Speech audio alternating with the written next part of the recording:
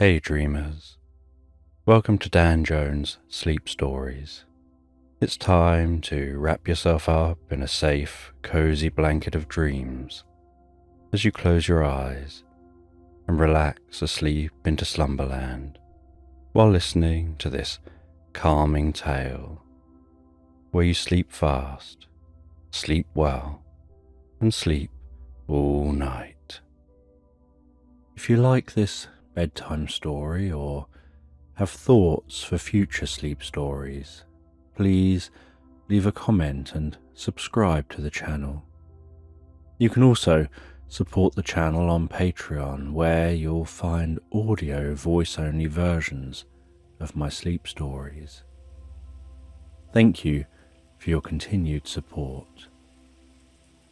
And before the story begins, imagine that you're being told this sleep story to the relaxing backdrop of rain outside. Just take a moment to allow yourself to get comfortable and close your eyes. And as you drift deeply and soundly asleep, I don't know whether you'll drift deeper asleep to the sound of my voice or to the spaces between my words.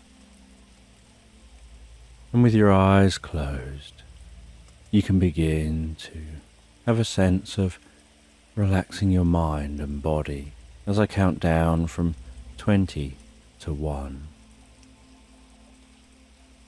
Becoming deeper absorbed in the experience with each number. From 20, beginning to focus on the top of your head, noticing what your head is resting on, how it's supported gently in place, the comfort in and around your head as it rests there. 19. Having a sense of the muscles around your scalp and the back of your head softening and relaxing deeper and deeper, drawing in peace and comfort with each breath that you take, before moving your awareness around your face. 18. Focusing on what it's like for that relaxation to spread around your face, your ears and your cheeks. Having the muscles in these areas soften and relax. 17. Relaxing the muscles around your eyes and across your forehead, while the muscles around the side of your head and over the top of your head begin to relax deeper and deeper. 16. Noticing how you can pay attention to fading tension, or perhaps find that tension dissolves without paying it any attention at all.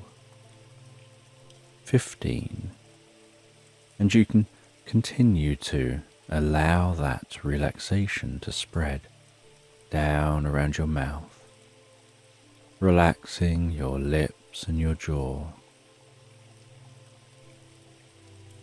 relaxing the muscles around the side of your neck, around to the back of your neck and around your throat. 14. And as your jaw relaxes and hangs slightly loose, limp and comfortable, that relaxation can continue to move down to your shoulders and your upper back. 13. And I don't know whether that relaxation happens fastest around your shoulders, or in the upper back, or perhaps down the tops or the front of your shoulders. As that relaxation progresses around your back and your chest, softening and relaxing those muscles fully, deeply and comfortably. 12. And as those muscles soften and relax while you rest there, that relaxation can begin to spread down the arms to the hands, all the way down to the fingertips. 11. And I don't know which arm will relax fully fastest, whether it'll be the left arm or the right arm, or whether the arms will relax at the same rate and speed as each other. 10.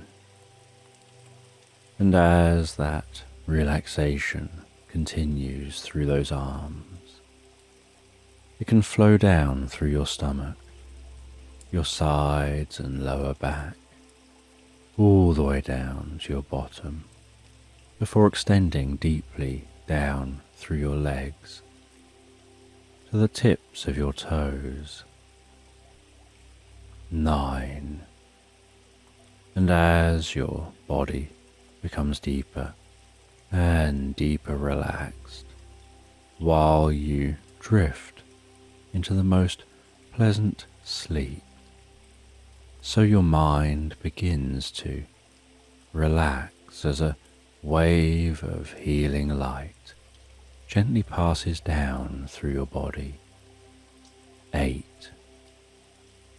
You begin to have a sense of that healing light touching your forehead, enveloping your face and head with healing deep relaxation, absorbing comfortably and gently into you with each in-breath that you take.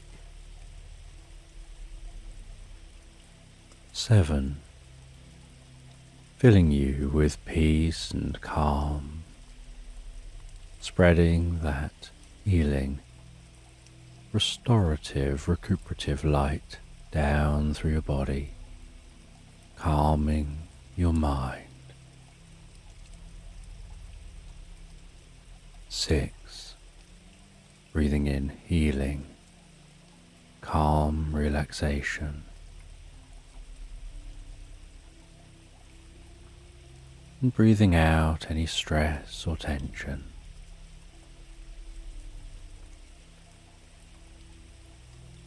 5.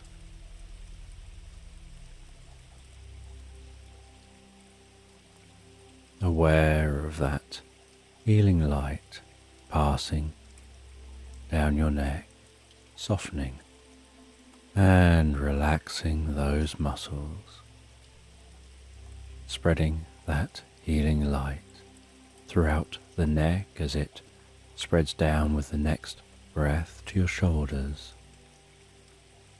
around the back of your neck and down into your arms. 4. Gradually continuing that flow of healing light all the way to the tips of the fingers.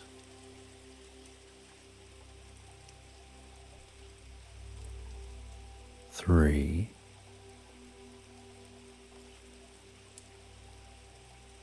And with another in-breath, the healing light can spread down through the body, softening and relaxing muscles, healing deep within the body, filling the body with pleasure and deep relaxation. 2. As the light journeys down around your stomach, your lower back and sides, into your buttocks and all the way down to the soles of your feet, perhaps noticing your whole mind and body filling with a deep sense of peace and calm.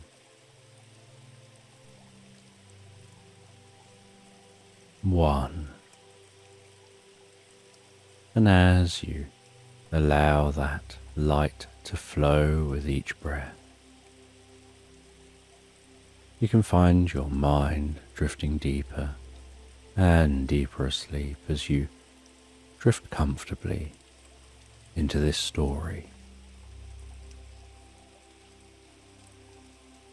And while you begin to relax, I'm just going to tell a story where you play the role of clinical psychologist Max Black. And Max Black is an autistic clinical psychologist who specializes in domestic abuse and anxiety disorders. They're self-employed, and as part of their role they frequently visit clients' homes, hold group therapeutic sessions, as well as talks and teaching classes on psychotherapy, hypnosis, autism and domestic abuse and anxiety disorders. They often attend networking events, as well as enjoying plenty of time alone away from people, often going on holidays like long train journeys, or visiting isolated locations. And as you drift comfortably asleep while taking on the role of Max Black, you find yourself heading off to a small retreat which you're teaching. And this retreat is out in the middle of some woodland that's in the middle of nowhere. And while you're on your way to this woodland, you're running over in your mind what it is that you'll be teaching. And it's only a small group with a select handful of people, to make sure that it's very intimate and you can give each person plenty of time and attention to help them to learn from this course. And you'll be teaching them about how to achieve goals, how to set appropriate goals and the steps to those goals, and then how to have the correct mindset to be able to achieve the goals, and to be able to keep going even when there are challenges. And this location that you're heading to is a long way from anywhere. So you set off very early. You travel in your car through the day,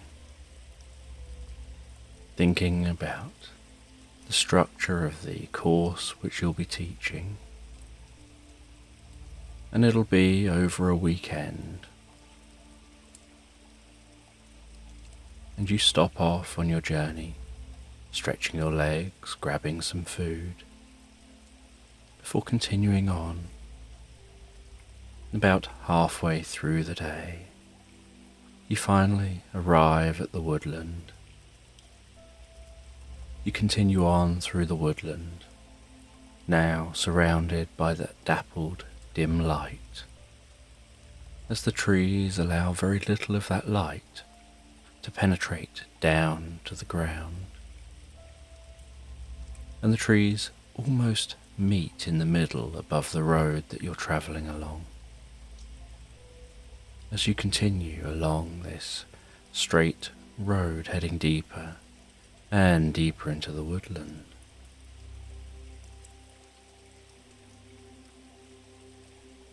And after what seems like a very long drive, and yet a pleasant one, being able to head out into the woodland like this, being on your own in that car, with your own thoughts and ideas, running over different things that you may find useful to say, thinking about those who have put their names down to attend and what they have filled in about themselves, and trying to work out a bit about each person, their ambitions, the challenges and blocks they have to achieving those ambitions, with the aim that you can then tailor the course to the specific individuals attending. And you continue heading towards your destination, turning off of this road, heading down a dirt track. The car bumping up and down on this dirt track, that gravelly sound beneath the car, the occasional clink and clank of some of that gravel flicking up at the underside of the car. Until you eventually see that cabin. And you pull up in the parking area of this cabin.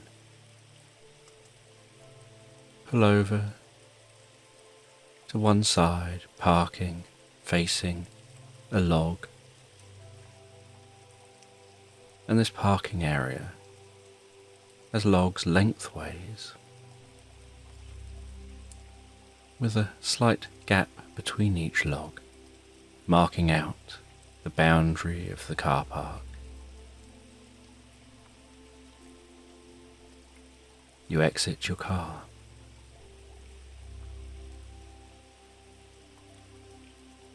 And you can see that you're the first to arrive, as you had hoped, so that you've got an opportunity to check out this cabin before setting up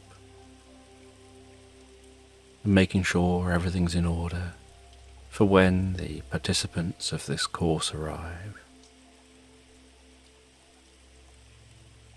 You exit that car, closing that door behind you. The dull thud of the closing door. You turn to face that cabin. You take a look at the cabin. You can see that it's a wooden cabin, quite an old cabin. You're aware that it has plenty of bedrooms and other rooms to use. And the owner of the cabin is here.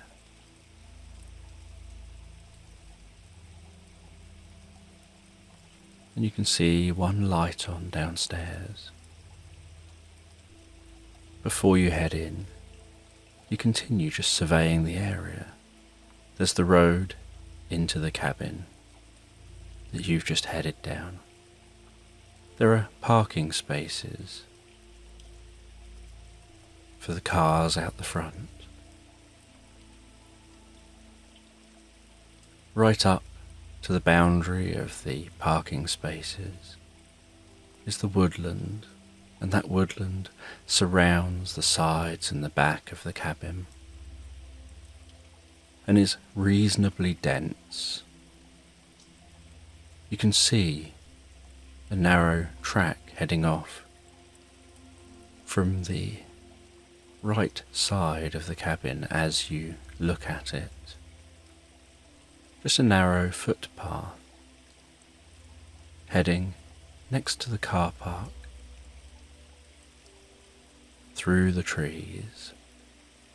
And you imagine that that must be where the lake is, by following that footpath. You can see that the woodland in that area is sloping just ever so slightly downhill, and you can see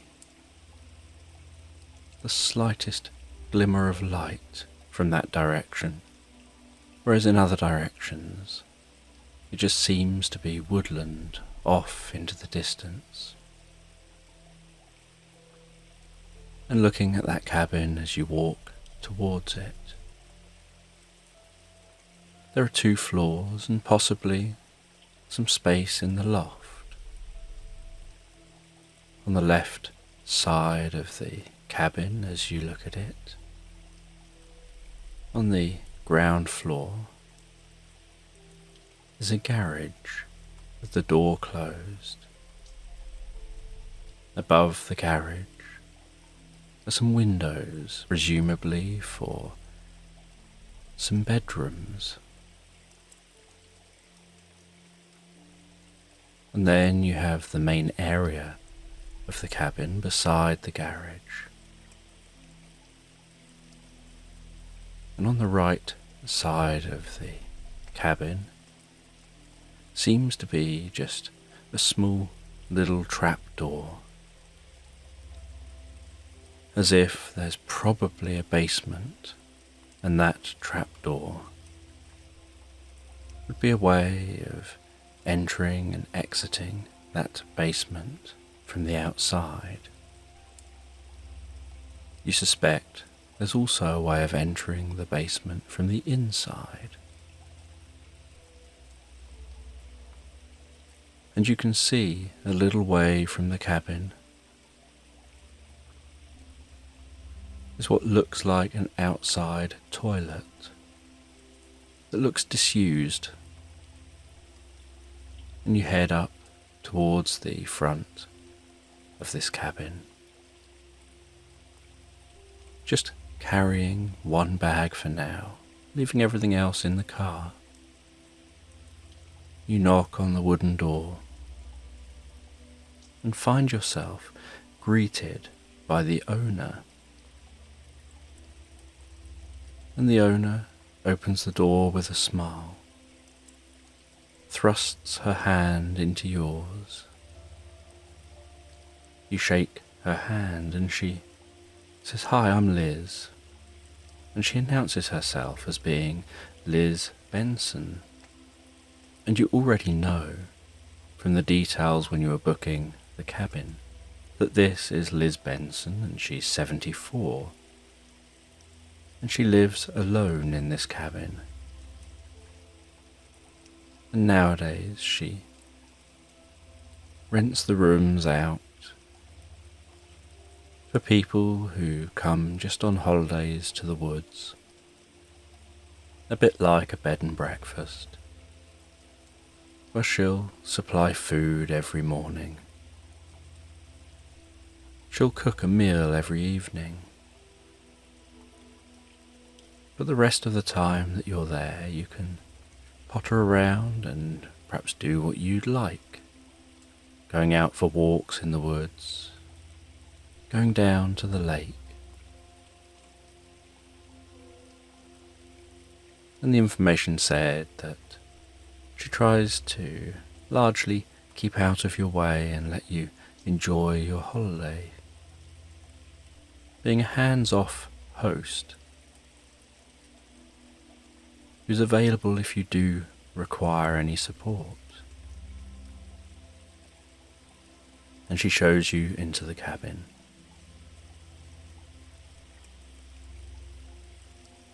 And the front door is along the side of the garage. And directly opposite the front door, you can see some stairs. And that wide staircase leads up to the first floor. And on the right is a doorway and a narrow corridor. And she walks you along that corridor. At the back of the corridor you see a doorway that leads through to the kitchen. And the door on the right leads through to a front room. which is the room that is largest and the one that your training will be held in. You look around that room and look for the PowerPoints. You work out how you're going to arrange this room. Off the back of this room is another room, like a dining room. And you think to yourself, this will make a nice breakout room when participants are paired up. And the dining room has a door that feeds back towards the kitchen, and another door which leads to a separate toilet and bathroom.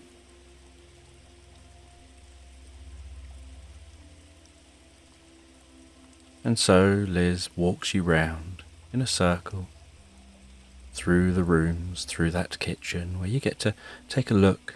In that kitchen you can see that there's a door at the side which leads into the garage. And there's what looks like a cupboard, but is actually a door to some steps leading down under the building to a basement. And you head round through the kitchen back to that corridor.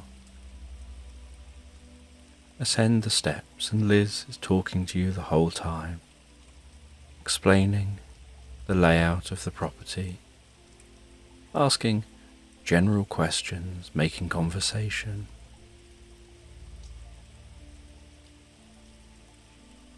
And while she's doing that, you're largely thinking to yourself about the course that you'll be running. You head up the stairs, and on the left-hand side there's a corridor that leads to 2 bedrooms, one over the front of the garage, one over the back of the garage. There's a corridor straight ahead of the stairs, and on the left-hand side is a large bathroom.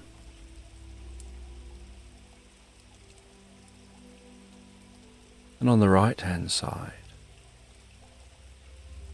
are a couple more bedrooms. There's a door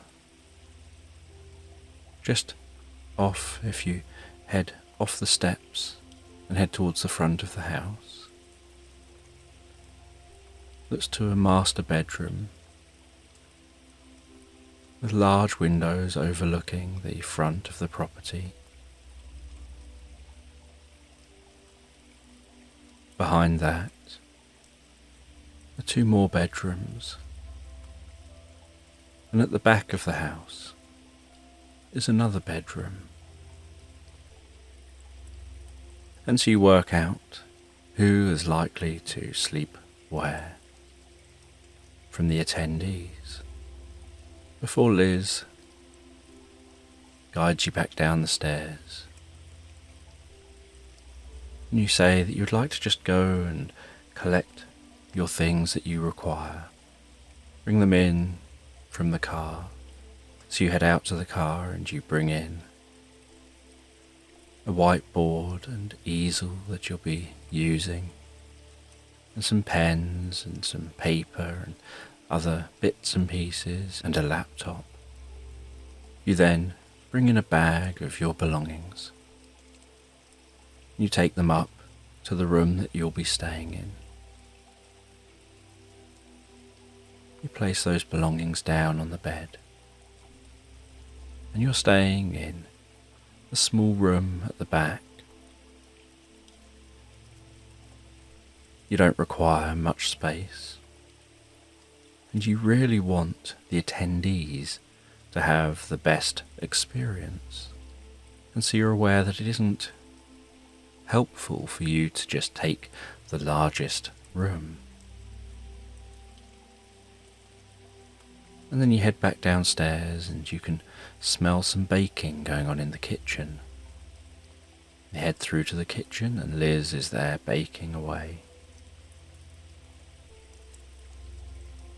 And while she's baking, she makes you a drink, makes herself a drink, and it's still a few hours from when the attendees will be arriving. And Liz says that during your stay, she'll be staying on her boat, that she has a small little boat on the lake, and that when the house is in use, she likes to keep out of the way, and the boat is just down the path to the lake, and there's a little jetty out into that lake, and the boat is moored up at that jetty. And so she will be available to be telephoned if required. But otherwise she'll come up to the house when preparing the meals, but will keep out of the way.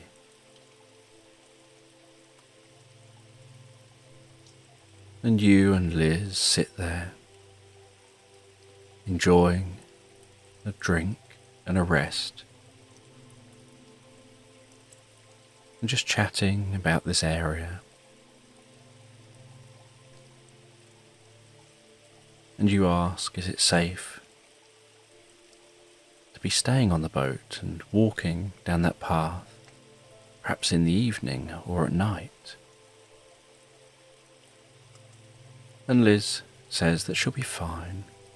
There are bears around here, so you have to keep things all secure. But they rarely venture near to any of the properties in this woodland. They're generally more nervous of people than people are of them.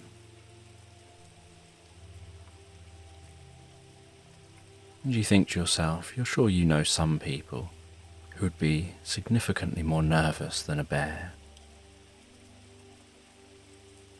And then you hear a car on gravel pulling into the car park.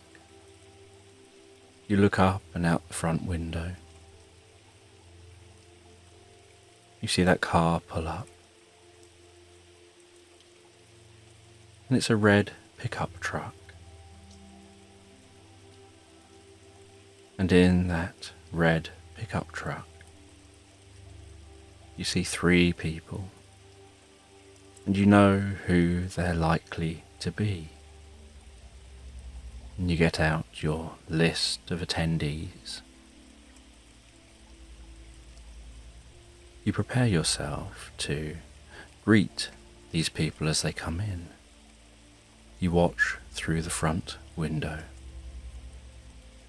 as they exit the pickup truck,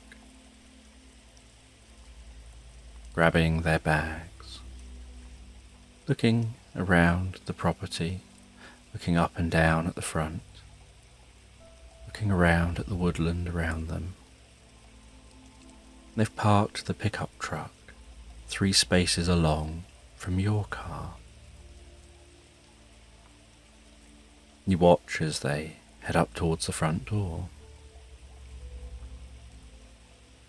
Liz heads to the front door to meet them. She greets them and invites them in. You hear one of them complimenting her on the smell of the food. Another one seems a little loud. And the other one seems a bit more quiet. And they head in to the property. They're shown through to the room that you're in. You put a smile on and reach out and shake their hands. You introduce yourself, saying, "Hi, I'm Max." First person to put their hand out to shake yours introduces himself as Jack. The next person introduces herself as Jill.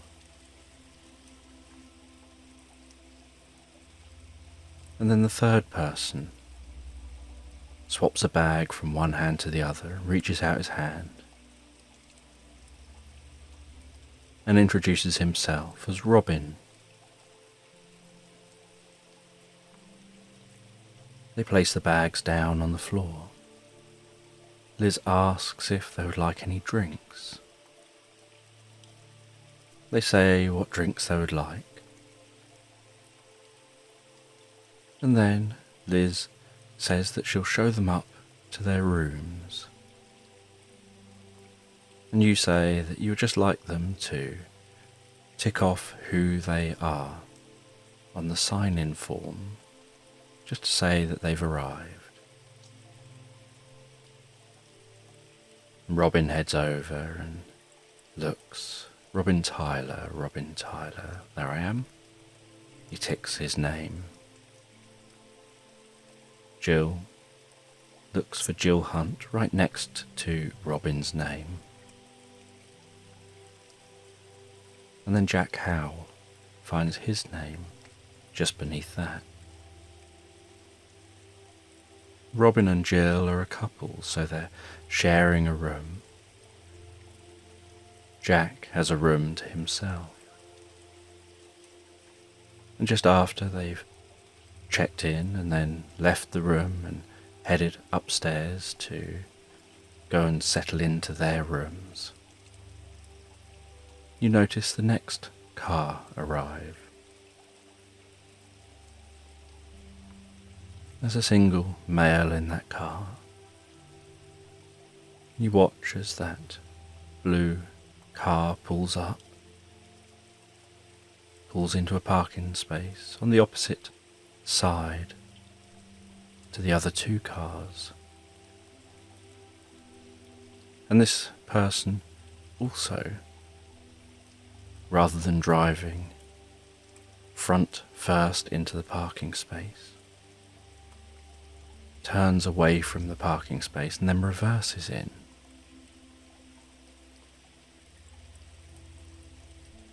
He sits in his car for a little while before he gets out of the car with a backpack, heads to the front of the property, knocks. Liz goes and greets him. He comes through and you meet him and greet him as well. He introduces himself as being Freddie Robertson. And Freddie then signs in, ticks his name, and Liz shows him up to his room. And you're just waiting for one more participant. And while waiting, Freddie appears again. Liz hands him a drink, and he's just walking around the property. He looks at the books in the bookcase in the main room, occasionally pulling a book off the bookcase, flicking through the pages, making a few noises like before putting that book back and flicking through other books, looking up and around the room, as if he has a curiosity about what is in this room. You then see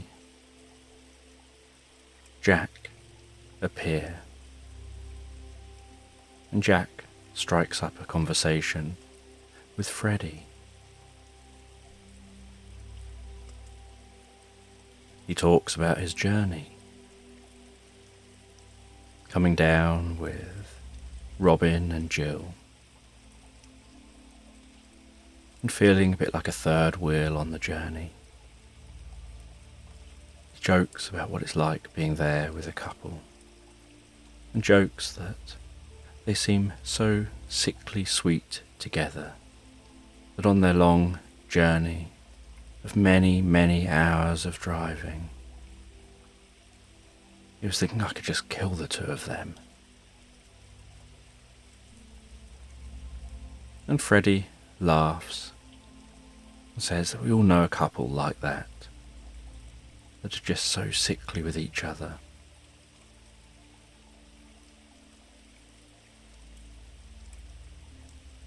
And just then you hear the final car arriving, and this car pulls in right up next to Freddie's car,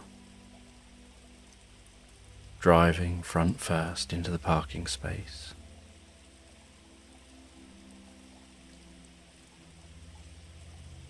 The occupant exits the car and doesn't really pay any attention, just closes the car door behind her and walks without looking back straight up, almost marching to the front door of the property, carrying a large bag. And she just thumps on the door, knocking really loud.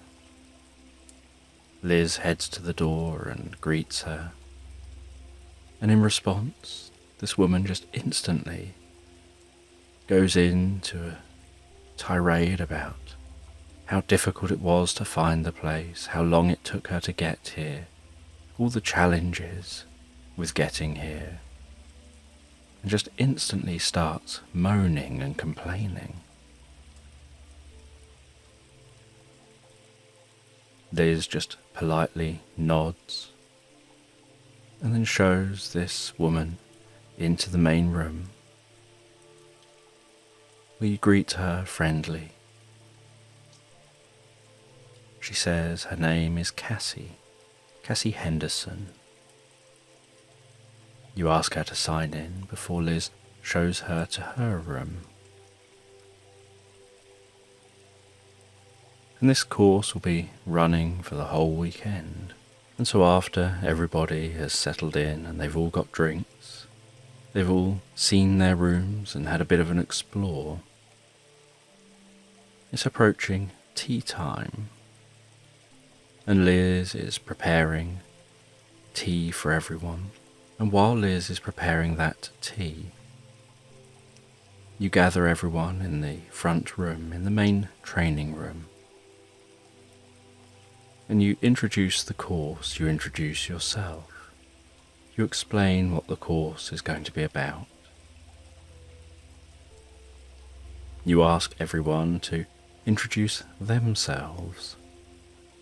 And you go around the room. And Robin says that he's a highly successful businessman. He's got multiple businesses. He boasts about his multiple properties, that he's only 32 and yet he's achieved so much. He doesn't necessarily think that he needs to be here. But his girlfriend really wanted to go on this journey, attend this course, because he's been helping her to start her own jewellery business.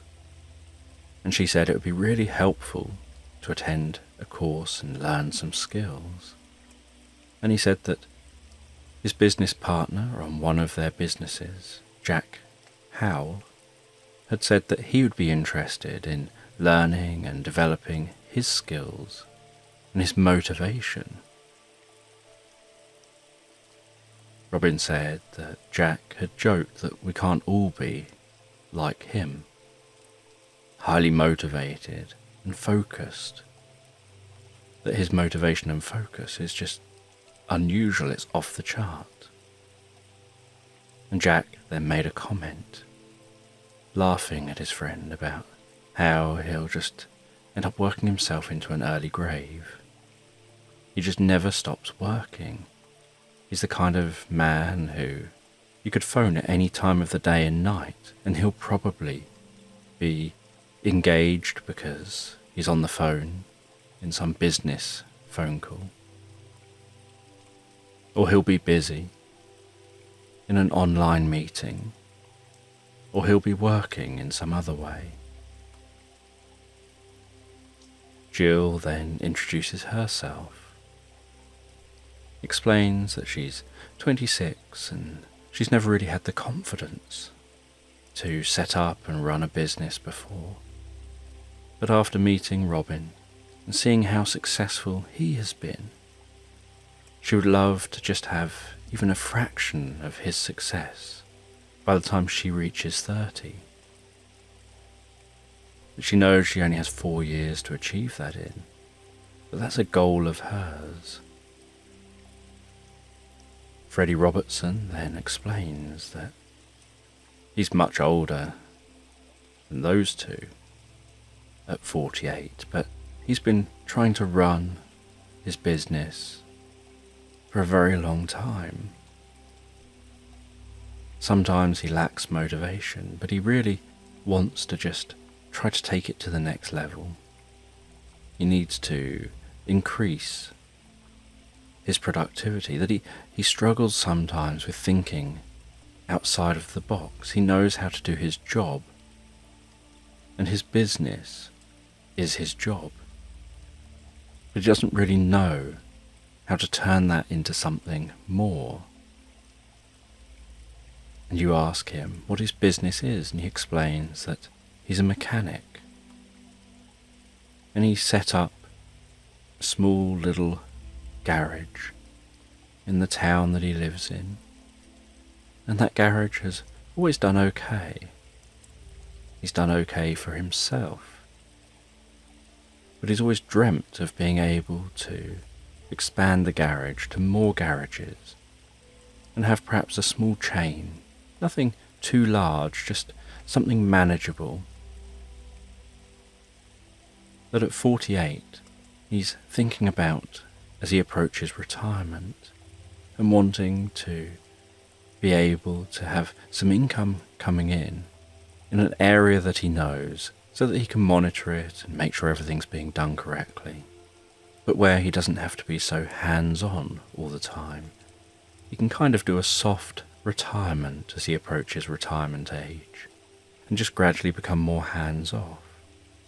That it can be a lot of hard work as a mechanic, especially if you're doing the work and the books and trying to get new customers and trying to work out different angles for being able to increase revenue streams. And that's the area he really struggles with. But as it's hard work, he would like to be able to do less of it as he continues to get older. And Jack butts in about being Robin's business partner on one of their businesses. That he's only quite new to partnering up with Robin, that Robin is hyper-focused.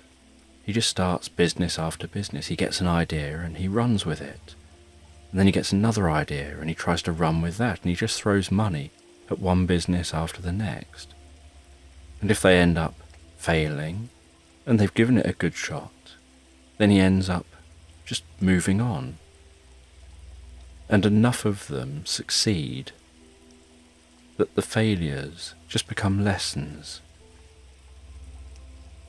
And Jack says that he really hopes that his business with Robin isn't one of those failures. That his business is an online business. It's helping people to make websites, but websites with specific functionality. He says that he can't really explain in detail here due to confidentiality and not wanting others to steal the idea, and he tries to make it sound all enigmatic.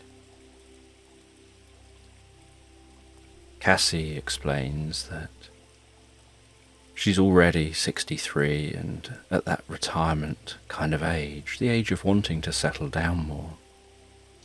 So she's really here just to try to have some level of motivation because she can't afford to quit her day job yet. And yet, at her age, she would like to cut down her day job. She sometimes struggles with going into work and being able to have days off, being able to take any holidays. And so if she can just find a way of coming up with a business idea or a couple of business ideas and working on those ideas,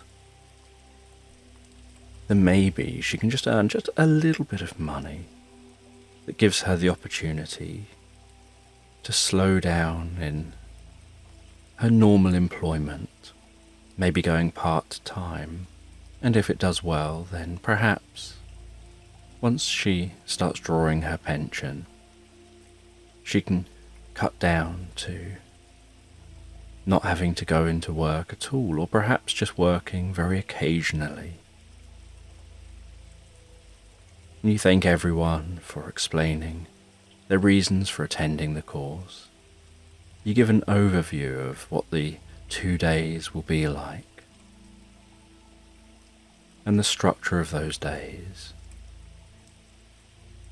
You explain that you've heard that there can be bears around here. You explain that Liz will be staying down in the boat, just down on the lake, and that at break times they can explore and go on a wander. And obviously they'll have their own time to do what they'd like in the evenings. They can either all muck in and chat among themselves, enjoy themselves. They could all perhaps go to the lake. It'll be up to them. It's just a nice environment to run a course like this. It's ideal for the mind. And Liz announces that there's food and drink ready.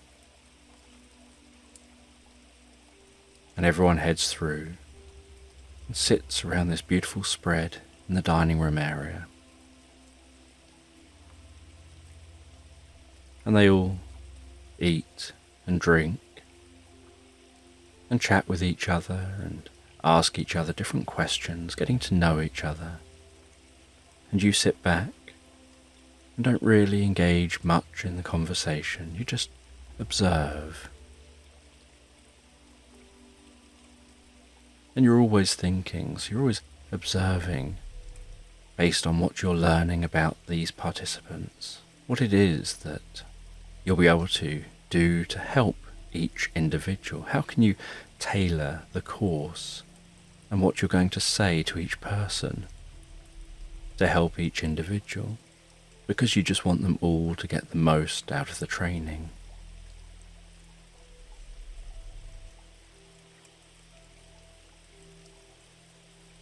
And as the evening begins to move on, Liz says that she's heading down to the boat.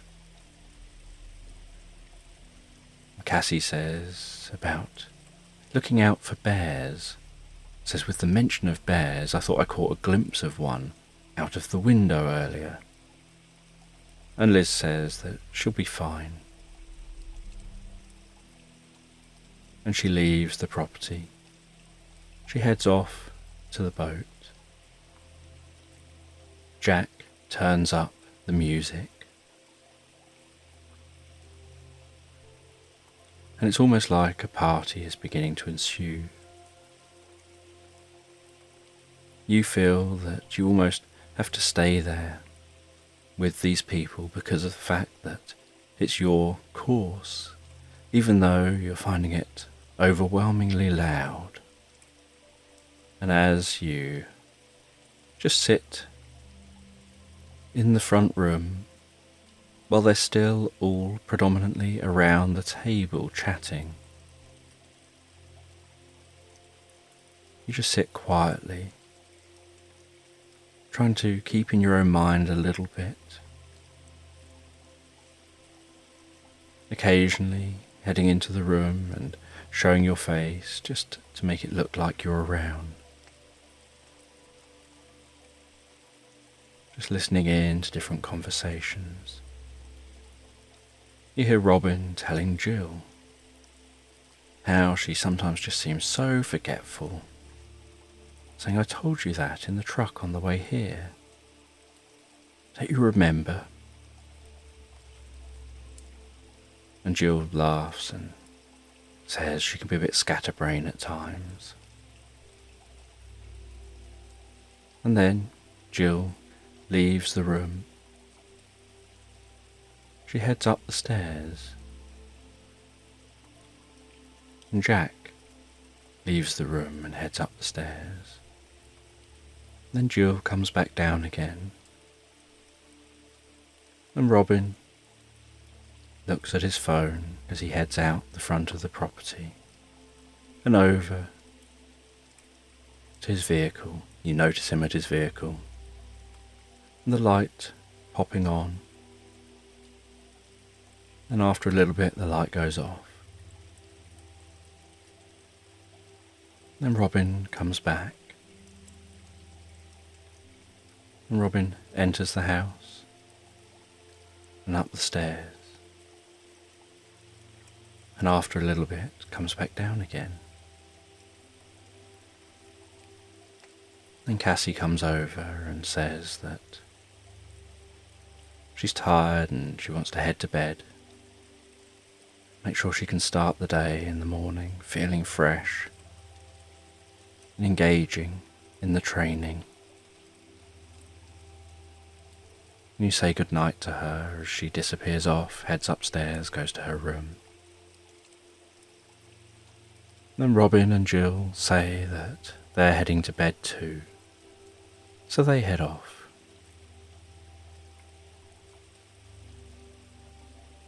And then Freddie says that it looks like everyone's heading to bed, so he'll go to his room as well. And then Jack goes off as well. And you're glad to finally have some peace. And so you sit downstairs for a while in the dark, in that low sensory environment, before taking yourself off to your room. And then, during the night, you hear a noise of a knocking on one of the doors. And Freddie is heard answering the door. And Jill says, "Sorry, I thought that you were Jack. I thought this was Jack's room." And Freddie says, "No, Jack's room is just over the corridor there." And Jill apologises again, and Freddie closes the door. And then you hear a knock again. You hear Jack answer the door. And Jack asks Jill what she wants. And Jill says, "Oh, can I just come in and talk to you just for a moment?"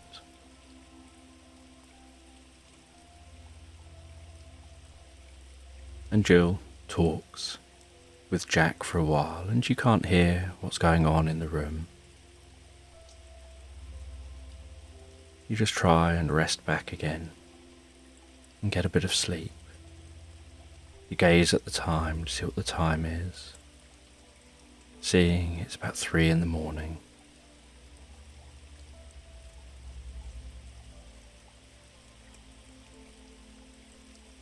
And then you hear the door opening, closing again. You assume that that's Jill leaving the room. And then Jill is heard heading back to her own room.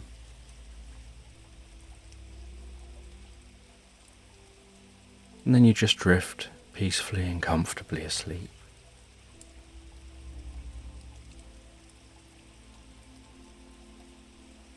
And the next morning you awaken about 6:30. And breakfast will be laid on at about 8 in the morning.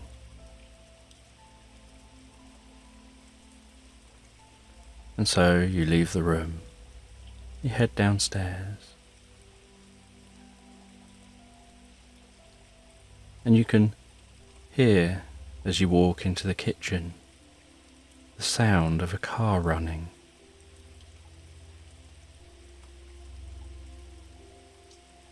You open the side door of the kitchen to the garage,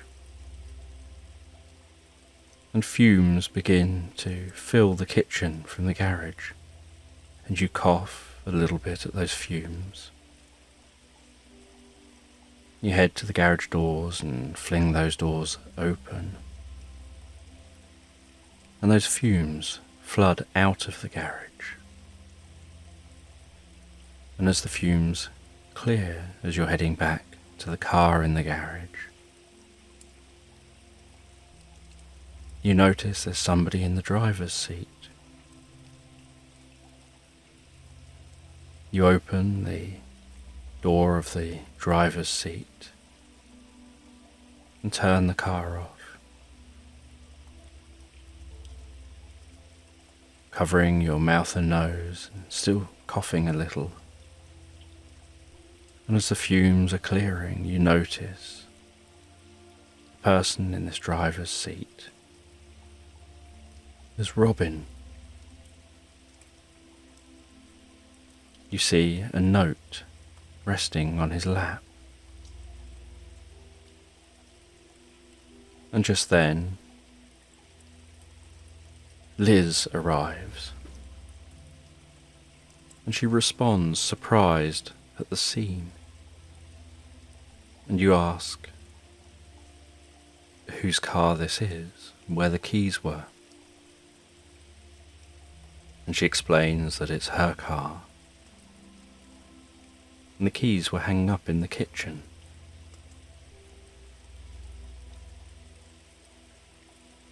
And then Cassie appears at the door,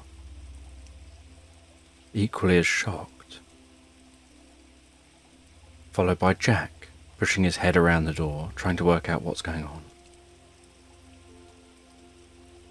Then finally, Jill appears and instantly starts crying and wraps her arms around Jack, saying that she can't look.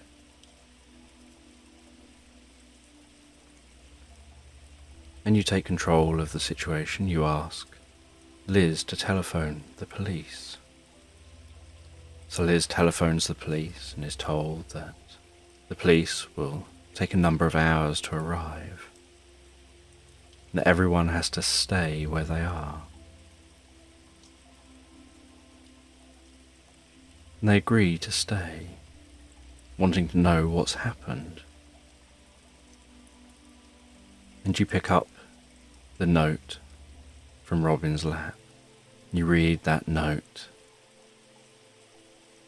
It reads as a suicide note that he had taken his life, that one of his businesses that he really loved was failing, that there was some fraud going on with that business to try to save that business. And he didn't want to face jail time or be known for the fraud. And so he decided to take his life instead. As you walk around the back of the car to leave the garage, you just observe around this garage. You notice the tools hang on the wall, a shovel hanging on the wall. You notice a large chest freezer against the back wall. You notice a workbench next to that chest freezer. There's a stack of car tyres next to that. There's some damp on the ground in front of the chest freezer and the workbench. You head round and back into the house. You all head through to the front room, and you feel that you can't really do the training now, not after what has happened. And in the front room, Cassie asks, when did he do it? What do you think has happened?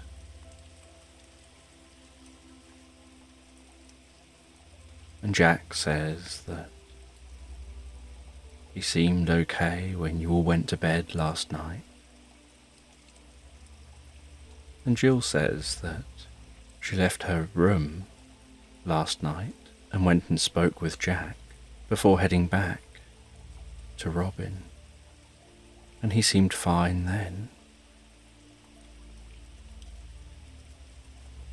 And she just thought when she woke up and he wasn't there, that maybe he'd nipped to the loo or already got up, because that's the kind of person he is, someone who would start his day early, would want to take every opportunity to work. And Freddie said it's such a shame that someone would take their own lives like this. And there are long periods of silence when none of you talk to each other, unsure what to say.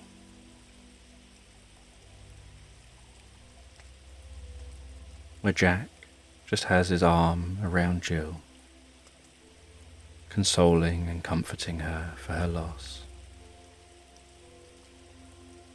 And in the silence, you're in your mind thinking through the experience, thinking through what had happened. You think through how you could hear the car engine. You opened the door. The fumes flooded the room. You opened the front doors to the garage. You went to the driver's door, opened that. The fumes were being pumped into the car itself. As the fumes cleared, you could see Robin sitting there. You could see how he was sitting there, his head slumped slightly to one side and slightly forward. His arms resting on his lap. The letter across his lap with his hands resting on top of that letter. He had one foot slightly across the other, almost wedged slightly under one of the car pedals. And in your mind, something about this detail didn't make sense.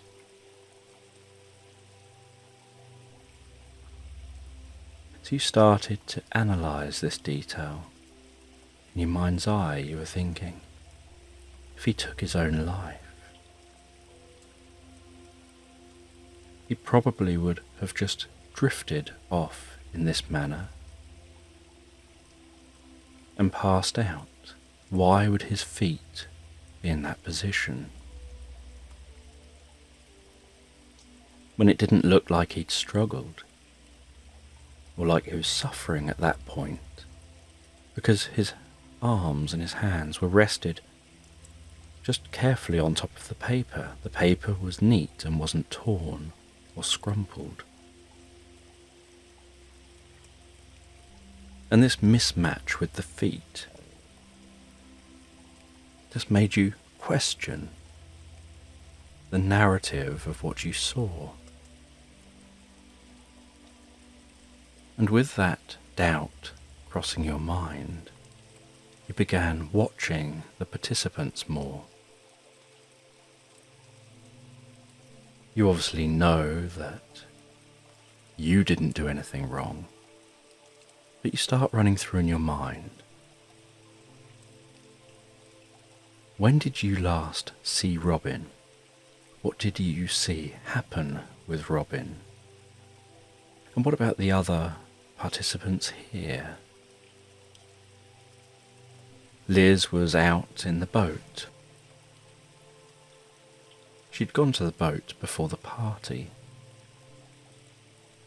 It could have been Liz, but how would she have done this?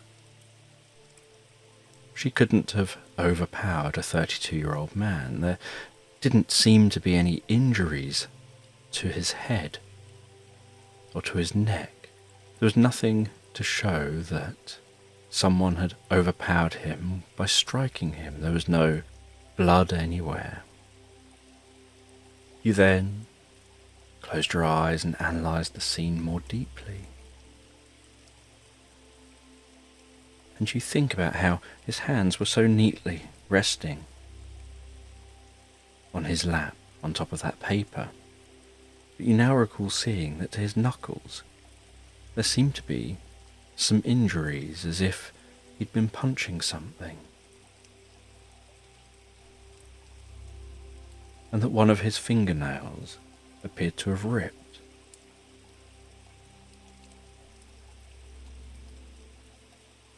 And you don't recall him looking like that when you met him earlier, when you shook hands with him on arrival. But there's no sign that a fight had taken place. There was no sounds of a fight taking place. And so you decided you wanted to go back. Just walk around that garage again. Just to take another look. You headed back to the garage. You walked around that garage, not touching anything, just walking around the garage. Heading around to where you stood when you found Robin in the car. You could see those injuries to his hands. You peered through the back passenger window of the car, trying to look at the back of Robin as best as you could, through the gap beneath the headrest at the back of his neck and the top of his jumper. And you noticed that at the top of his jumper was one solitary pea, but there was no injuries to the back of his neck or his head. So he definitely wasn't struck on the back of the head or neck to be subdued and placed in this position. You walked back around the car. You could see that the damp ground was now almost dry. You wondered whether perhaps the freezer has an occasional leak. So you crouch down, try and have a little look. You don't see signs of that. You see that the freezer appears to be locked with a padlock. You head back into the kitchen. You look at the keys hanging next to the garage door. You see that there are spare house keys. There's also a small padlock key. And you imagine that this is where the car keys would ordinarily hang. You take the small padlock keys. You head over to that freezer. You unlock the padlock without touching the padlock itself, just poking the key into the padlock and pushing up so that the padlock holds itself in place while you twist the key. It springs open, and keeping hold of the key, you then remove that padlock, place it down on a side, and pulling your sleeves down over your hands, you carefully lift up the freezer lid. You look inside the freezer and it looks relatively normal. There's various items in there. You put your hand into those items and you feel that some of the meat is slightly soft, as if it's defrosted slightly. And you can also see that there are marks on the lid of the freezer. And so you close the freezer, put the lock back on, lock that freezer up again, and head back into the property. And back into the property you begin to talk with the different people present. You ask Jill when she last saw Robin, and she explains that he went to bed at the same time as her. They went up together. That he'd been out to his truck, he had to get something, and then he came back in. And she followed up, explained that the two of them went to bed, and that during the night she suddenly had an idea to do with business, and she wanted to talk to Jack about it right away. And Jack said, "Yeah, that was really weird that you did that, coming to me to talk to me at 3 a.m. And she says that she just really had to share the idea that Robin was asleep at the time. And so she went and woke Jack up, shared the idea with Jack. And after a little bit, she then went back to bed. She said she then woke up in the morning. Robin just wasn't there.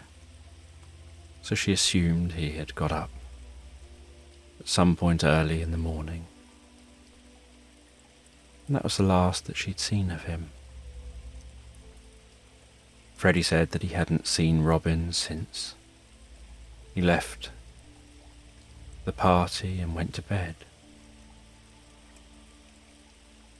but that he was woken up by Jill when Jill was looking for Jack, and he had to tell Jill about 3 a.m. that Jack's room was the other side of the corridor. Cassie said that she didn't hear anything overnight. She heard a little bit of banging coming from downstairs. She just thought it might be an air conditioning unit that was making a bit of banging, but it wasn't banging for very long. She said that when she went to bed, the room she's in is on top of the back of the garage, and as she drew the curtains, she thought that she saw perhaps a bear out in the woods. She saw a shape moving through the trees, and just hoped that Liz was okay out there, that she knew what she was doing. But she didn't think any more of it and just went to sleep.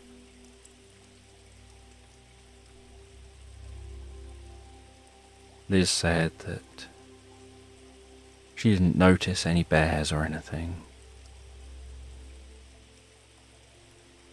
She had just left the house and gone down to the boat and slept on the boat. And you ask about the space under the house. And Liz says, "I'll show you."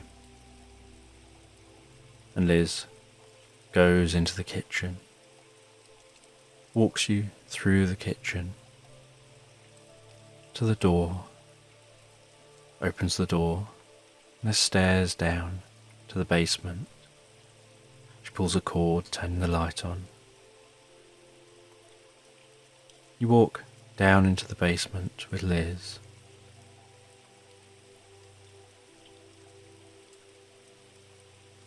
And Jill, Freddie and Jack come along with you, and they're stood at the top of the stairs while you explore. You slowly, carefully walk around this basement.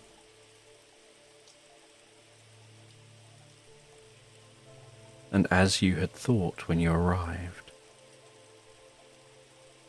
there's a ladder up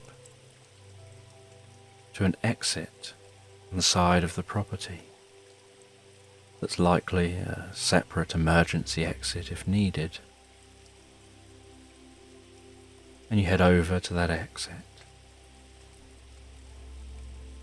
You climb the ladder, pushing on the trapdoor, and the door opens, and Liz says, "That's odd, it should be locked. That the bolts should be fastened. You should have to have released those bolts to be able to open that door." But the bolts weren't done up. So you exit. You look around the ground, noticing some trampled down grass. You realise that somebody had exited here.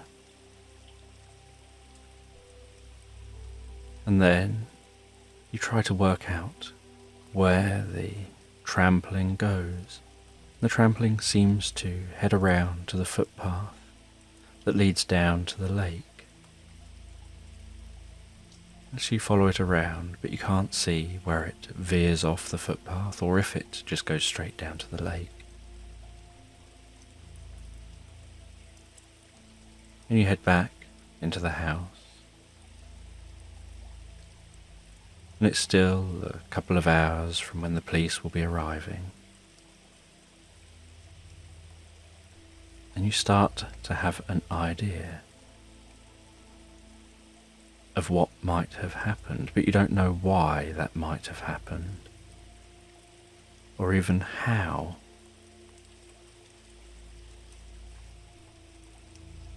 You know that you had seen Robin go out to his vehicle. You'd seen him come back in. You'd seen that he'd gone up to the bedroom. You'd seen everyone else go to bed. You'd seen Liz go back to the boat.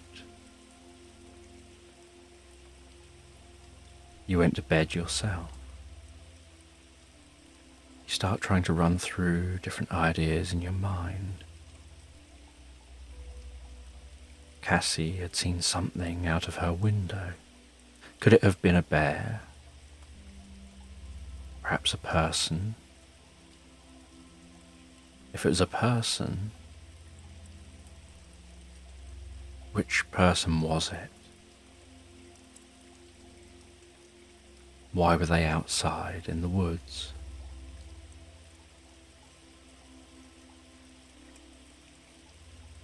You know that Robin had been murdered. It wasn't suicide.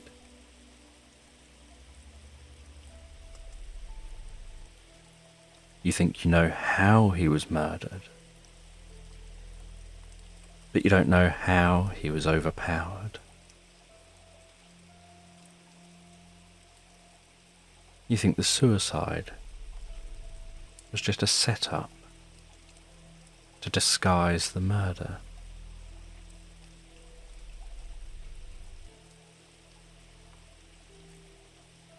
And while you sit there, thinking about the various clues,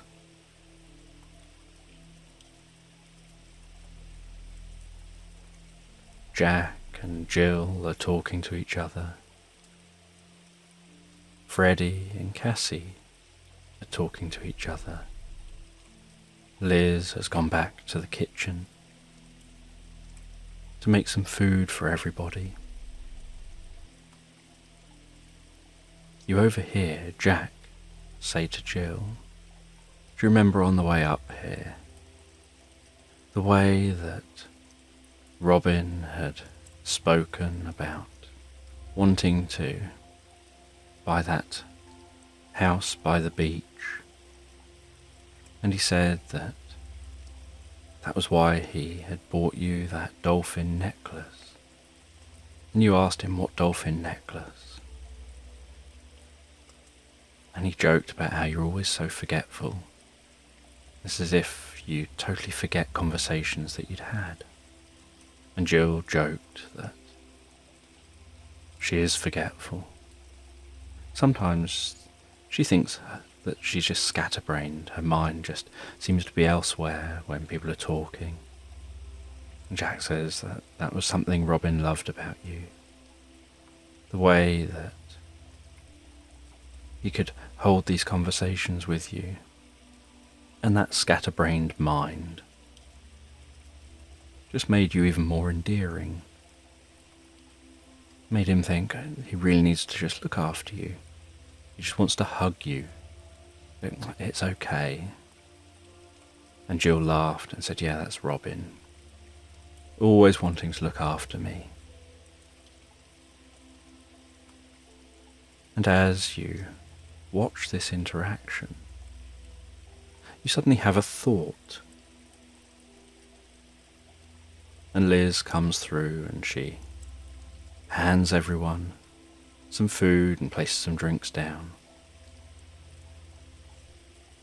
And Jill reaches forward and picks up her drink and picks up a biscuit.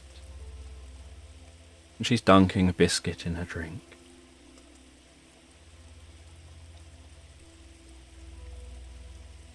And as she does, it's like a light bulb goes off in your mind. Like a spark is suddenly ignited. And a flashback to the previous night. Realizing that Jill has just picked up the drink and the biscuit with the opposite hands to the previous night. And it just feels strange. And you have a theory that's a bit out there. And it's approaching the time when the police will be arriving. And you say you're just going to go for a walk a minute. Need some fresh air.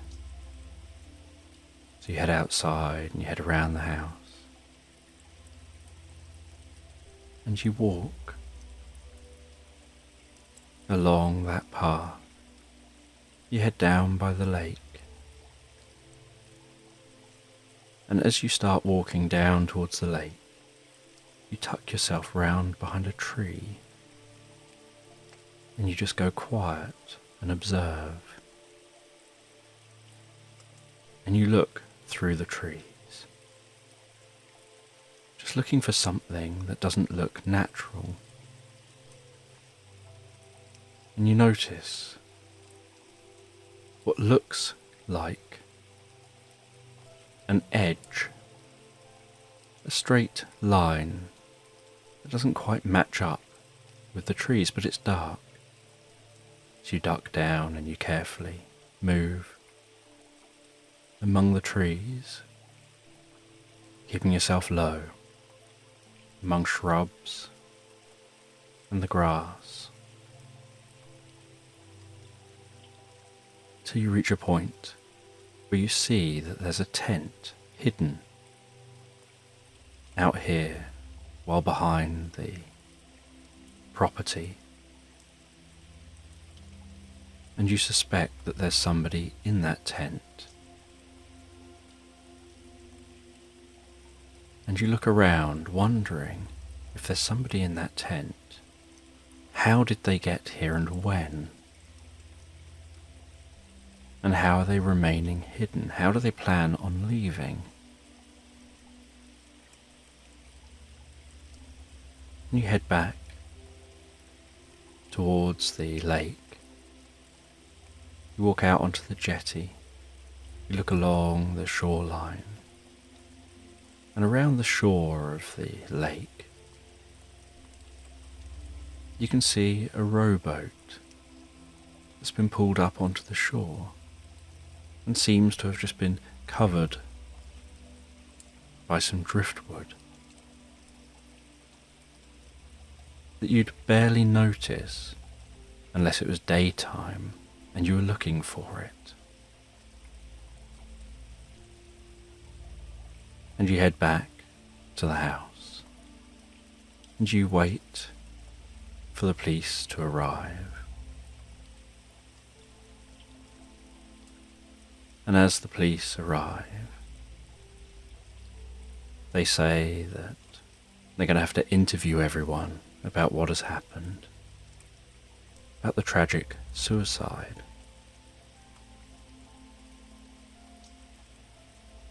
And you explain that it wasn't a suicide, it was murder.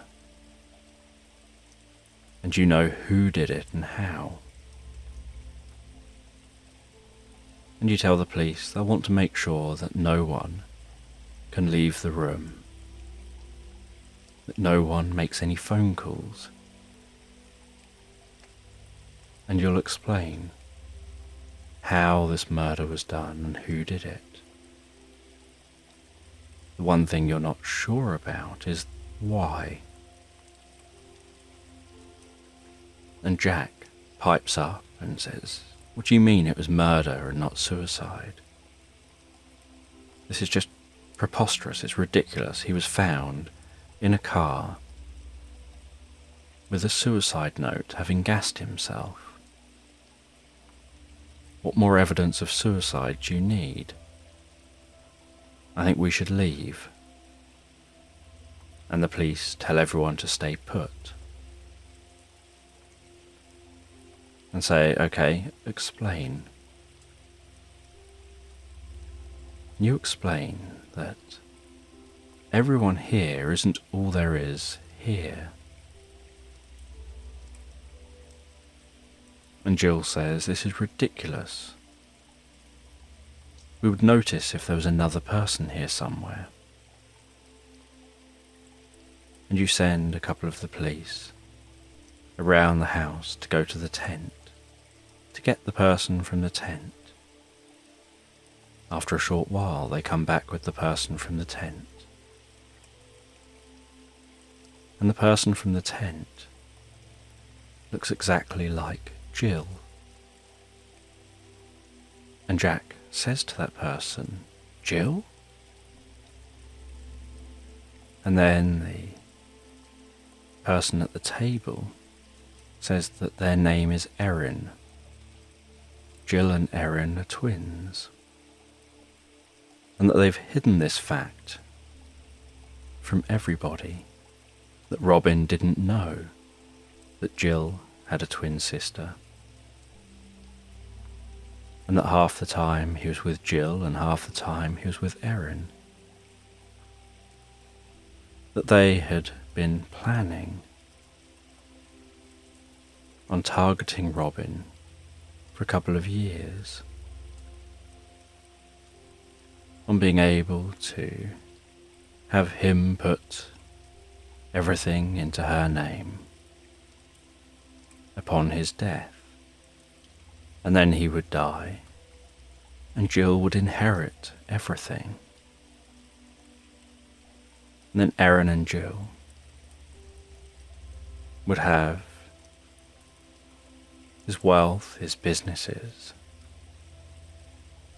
and they would sell the share in the businesses and then just disappear with the wealth. And they'd carefully planned that this would be the ideal situation to do it in. They'd heard this course was running in this location, They'd found this course specifically because they saw what the location looked like. Erin arrived a couple of days early to begin to scope the place out, to set up a camp in the woods, and then to lie waiting for the course to start. And then when Robin arrived and the course started, Robin was called away from the property to go to his truck to get something. That gave the opportunity for Erin to sneak in to the property. And everyone was in the dining room area. And so she was able to sneak in, going upstairs. Jill had gone upstairs and not gone to her room, and after everyone else went up to their rooms, she snuck out of the bathroom, back down the stairs again, and went to the garage. She emptied the freezer. She opened the car door and prepared the car. She had the suicide note. She went and opened the trap door from the basement. And about 3:15 a.m, she texted Robin and asked him to come down to the garage, saying she couldn't sleep and she'd come down here and seen the car, and that he really should check it out. And so Robin headed down to the garage to find Jill. At the same time, at 3 o'clock in the morning, Erin had left the bedroom, knocked on Freddie's room, making sure Freddie was aware that she was up and about, and that she was going to be sitting in with Jack as an alibi. She then went in, knocking on Jack's room, went into Jack's room. And Erin was in Jack's room talking with Jack, while Robin had left his room, headed downstairs quietly, gone to the garage, looked at the car.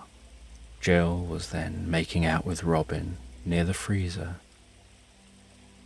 moving him so that he was leaning a bit over the freezer before forcing him over it into the freezer, slamming the lid down, locking it shut. Robin was scratching and punching and banging, trying to escape the freezer, before going silent,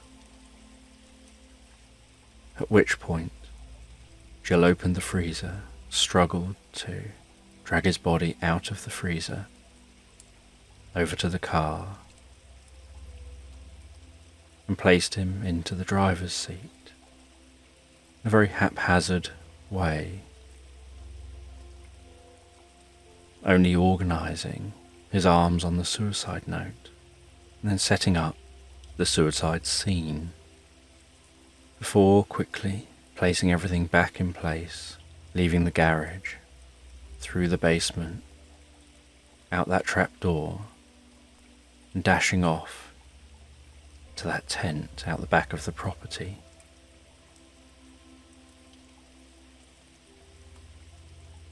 And Erin had finished talking with Jack and then went back to Robin and Jill's room.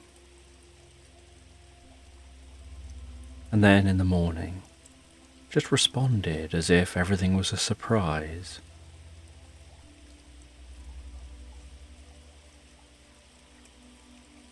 And so the police arrested Jill and Erin. And the course never ended up happening. But you made plans with those who had attended, who were interested in making further plans.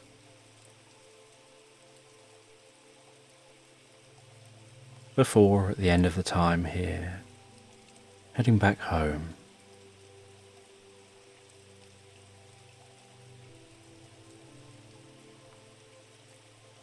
and you can now drift and float so peacefully, so comfortably relaxed asleep.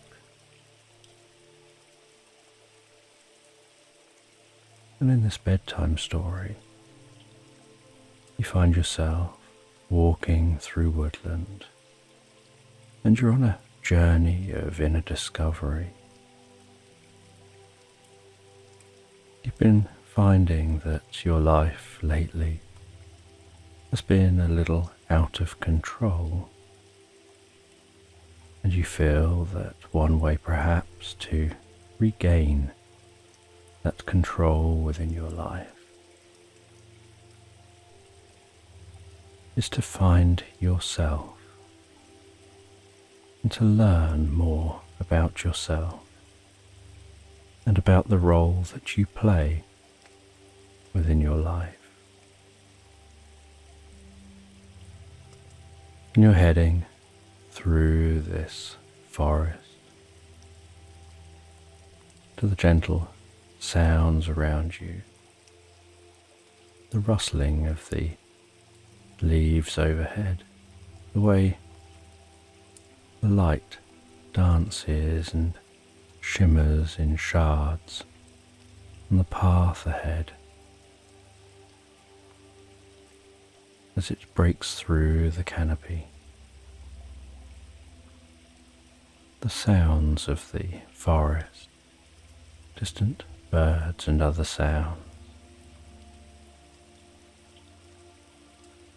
and the sound of each footstep that you take, becoming absorbed in the experience of walking through this forest.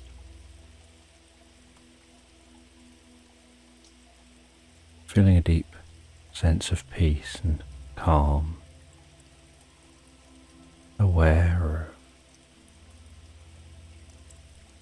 different scents, the woody scent of the bark of the trees, the fragrant scent of flowers in the slight clearings within the forest,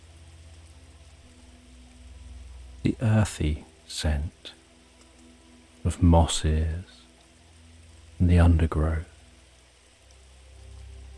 all combining in a tapestry of sensations for your senses. As you continue to walk through this environment and hearing a squirrel scurrying around the trunk of a tree,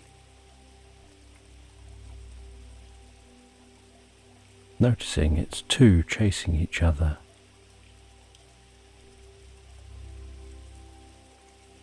watching the way that they stop for a moment to observe you as you walk past, before continuing on their game. The way shadows dance around you as the sun shines through the canopy. The quality of the light in the clearings. And as you pass through this forest, so you find that you exit over the most beautiful meadow, exiting at the top of some undulating hills, gazing down over the view below, and seeing in the distance, on its own hill, a castle. And this castle looks ancient and so well maintained. You begin to descend through the meadow, walking through the tall grasses, the strong scents of the flowers, watching the butterflies fly from flower to flower, watching bees fly from flower to flower, noticing the birds overhead, some circling very high up in updrafts, and the clouds beyond the birds, just gently drifting across the sky, so calmly, so peacefully. Some clouds looking like elephants, others looking like poodles, perhaps one looking like a cat, and how those clouds transform and merge and evolve over time against the backdrop of the blue sky.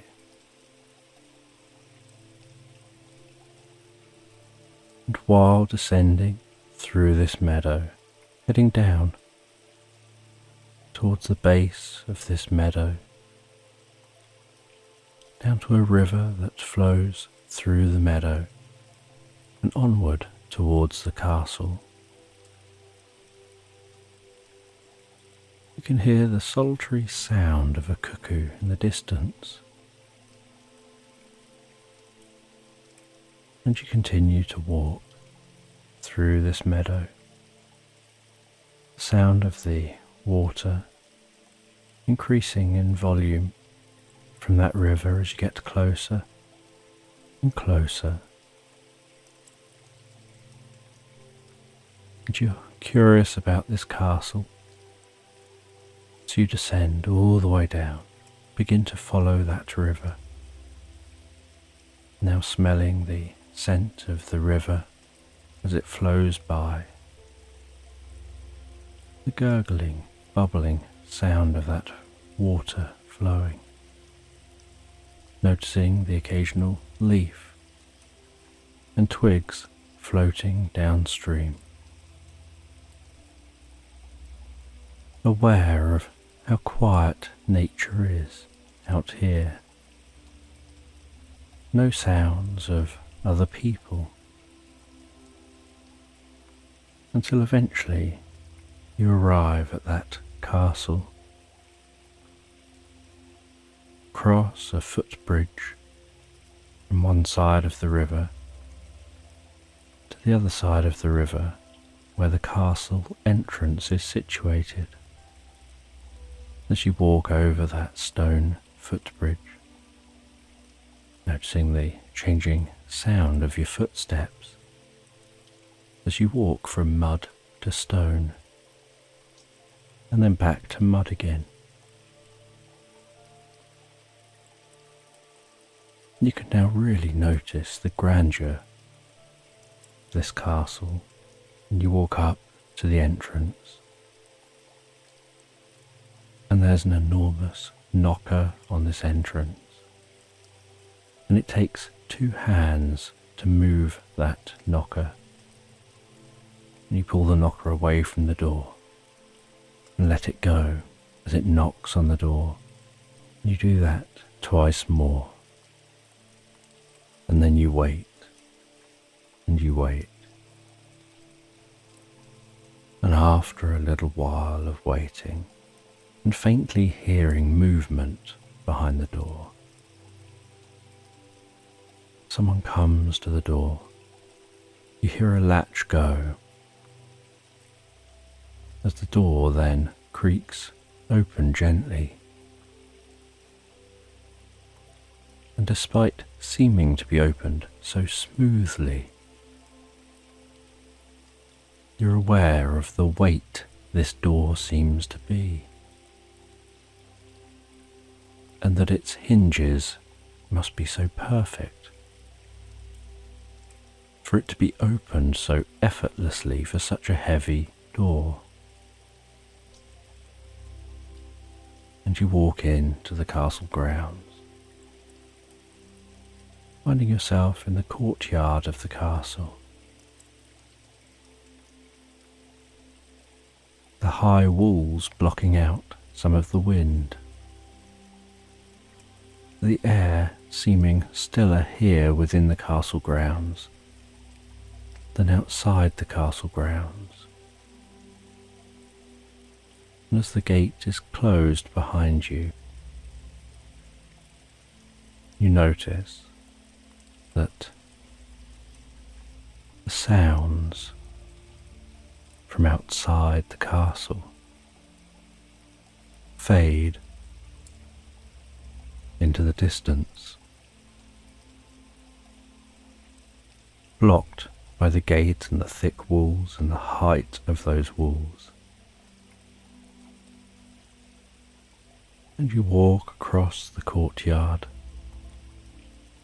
to a more reasonable looking door,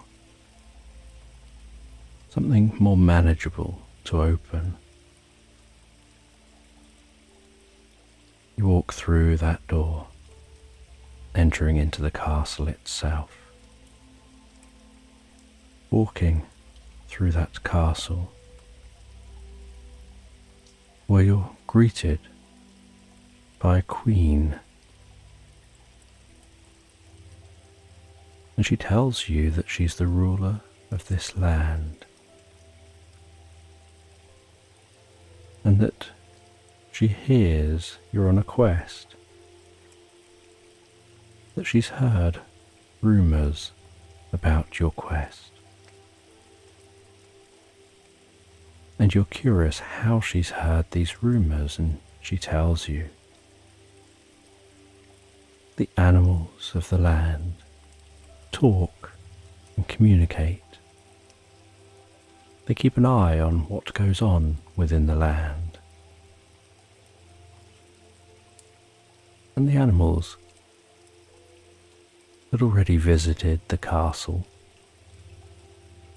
had already informed on your journey, your direction of travel. And so it was no surprise that if you're passing the castle, you'd be drawn to the castle. And she directs you to a cosy looking room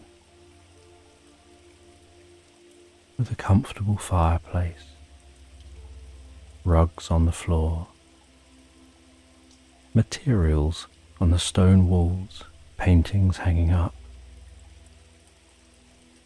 all numbing the echoing sound that in other rooms reverberates with each spoken word and each step taken. She tells you that she can help you on your journey, that she can supply you with a map and directions to take. But first, she would like you to share a meal, get a good night's sleep and freshen up, so that you can enjoy the journey tomorrow. And you look around this cosy room, noticing books on shelves, some incredibly old-looking books. She stands up and gestures for you to head over to those books if you would like.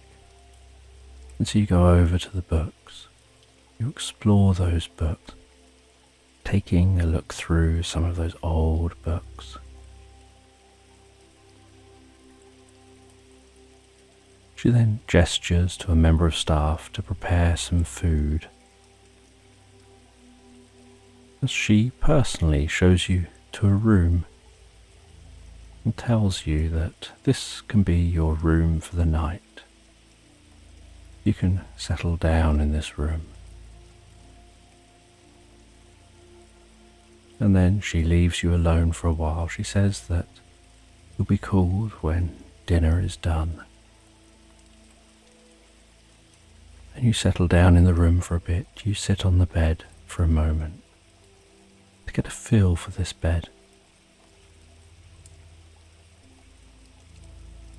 You look out the window over the view of the land. You explore around this room. You change into some smarter clothes for the meal. And as the sun sets, the nighttime sounds begin to softly be heard outside. You hear a knock on the door. Get told that dinner is ready. And so you follow the member of staff down to a dining hall. And before you even reach that dining hall, you can smell that scent of the food, noticing the salivating triggered by the scent. You enjoy sitting and eating that meal. You enjoy the feeling of being satiated by the meal. And the conversation during and after the meal, before it getting late and you head back to the room. You settle down in the bed and you drift and float so peacefully, so comfortably asleep. And the next morning, you awaken to the soft sound of a robin singing outside. You notice it on the windowsill just the other side of the glass. Its red breast, its bulbous body, its delicate beak and such soft-looking feathers. You get yourself ready for the day. You freshen up. You head down to the dining hall. And down in the dining hall you enjoy your breakfast before being called back through to the room you were in the night before. And you get gestured to take a seat. You take a seat. And then you get shown a book. And the book gets opened to a specific page. And you read the story on the pages in this book about a dragon that guards a specific cave.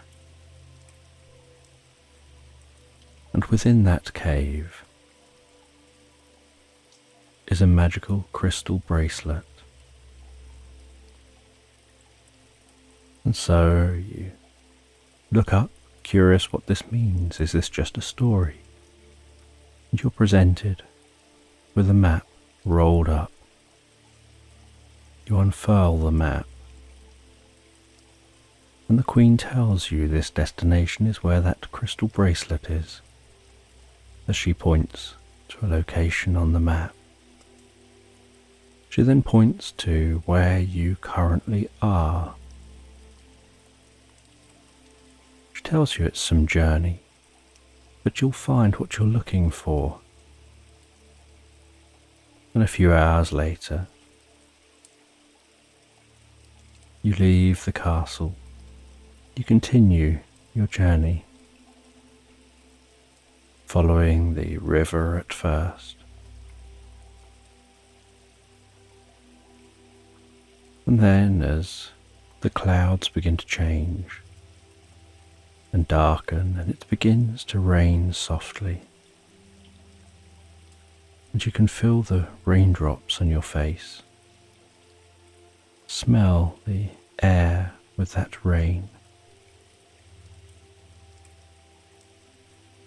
hearing the sound of the rain as it strikes the foliage around you. You head into the tree line and decide to cut through the forest, knowing that cutting through the forest, the trees will block a lot of the rain, and your journeying might be slightly slower cutting through the trees, but it'll also be drier. And you continue on through the forest until eventually you come to another clearing and you see that the only way forward is across the clearing.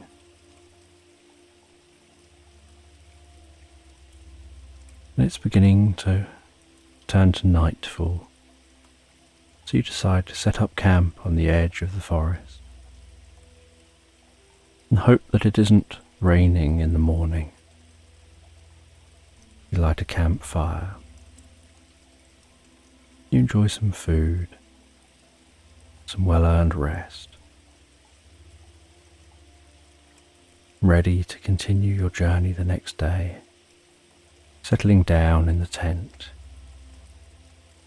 to the sound of that rain outside, drifting and floating peacefully asleep. And the next day you awaken to the sounds of birds, and to the glowing sides of the tent as the sun shines on it. You smell that fresh morning air, the kind of freshness you can only get after a good bit of rain. You have some breakfast before packing everything away and continuing your journey, following that map.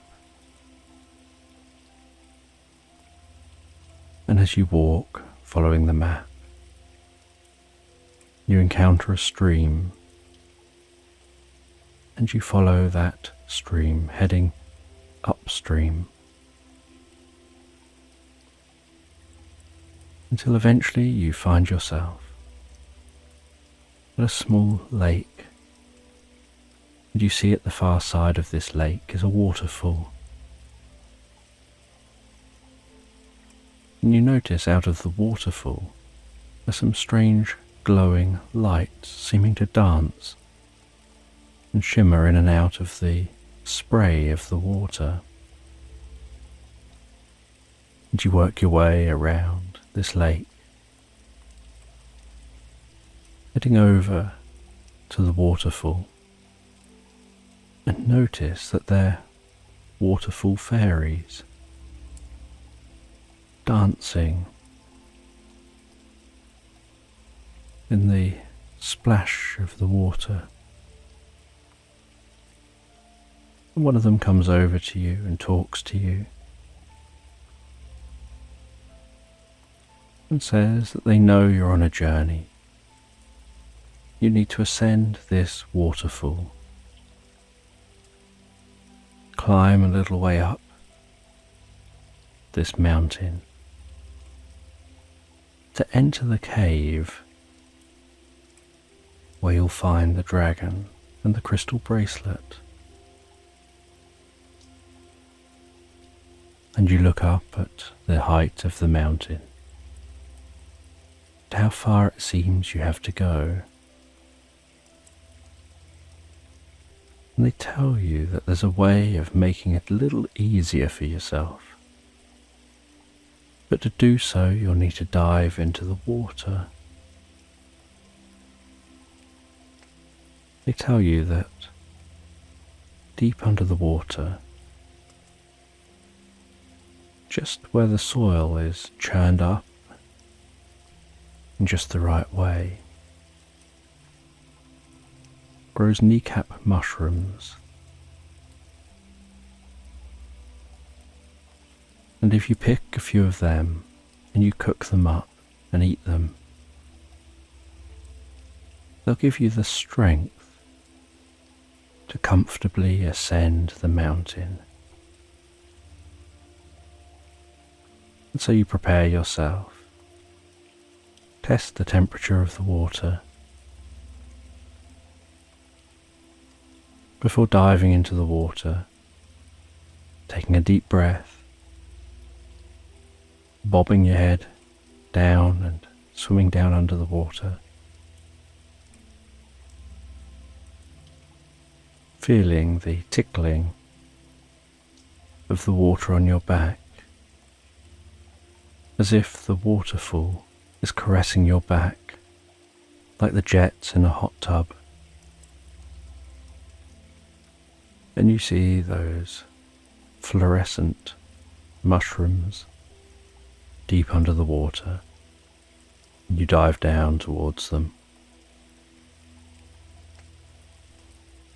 And as you get closer to them, you can notice why they're called kneecap mushrooms. And you pick a few before swimming back up to the surface,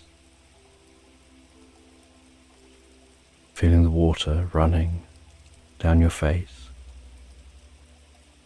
as you take a few breaths and then swim over to the shore with those mushrooms.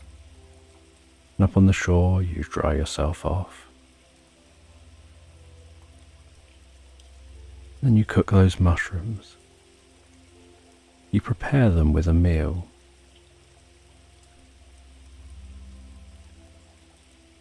And you eat those mushrooms.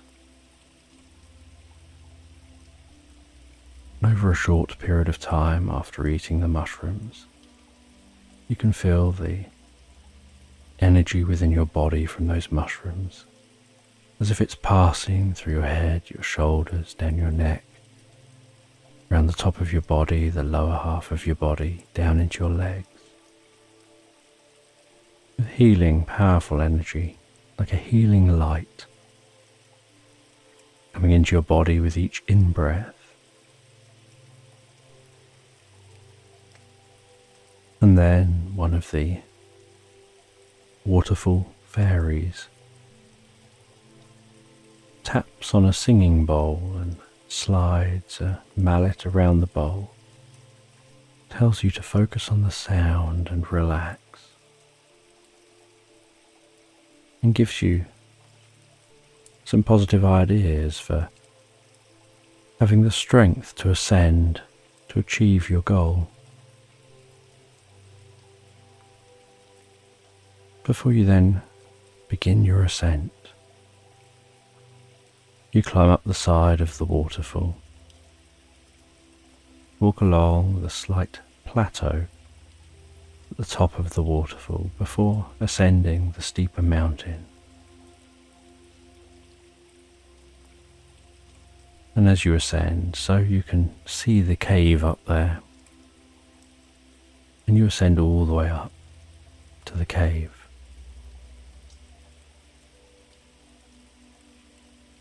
And once at the cave, you carefully and quietly head into the cave, hearing the breathing of the dragon.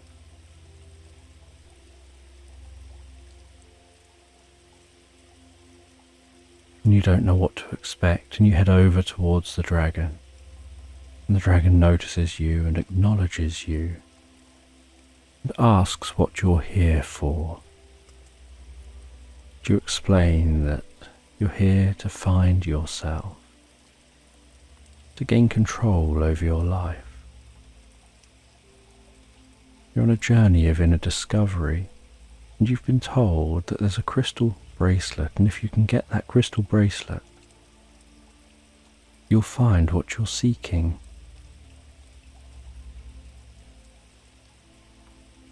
And the dragon lets you past. You head to the crystal bracelet. You pick the bracelet up and place that bracelet on your wrist, only to find that you feel no different. and the dragon is laughing in the background. And you tap that bracelet and you hold it up to your ear. You shake your wrist, jiggling the bracelet. You have a feeling of confusion. And the dragon tells you you'll understand when the time is right. And you look around this cave. This is the only bracelet you can see here. You examine the bracelet closely. You sit for a moment feeling a bit dejected.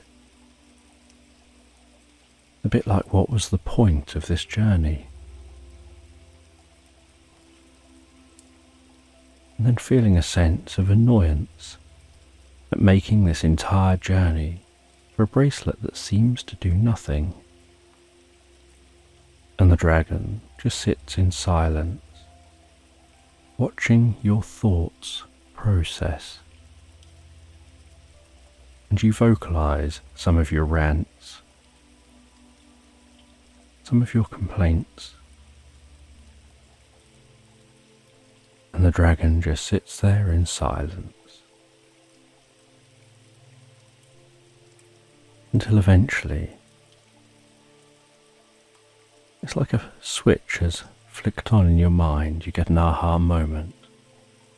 And with that aha moment, you realize you need to place the bracelet back. You thank the dragon and you leave. You find your way back the way you came. You realize you've been on your journey of inner discovery. You figured out how to gain control back in your life. You stop off at the castle on your way home. And the Queen tells you that she can recognize that you found yourself. And after a couple of days in the castle, you continue through that meadow up through the forest, continuing for many, many days, journeying all the way home. And once home, you enjoy that sensation of settling down in your own bed and thinking about the experience you've had, who you were when you started the experience and who you are now at the end of your experience.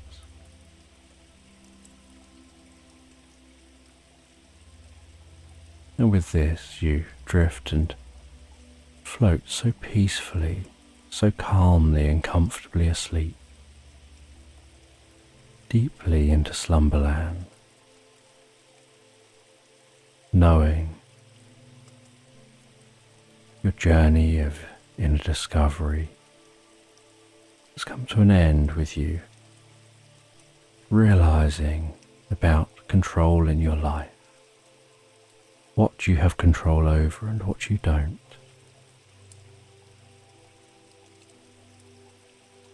Realizing you've found yourself as you drift and float deeply, soundly asleep into slumberland. In this bedtime story, you find yourself walking through an enchanting forest, the sunlight filtering through the lush canopy of leaves above, casting warm, dappled patterns of light on the forest floor. The gentle rustle of leaves whispering secrets of ancient times, filling the air with a sense of mystery and wonder. And you can take a deep breath, inhaling the fresh, earthy scent of moss and wildflowers, and each breath you take can be slow and deep, allowing the calming fragrance to fill your lungs and soothe your mind. And as you walk along the soft, moss-covered path, you can feel the cool, gentle touch of the breeze against your skin, like the most tender caress. The sounds of birds singing harmoniously in the distance, adding the most gentle, serene atmosphere. Their melodies intertwining with the faint, rhythmic murmurs of a nearby stream. The forest seeming to be alive with a tranquil energy, each element working together to create a symphony of peace and relaxation. And your footsteps are so quiet, almost imperceptible on the forest floor, muffled by the patchwork of leaves and soft moss. And as you continue to walk, you start to notice a subtle, luminescent glow, seeming to come from a river flowing silently, just beneath the surface, yet the glow visible through the surface. That glow casting an ethereal light, almost illuminating the path ahead, inviting you to follow. And as you continue your journey, you encounter an ancient tree standing alone in a slight clearing, its bark thick and gnarled, its branches stretching high into the sky, creating a natural archway of leaves and light.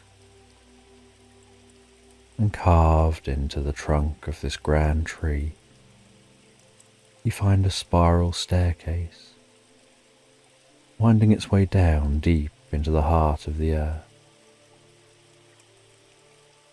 With curiosity,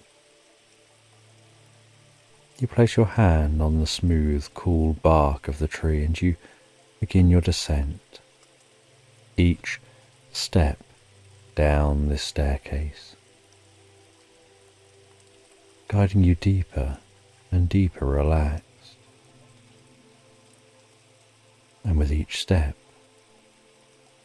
you find your mind counting down gently as you let go of any tension and be filled with the most peaceful relaxation. 10, 9, 8, counting silently to yourself, feeling calm, washing gently over you. As you descend that staircase, aware of the delicate patterns of light and shadow dancing around you, almost like a soothing lullaby. 7, 6, 5, you're breathing, perhaps slowing, in perfect harmony with the rhythm of the forest. 4,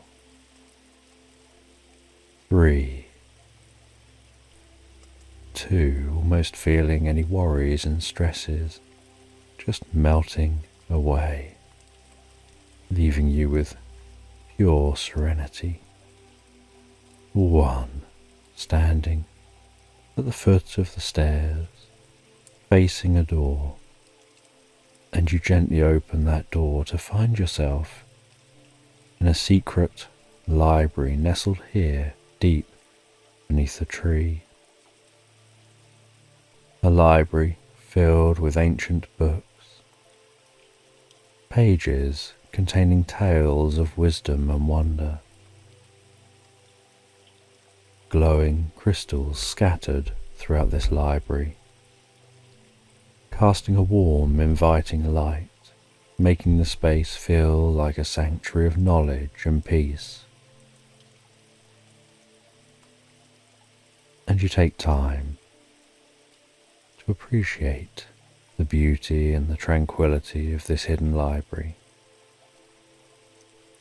aware of the scent of old books, the most beautiful floral scent from the glowing crystals, and you run your fingers gently over the spines of the different books, feeling their textures, imagining the countless stories and secrets contained within the pages of this library. And in the center of the library, you discover the most comfortable chair, upholstered in deep, rich purple velvet. You sit in that chair, embraced in a cocoon of comfort and relaxation, the gentle hum of glowing crystals, a distant murmur of that river, lulling you into a deeper state of peace and calm. And you notice on a nearby table an ancient book, its cover adorned with intricate patterns and shimmering symbols that seem to pulse with energy. You carefully pick that book up off the table, opening the book, revealing pages filled with beautiful flowing script and illustrations of magical creatures and enchanted landscapes. And as you begin to read, the words flow effortlessly into your mind, painting vivid pictures of fantastical worlds and wondrous adventures. Each sentence guiding you further and deeper into the most pleasant reverie. And as you become more absorbed in the story, so you begin to uncover its hidden secrets. You feel yourself drifting deeper and deeper, the words of the book weaving their spell.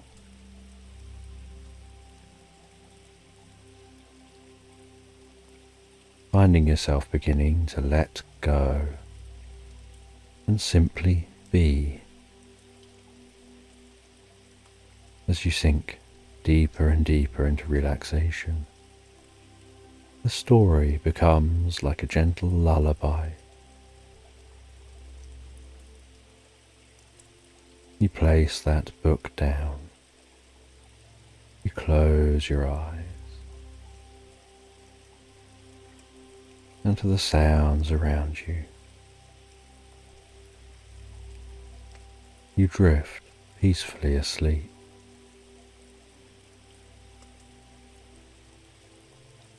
And after a while of sleeping, you awaken in the library, curious about what lies beyond this hidden sanctuary.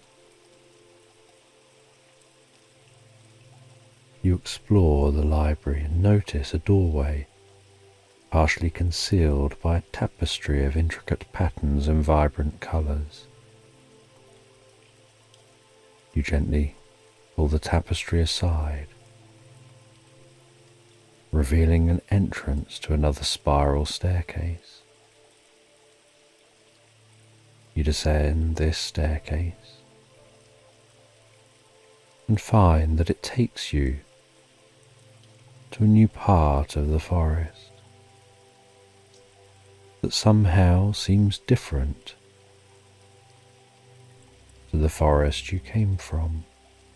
The trees here are taller and seem more ancient, their branches forming an even denser canopy. The air filled with the sweet scent of wildflowers and the gentle hum of bees. And as you can't see through the canopy, you don't know if this forest is underground or above ground. But you know you've just been descending and not ascending. And as you continue through this forest, you eventually come to an unusual house. It seems to be a deserted farmhouse nestled gently into the side of a hill. And this farmhouse is surrounded by wild flowers, bathing and carpeting the ground of the wood. Their vibrant colours creating a beautiful contrast against the weathered wood of the building and the shades of wood of the forest. When you approach that farmhouse, you knock on the door, and a duck answers, and the duck quacks softly. And you discover that these ducks have made this farmhouse their home. And you spend some time watching these ducks, interacting with these ducks. They invite you in for a drink and some food, and you enjoy that drink and food. And they seem to be finding pleasure in every moment and every act that they do, just enjoying being in the moment. And as you look around the farmhouse, you can see the remnants of its past, the old furniture, the faded photographs, forgotten and abandoned trinkets, each item telling you a story, each item bringing a connection to the history of this place. And this farmhouse seems to hold a sense of magic, a deep and hidden potential waiting to be uncovered. And the ducks lead you to a hidden attic. You climb up to that attic, where you find an old, dusty map laid out on a wooden table. And this map is beautifully illustrated, depicting the forest and its hidden wonders. And a location on the map catches your eye. It's an island in the middle of a glowing river, said to be home to a friendly witch. And the duck gestures for you to take the map. So with the map in hand, you leave the deserted farmhouse and you follow the path through the forest.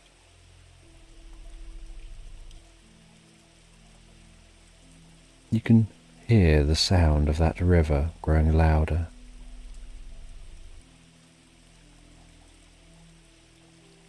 You find yourself at a clearing where the river emerges before you.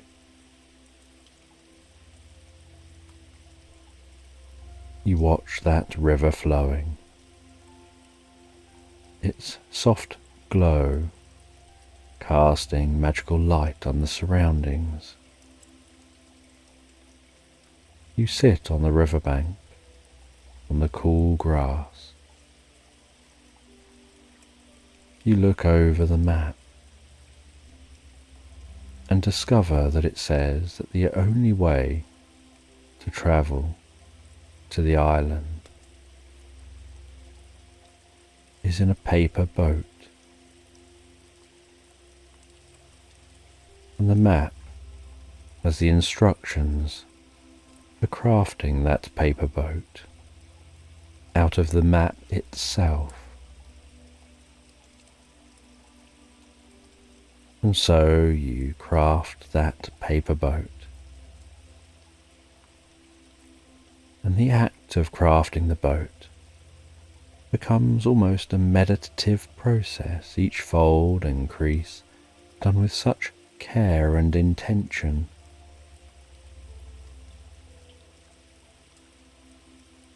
After crafting the boat,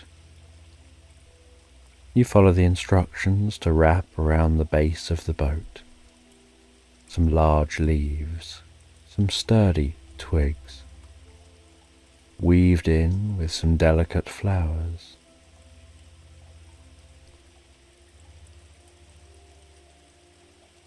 You notice how intricate and beautiful the boat seems once finished.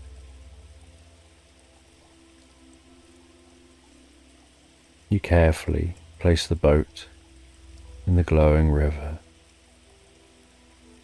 watching as it manages to stay afloat and bob gently up and down on the water. And as it's bobbing up and down gently on the water, the base of the boat begins to sparkle and twinkle, and begins to phase and shift and grow larger and more robust.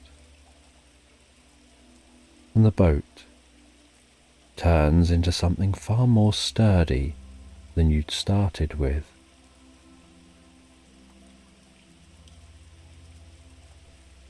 And seems to be surrounded by a slight ethereal light where the boat is touching the water.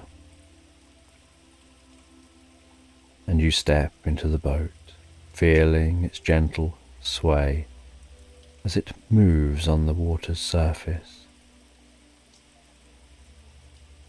And you set sail, gliding effortlessly along the river, the soft sound of the water bringing a deep sense of peace and comfort as you go.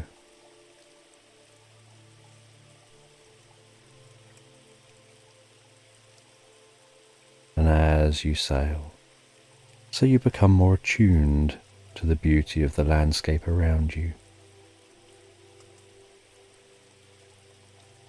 absorbed in the sight of the flowers, the bursts of colour, the way delicate petals shimmer in the light, sweet scent of blossoms in the air, and the gentle hum of insects.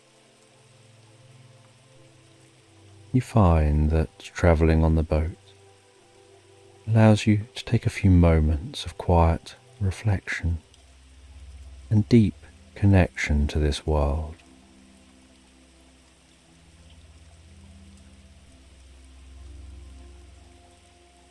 And as you continue, you see the island get closer in view, and notice the trees on the island are different to the trees you've seen before.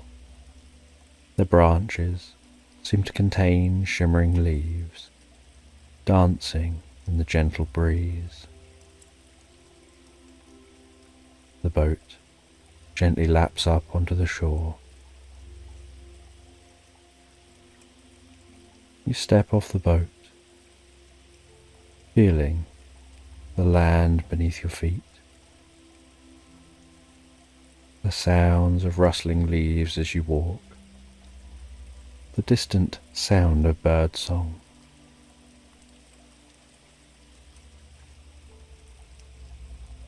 This world feeling so different. You work your way round, following a path lined with vibrant flowers and twinkling lights, creating the most enchanting atmosphere.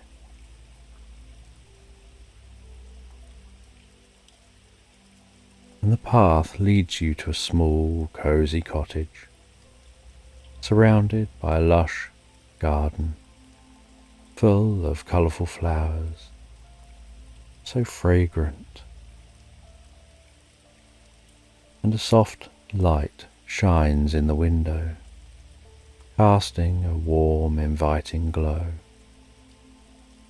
And standing at the cottage door is a woman with kind, wise eyes and the most welcoming smile, her presence radiating warmth and calm, and you feel an immediate sense of comfort and ease.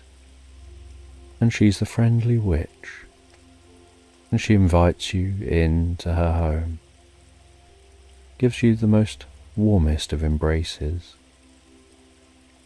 and in a soothing voice, she tells you that she's been expecting you. She makes you a cup of tea,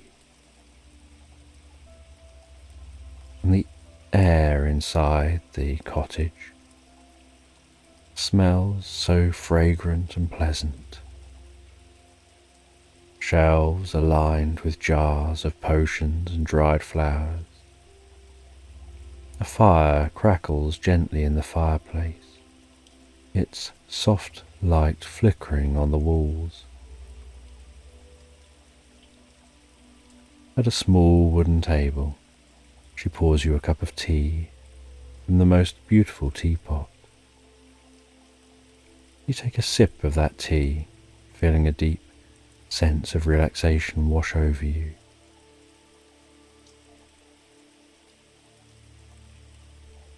She tells you that this is a place of magic and healing,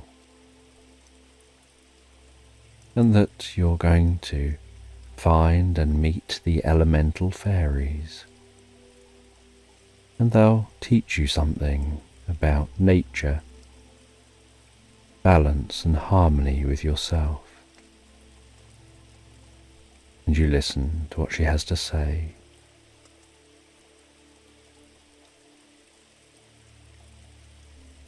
And she hands you a small glowing crystal, tells you that it'll guide you on your journey. It will light your way. And you thank her for her kindness and wisdom. And when you've drunk your tea, you leave the cottage, the crystal glowing so gently in your hand, its light casting a gentle reassuring glow, the path being illuminated by that crystal's light. And you follow the soft glow as you walk deeper and deeper into the island's lush landscape, past petals shimmering in vibrant hues of reds and oranges and yellows, the air becoming warmer as you feel the most gentle heat embracing you, like the comforting warmth of a fire on a chilly night. And as you continue to walk, you can hear the crackling of a fire, and you see a clearing ahead.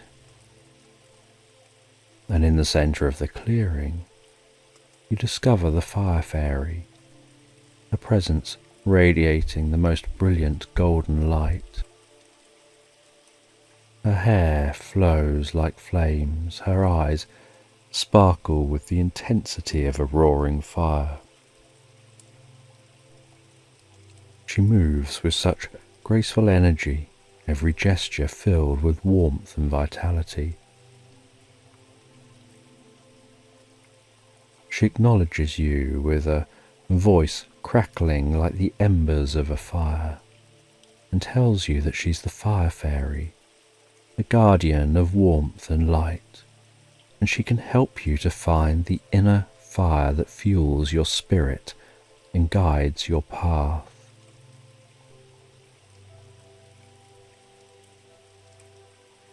And you can feel the warmth of her presence, the way that it envelops you as she begins to dance, her movements fluid and mesmerizing, flames flickering around her, casting the most beautiful, radiant light illuminating the clearing. The sight, both beautiful and awe-inspiring, and you start to feel a deep connection to the energy of fire. And as you watch, the fire fairy gestures for you to join her, and you feel a surge of energy, and you step forward, moving in harmony with her fiery dance, each step filling you with a sense of strength and confidence, the warmth of the flames invigorating your body and spirit. Fire Fairy guides you through a series of movements, each one designed to awaken the fire within you. She teaches you to embrace your inner light, to let it shine brightly and guide your way. With each movement, you feel more connected to the warmth and energy of the fire, your spirit glowing with a newfound vitality. She tells you that your inner fire is always with you. It'll light your path, it'll give you strength, it will warm your heart. She tells you to embrace it and let it guide you.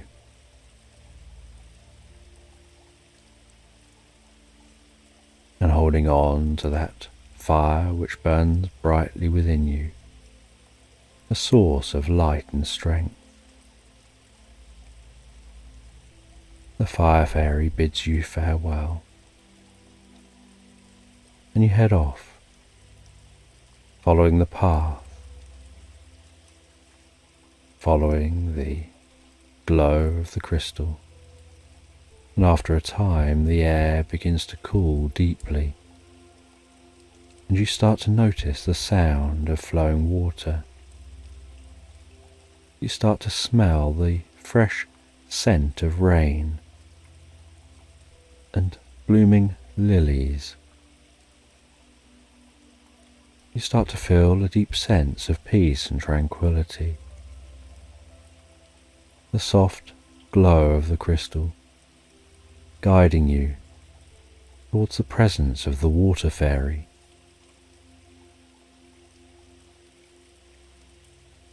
And the path leads you to a serene lake, surrounded by weeping willows, their long branches dipping gently into the calm, mirror-like water. The surface of the lake shimmering with a soft, silvery glow, reflecting the view around you. And in the centre of the lake, you can see the Water Fairy, her form so graceful, her movements so fluid.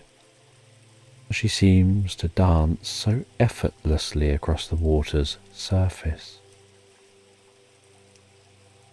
And the Water Fairy's hair flows like a cascade of water. Her dress shimmers with hues of blue and green.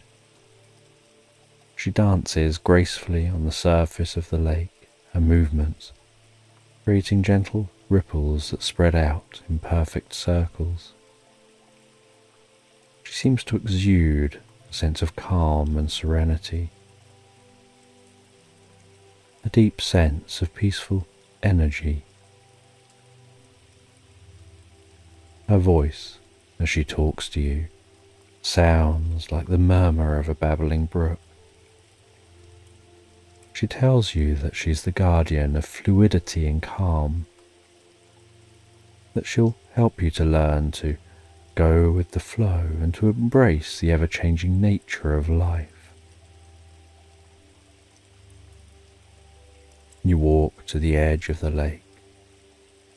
You can feel the cool, refreshing water lapping gently at your feet. She beckons you to join her as you step into the water, feeling a sense of weightlessness and freedom. You find that the water supports you so effortlessly, and find yourself able to glide gracefully across the lake's surface. She guides you through a series of fluid movements, each one designed to help you embrace the flow of life. She teaches you to let go of resistance, to move with the natural rhythm of the water, each step and gesture helping you feel more connected to the calming energy of the lake. Your spirit becoming as fluid and serene as the water itself. Remember, the water fairy says, life is always changing like the flow of a river. Embrace the ebb and flow, and you'll find peace and serenity in every moment. Feeling a deep sense of gratitude and calm,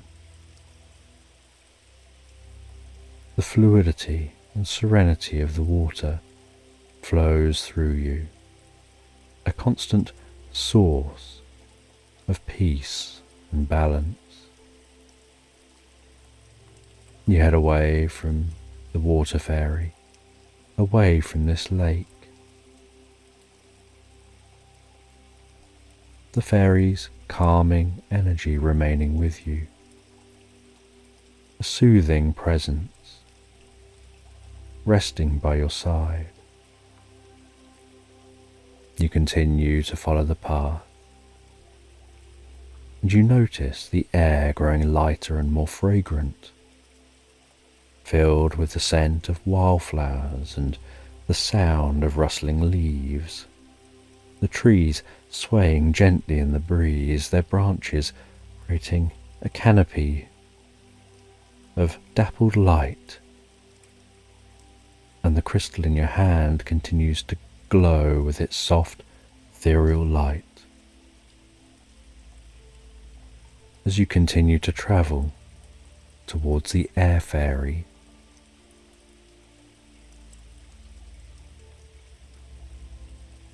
and you find yourself walking out into a meadow where the grass is soft and the flowers bloom in vibrant colours, and in the centre of the meadow you can see the air fairy, her wings shimmering in the light. She floats gracefully above the ground, her movements light and effortless, like a feather carried in the wind. Her hair is as light as a breeze.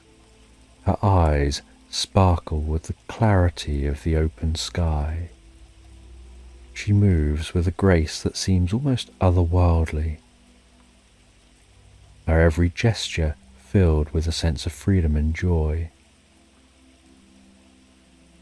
Her presence exudes a sense of lightness and liberation, and you feel a deep connection to the airy energy that surrounds her. She tells you that she's the guardian of lightness and freedom, that she can help you to find the power of breath, the importance of staying light and free. And you step into the meadow, feeling the soft grass beneath your feet, the gentle breeze on your skin. She gestures for you to join her, and as you move, you feel a sense of lightness and freedom, your body becoming as weightless as the air around you. She guides you through a series of breathing exercises, where your out-breaths are longer than your in-breaths to help trigger deep relaxation and peace. each exercise designed to help you connect with the power of your breath. She teaches you to breathe deeply and fully, to let go of tension and to embrace the lightness within you. With each breath, you find yourself feeling more connected to the airy energy of the meadow, your spirit becoming as light and free as the wind. She tells you in a soothing, soft voice that your breath is your connection to the world around you. Breathe deeply. Let each out-breath be long and relaxed, and you'll find lightness and freedom in every moment.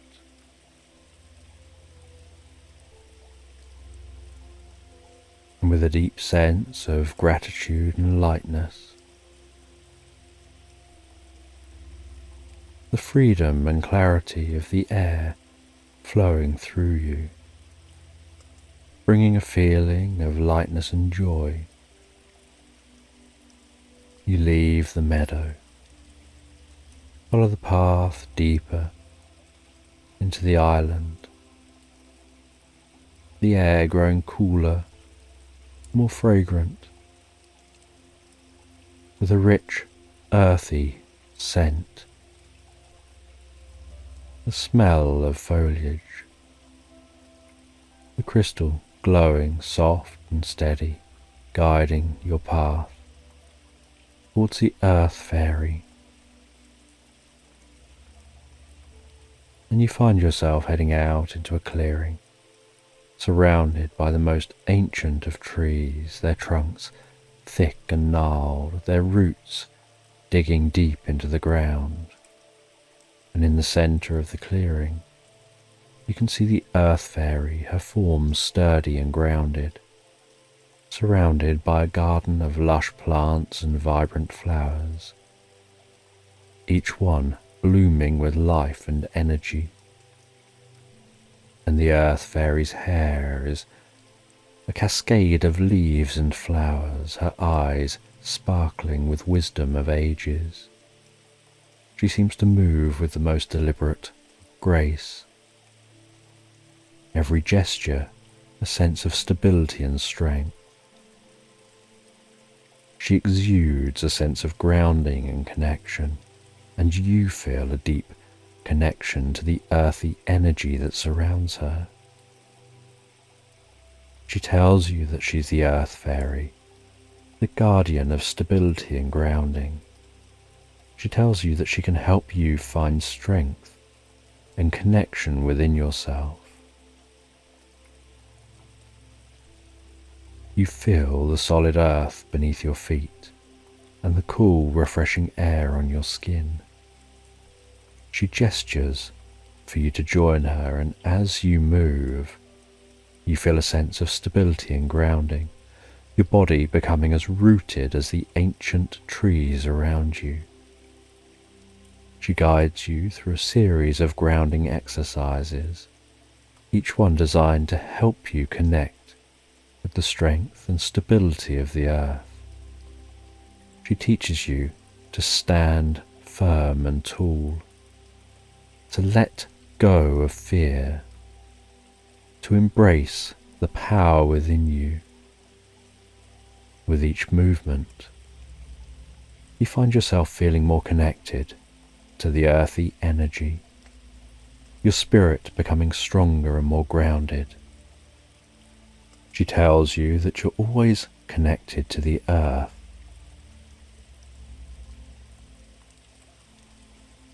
that you can find strength and stability within yourself. You can face any challenges with confidence.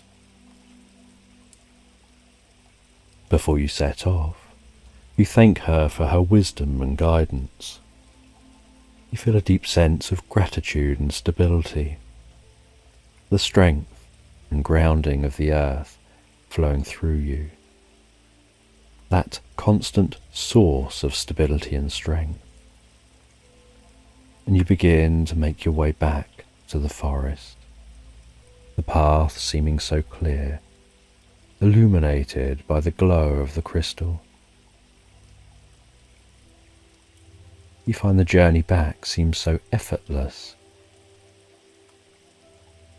You reflect on the wisdom and guidance that you've received from each fairy, the warmth and light of the fire fairy, the fluidity and calm of the water fairy, the lightness and freedom of the air fairy, and the stability and grounding of the earth fairy, all resonating and mixing within you, creating the most harmonious balance. You find your way back to that staircase from the forest to the library, feeling a deep sense of gratitude and peace. The crystal in your hand still glowing softly, casting its gentle light on the staircase as you begin to ascend, feeling a sense of calm and serenity, feeling yourself almost wrapped in a cocoon of peace as you breathe slowly and steady and emerge into the library in perfect harmony with the books around you. You feel the warmth and light of the fire fairy, the fluidity and calm of the water fairy, the lightness and the freedom of the air fairy, and the stability and grounding of the earth fairy, all blending together within you with each step that you take through this experience. You appreciate the beauty and the tranquility of the library.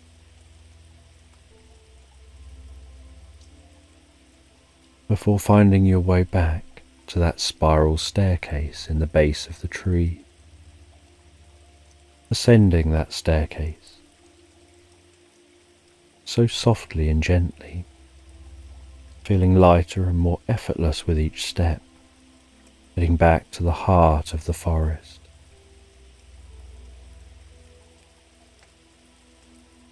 And as you emerge in the forest, it feels even more magical.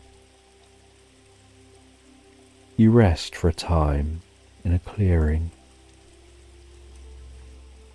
feeling the cool grass beneath you, the gentle breeze on your skin,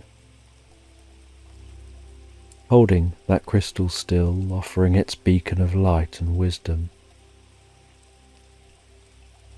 The gentle hum of the forest and the murmur of the nearby river, the scent of blooming flowers, all lulling you gently into relaxation.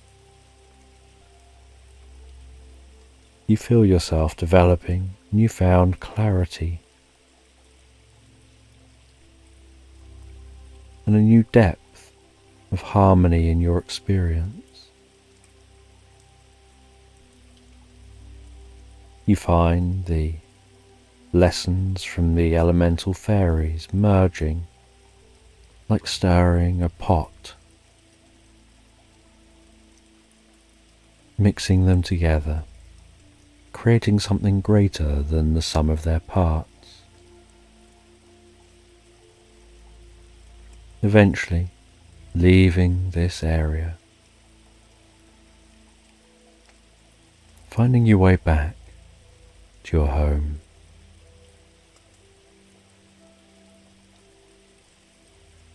Relaxing down in the most comfortable bed, feeling the soft pillows, the warm blankets,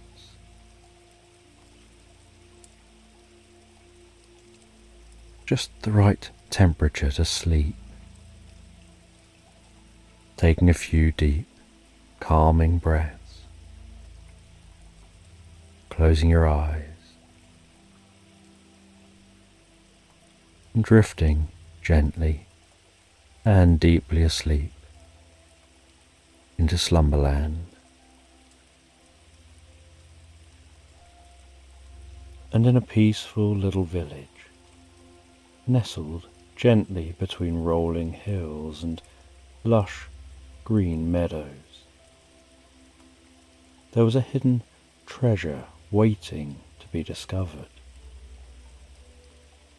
And this treasure wasn't made of gold or jewels,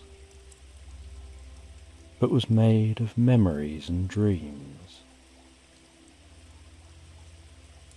And it began in the strangest of ways, with an old motorbike, rusted with age, yet brimming with a sense of adventure. And attached to this motorbike was a sidecar painted a cheerful shade of red, its seat cushioned and so inviting. And one sunny afternoon, you find yourself in a quaint village, standing before this motorbike and its sidecar. The gentle hum of the breeze creeping its way through the leaves, the distant sound of birdsong filling the air.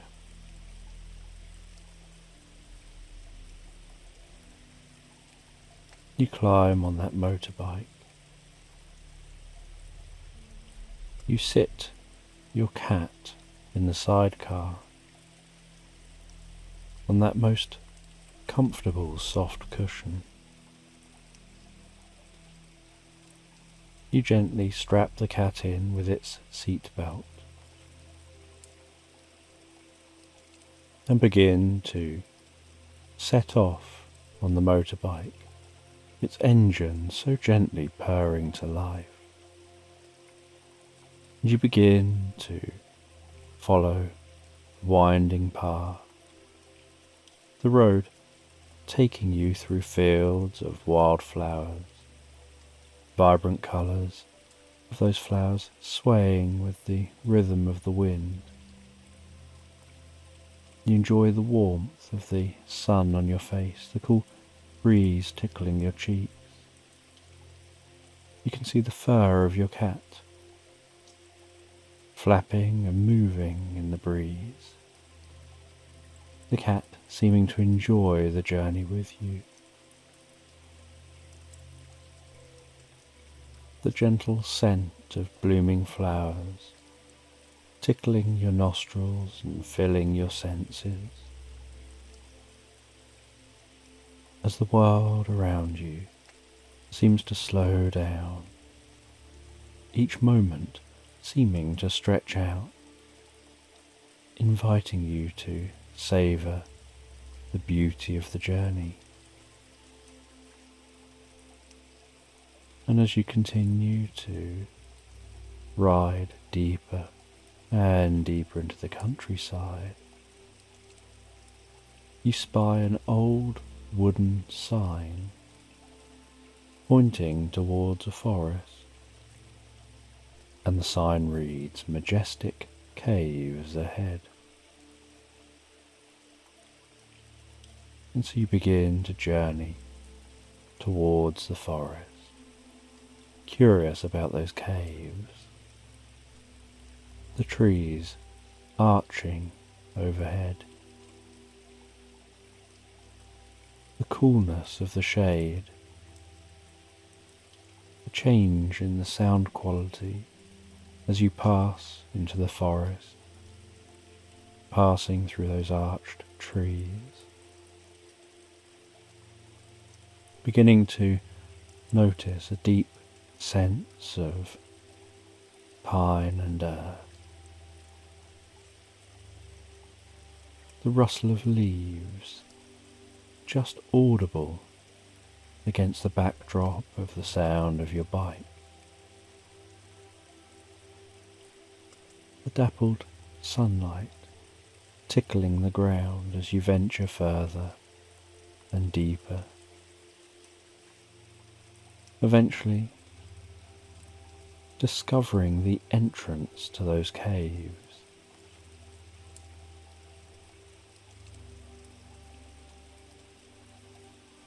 And you park up the bike near the caves. You lift your cat out of the sidecar unbuckling its seat belt, placing it in a pouch on your stomach, its paws resting gently as it looks and enjoys the journey with you. As you head into the caves, and the further from the entrance you get, the darker the caves turn, and yet you notice in the darkness a distant glowing. And as you continue walking, each echoey footstep reverberating around the cave walls, you notice the glowing and magical looking mushrooms erupting from the walls of the cave.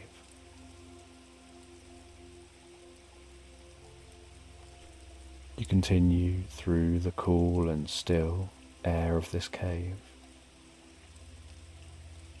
The occasional distant dripping sound of water,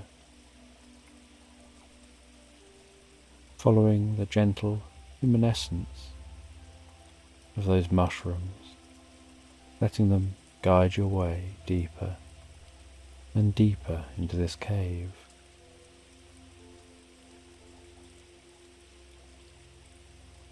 And inside this cave, you're surprised to discover a hidden world of wonder. The walls glistening with crystals reflecting the mushroom's glow, creating a kaleidoscope of colours dancing around you. And as you explore, you find a small, intricately carved box resting gently on a ledge, and you open that box to discover a pinhole camera, its brass frame polished and shiny. And with a sense of curiosity, you look into the camera and are surprised to see a portal shimmering with a soft, iridescent light.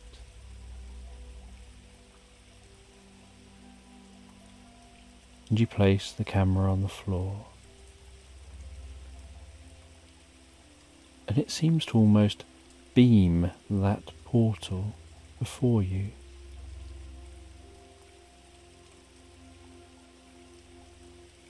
And with a deep breath, you step through the portal and discover yourself in a vast library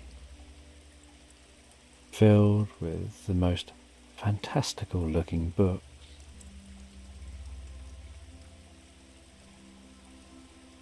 And each book promises to hold the heart of adventure.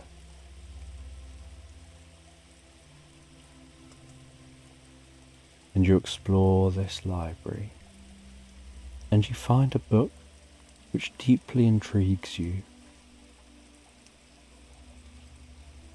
And so you open that book, and as you do, you find yourself drawn into the book, whisked away to a different land, where yourself and your cat are exploring lush forests, enchanted castles, and serene meadows. And as you stand there, you can see that you're holding the book with this fantastical land surrounding you. And as you close the book, So the land vanishes, and you find yourself stood in the library, and you continue exploring this library.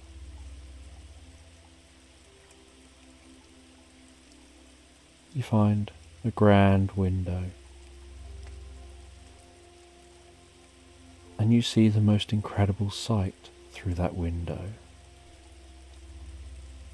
The moon gently, slowly, carefully drifting across the face of the sun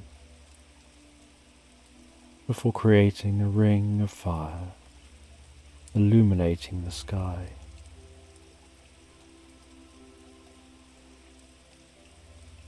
You feel a deep sense of awe and tranquility.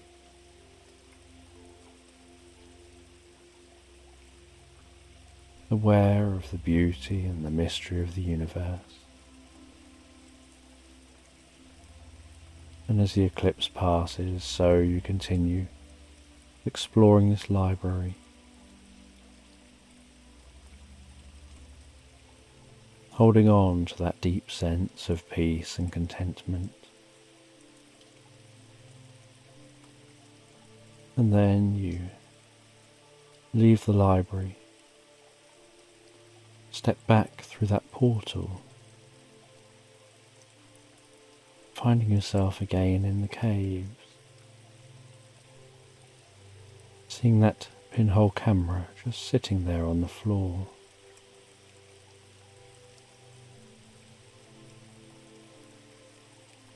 You pick up the camera, take that camera with you, head back to your motorbike, strap the cat back in its seat, and head back to the village. As you head back to the village, so the sun begins to set, the golden light adding a beautiful touch to the landscape, giving the landscape an ethereal feel. And back at the village, you wander through that village.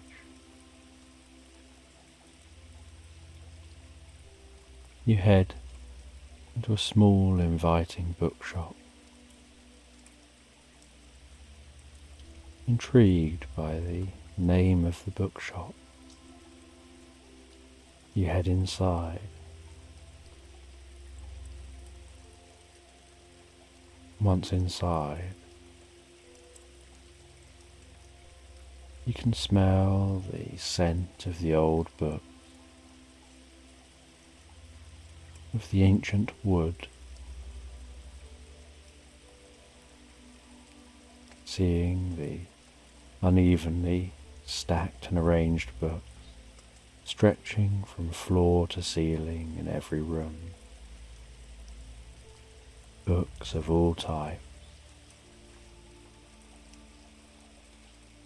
And the shopkeeper, an elderly woman with twinkling eyes and the most beautiful, warm smile, greets you and beckons you to explore the shop.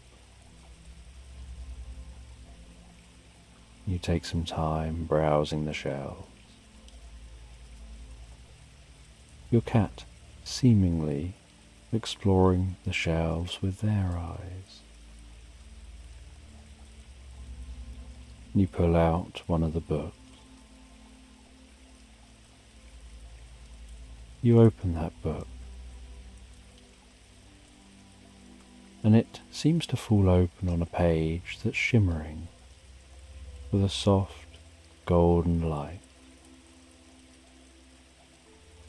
And this book you were drawn to seemed to be telling the tale of a hidden realm within the cave you just visited.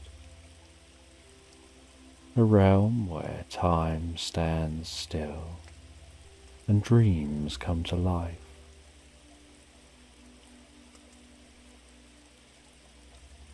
And as you continue to read,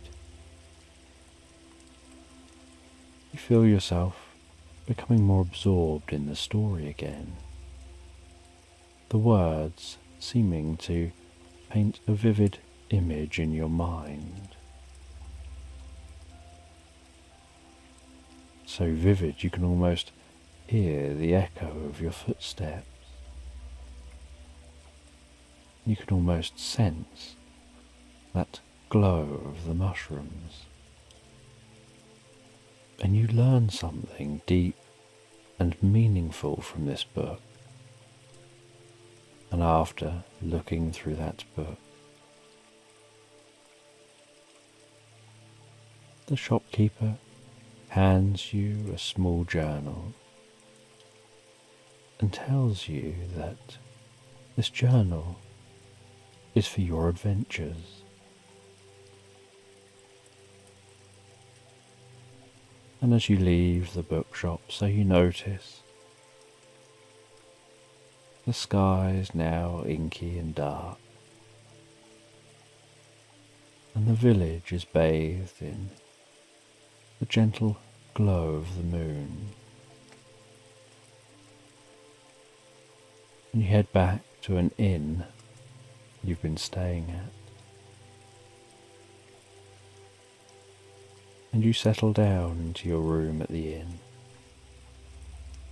You begin to write in the journal about your day's experiences, while your cat curls up on the end of the bed, purring gently,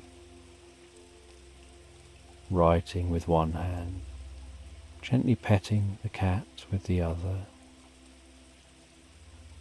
finding the words flow so effortlessly, so easily as you write. And while writing, you feel yourself relaxing deeper and deeper with the moonlight gently creeping in through the window. The breeze through the window gently swaying the net curtains. The most comforting sensation of the cool breeze through that window, tickling your nostrils. The most beautiful ambience of nature wafting in through the window. And after you finish writing, you relax back and begin to drift into a dream. And as you dream, you feel a deep sense of peace and contentment, feeling a sense of finding yourself on some deep and meaningful level. And the next morning you awaken to the gentle chirping of birds outside. You enjoy breakfast at the inn, before heading out through the village, finding a hidden garden tucked away behind a wooden fence, the gate slightly ajar,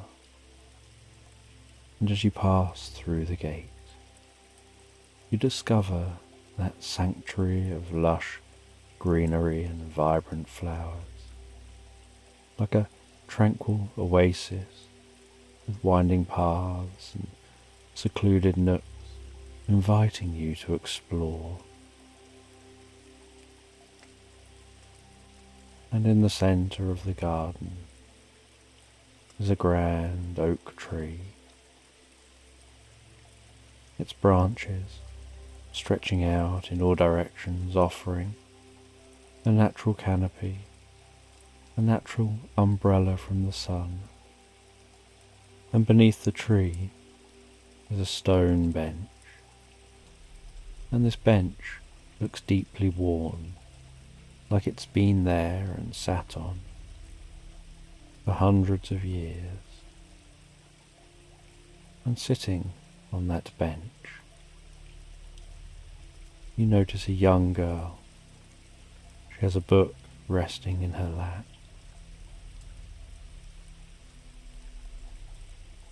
She introduces herself and tells you that her name's Leander.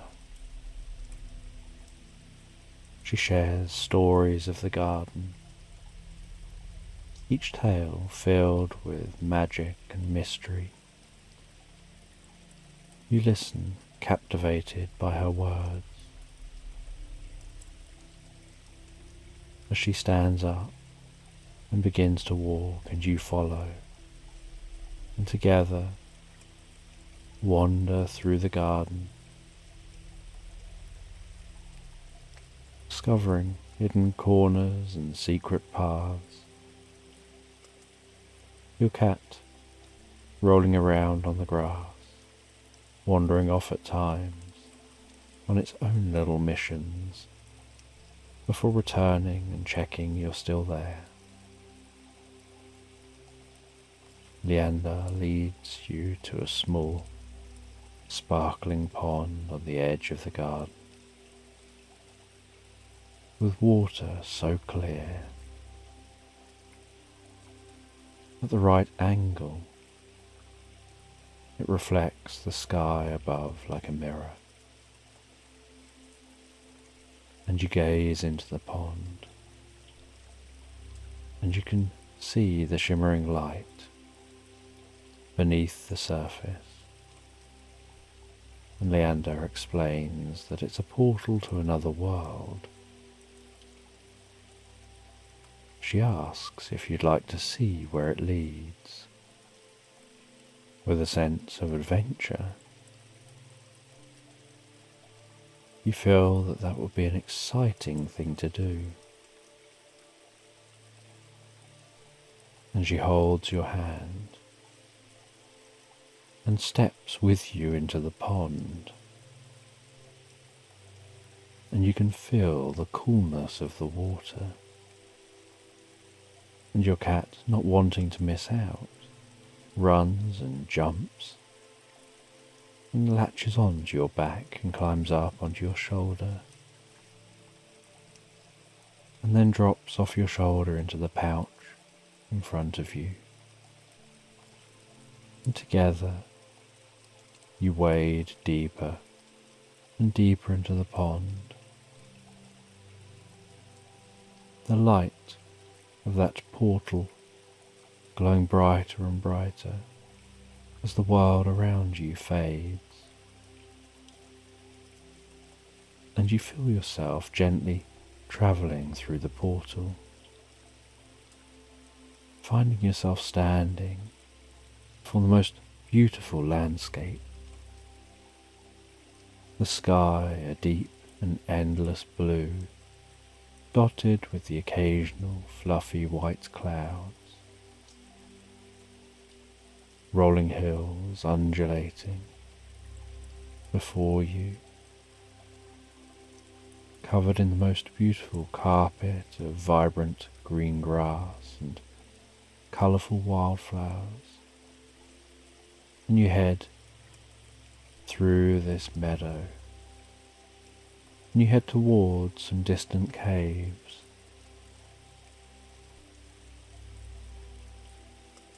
And once reaching the caves, you head into them and have this sense like these caves resemble caves you've already been in. Like maybe there's a connection between them.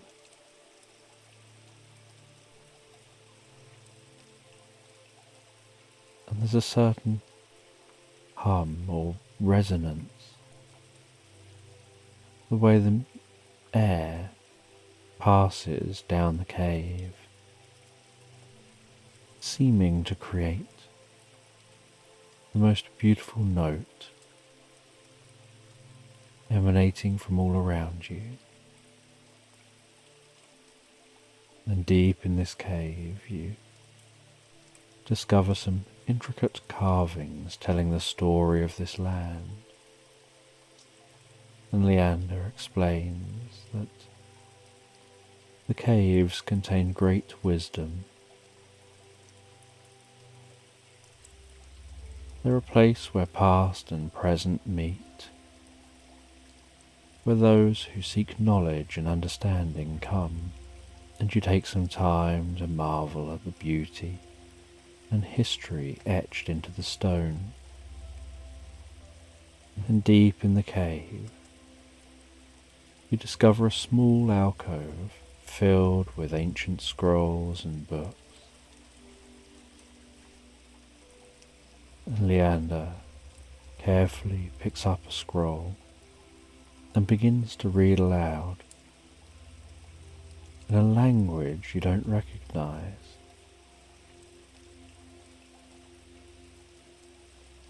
And as she reads, you have this sense of mental images forming in your mind, as if the words are reverberating around the cave, and somehow making your mind see what the words are about, even though you don't understand the words themselves.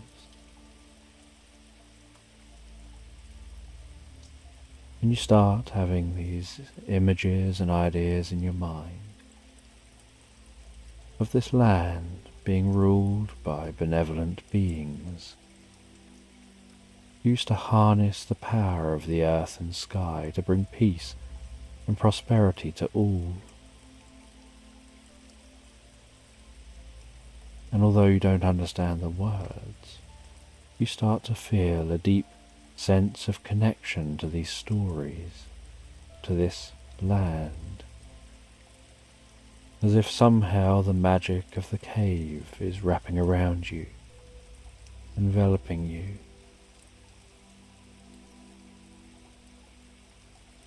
Filling you with a deep sense of wonder and tranquility. And as you listen, you start to realize that these stories aren't just tales of the past, but guides for the future, demonstrating the power of dreams and the importance of seeking wisdom and deep understanding. And eventually, Leander finishes reading, places the scroll back, and guides you back towards the portal, all the way back to that garden. And you leave the garden and head back out, continuing your journey around the village, continuing to explore the outer reaches of the village. And as evening sets in, so you head back once again to the inn. You write in your journal about your day, the cat resting gently on the bed, before your eyes get heavier and heavier, and so you close the journal, drift deeply and so peacefully asleep. And the next day, you awaken knowing you're only here for a few more days. You set off into the village outside at the first light of dawn. The soft golden glow wrapping its way around the landscape. The scent of morning dew. Curious what today will bring, what adventures you might go on. And you head back off again on that motorbike, making good ground away from the village, allowing you to explore further afield.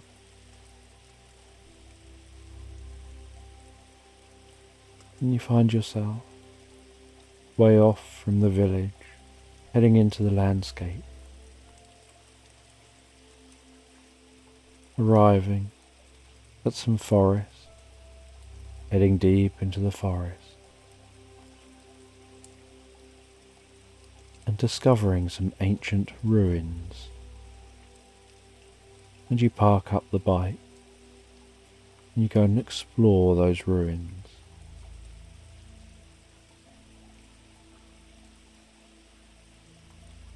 And while exploring the ruins,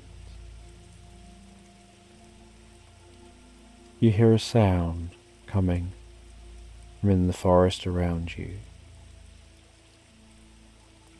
And a man walks out of the forest in your direction.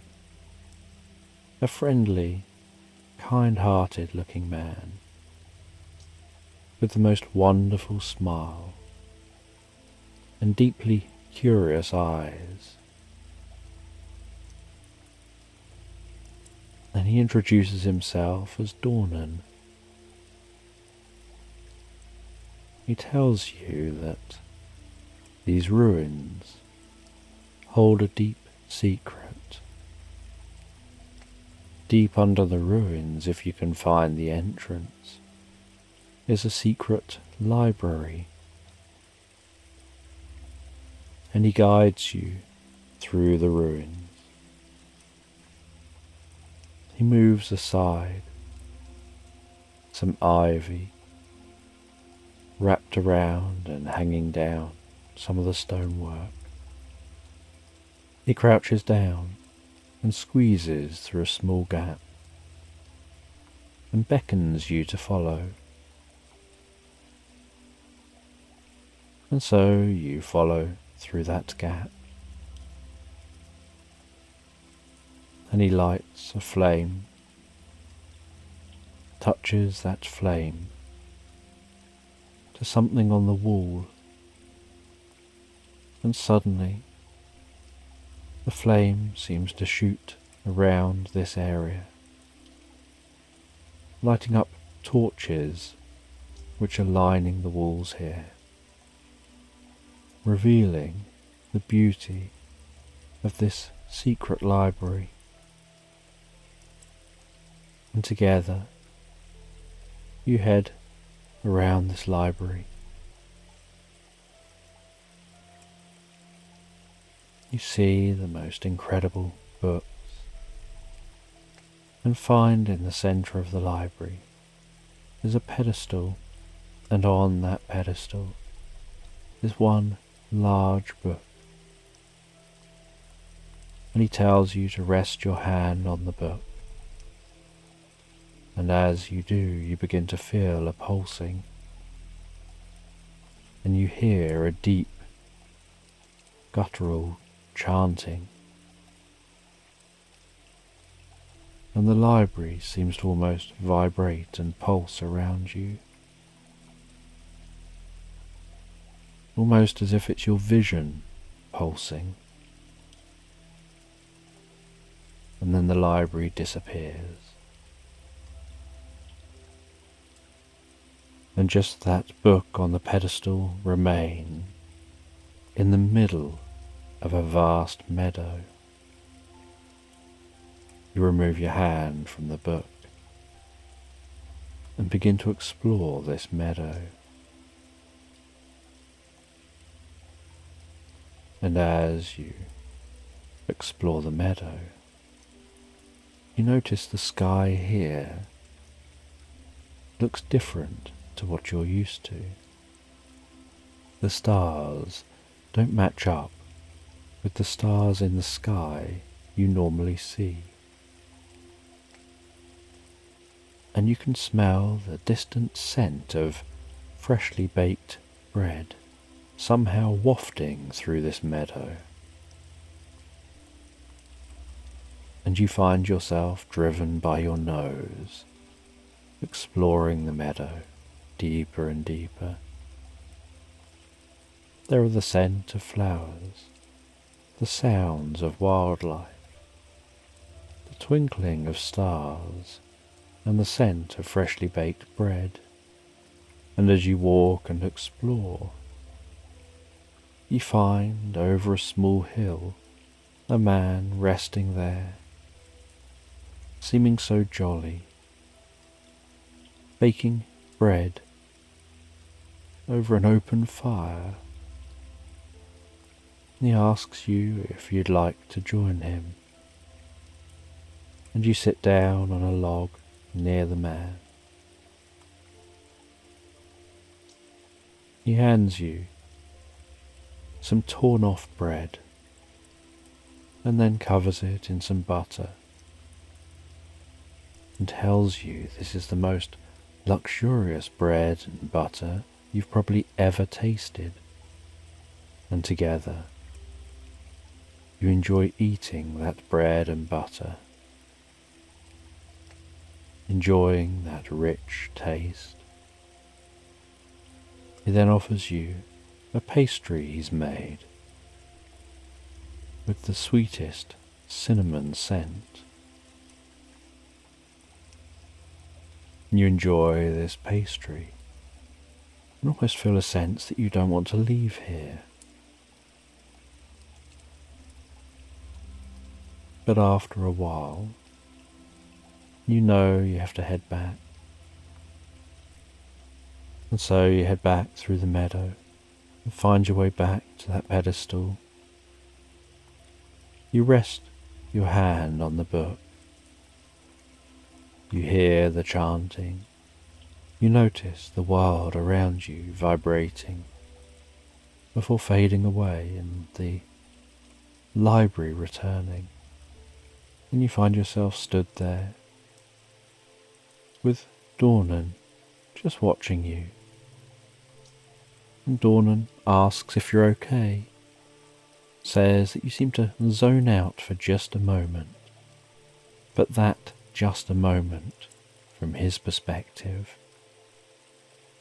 was a long period of time of enjoying eating some bread and butter from your perspective. He guides you over to a book called The Solar Eclipse. He shows you the intricate patterns of shimmering light etched onto the cover. He tells you this book is magical and carefully opens the cover. And as he does, the room around you begins to fade as you feel yourself pulled into this story.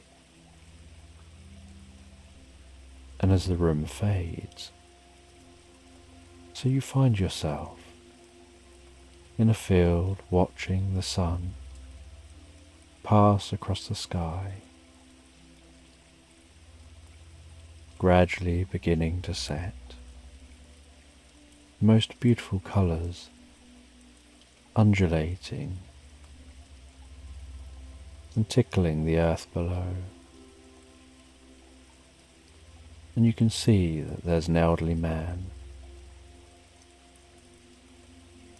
with an ornate bronze telescope and a group of people enthusiastically crowded around them. And each person in the group takes turns to look through that telescope.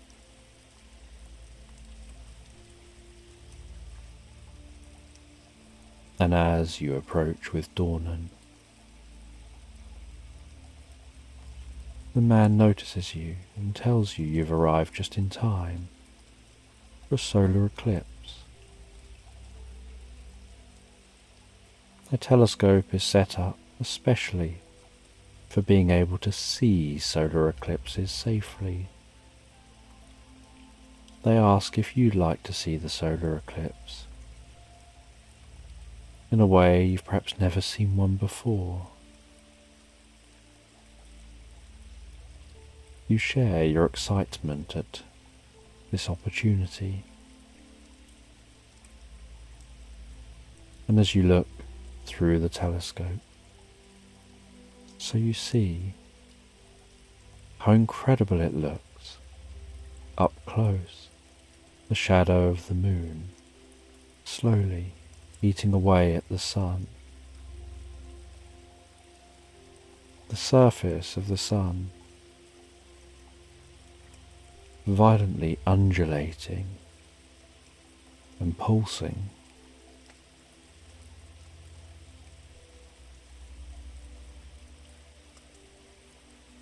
And the man tells you his name is Orion. He tells you that when the eclipse happens, the veil between different worlds is thinnest, and so you can see this eclipse in the different worlds. Do you remember being in the other library and the eclipse seeming to happen through the window, and wonder whether they're all linked? He tells you it's at that moment where you have the best chance of accessing magic and possibility. And as the eclipse reaches its peak, the world turns into the most beautiful twilight, the air seeming to almost hum with energy.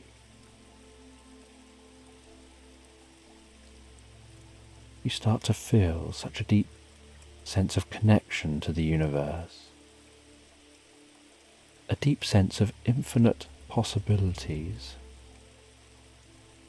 Orion starts to tell you about stories of ancient trees and spirits that dwell within them. He gestures over to a majestic-looking old oak tree, its arms seeming to almost stretch out, encouraging and welcoming some kind of connection. He explains that this tree is a guardian of the portals, their gateways to other realms and other dimensions. He tells you that you've come here through a portal, and that through time books have been made with wood from this tree, each book containing the portal through the form of a story, through the words written within the pages of these magical books.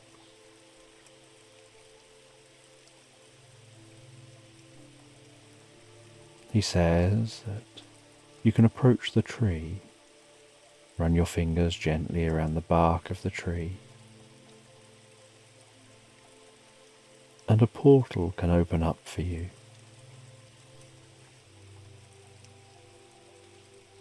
Because the tree itself can generate portals. And so you head over to the tree, gently run your fingers over the bark of the tree, and you find a portal opening before you.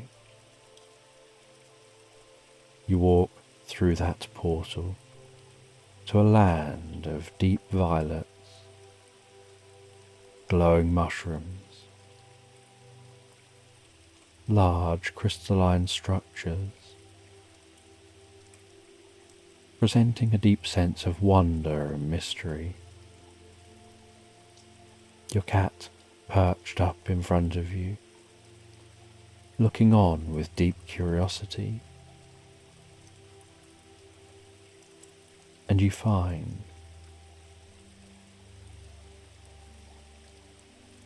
glowing runes. And you pick up some of those runes, seeing the symbols contained on them, sharing a sense of peace and tranquility, the land around you seeming to almost hum with magic.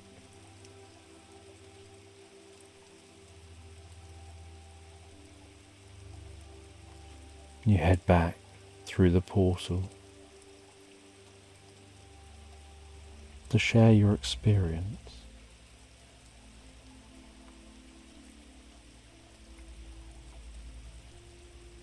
And Orion says that every time you pass through a portal,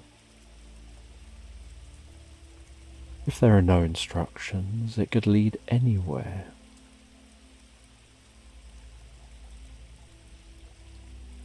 He says that the journey of curiosity and discovery never really ends. There's always a new realm to explore. There's always new stories to uncover.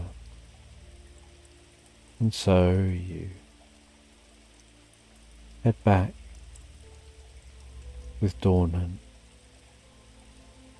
You leave this place. You ride the bike back to that inn and settle down once again, drifting and floating so peacefully asleep. And the next day, you're curious what you'll discover, what today will bring. You know that it's your last day here, before you and your cat head home. And each day has brought curious discoveries, and you explore the village, finding an old antique store containing magical items and artifacts, shelves full of glass jars with different powders in them, paintings on the walls, trinkets and knickknacks in drawers and on shelves,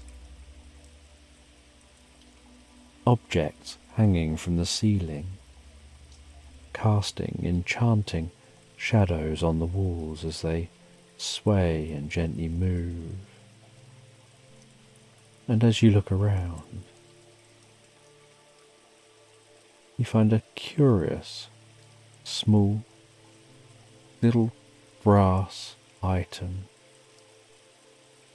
that really catches your attention. It's got some intricate patterns etched into it, and so you pick that up and take a closer look. And the owner of the shop says that it is an attachment for a pinhole camera, but the pinhole camera is obviously lost to time.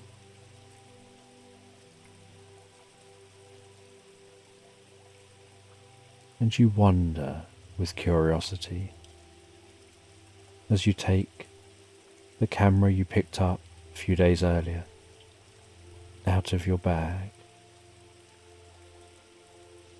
and you ask where the attachment would go.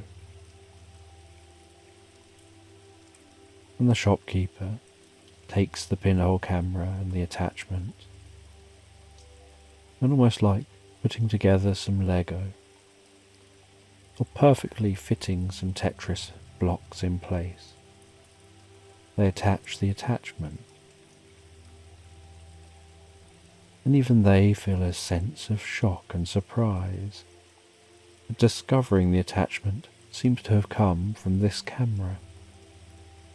Now both must have got lost many years earlier and separated from each other, the camera remaining lost somewhere, and this attachment finding its way to the shop. And he says that the attachment means that the pinhole camera can now do more than capture images. If you place a crystal within the camera, a specific type of crystal, it will capture moments and memories, almost holographically contained within the crystal. And then these crystals can be used to project a portal to different times and places. And with curiosity, you say you want to try this out. And they guide you to a quiet spot outside the shop. You carefully point the camera at the village square, intending to capture the charming scene and all its morning glory. They hand you a small crystal. You place it in the camera. You reveal the pinhole of the camera.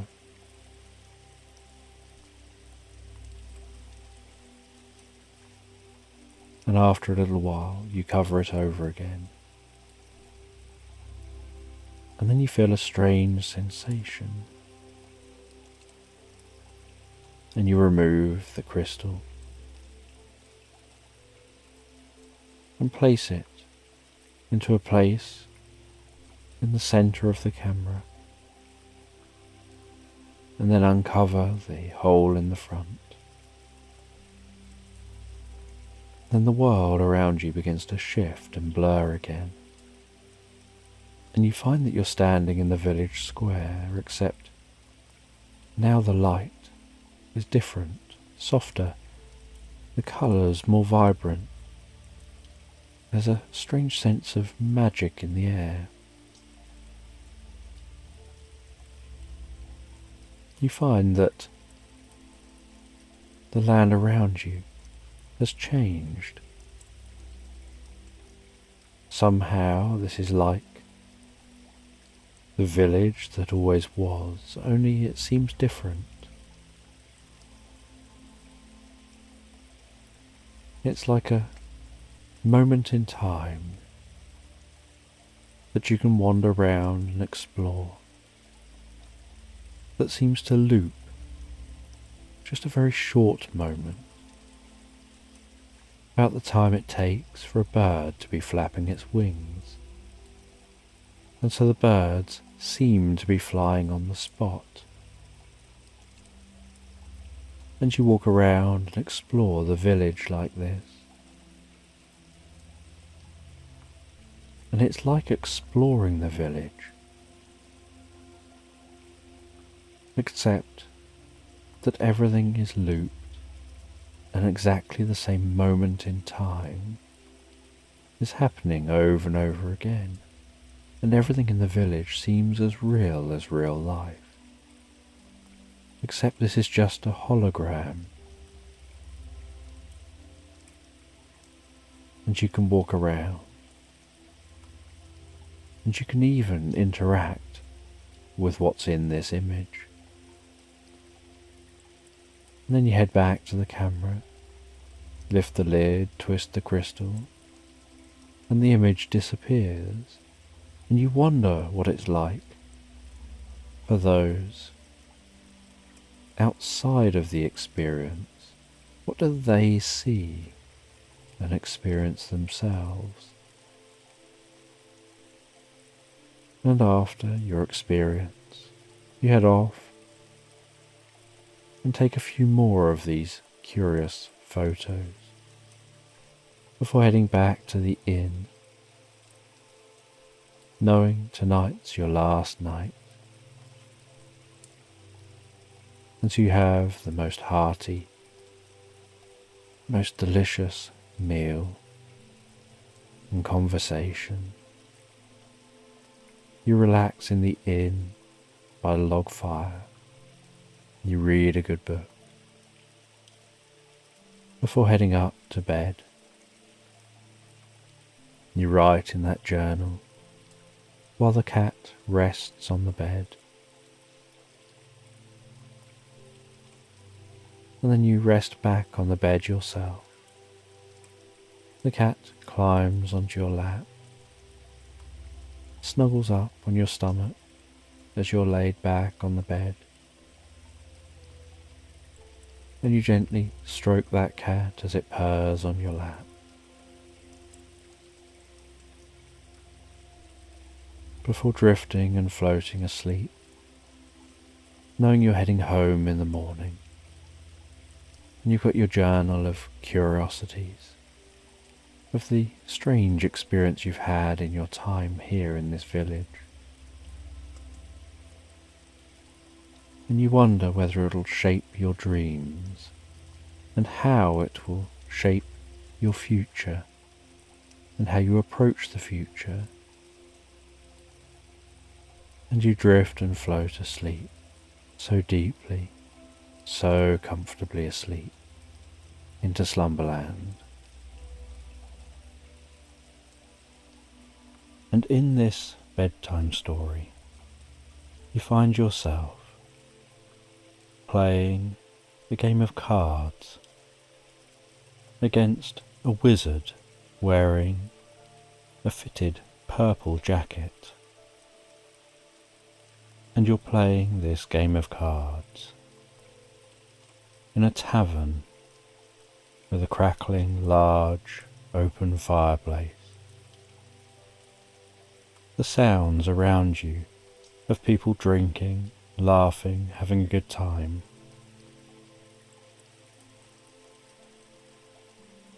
And yet you're all absorbed in this game against this wizard.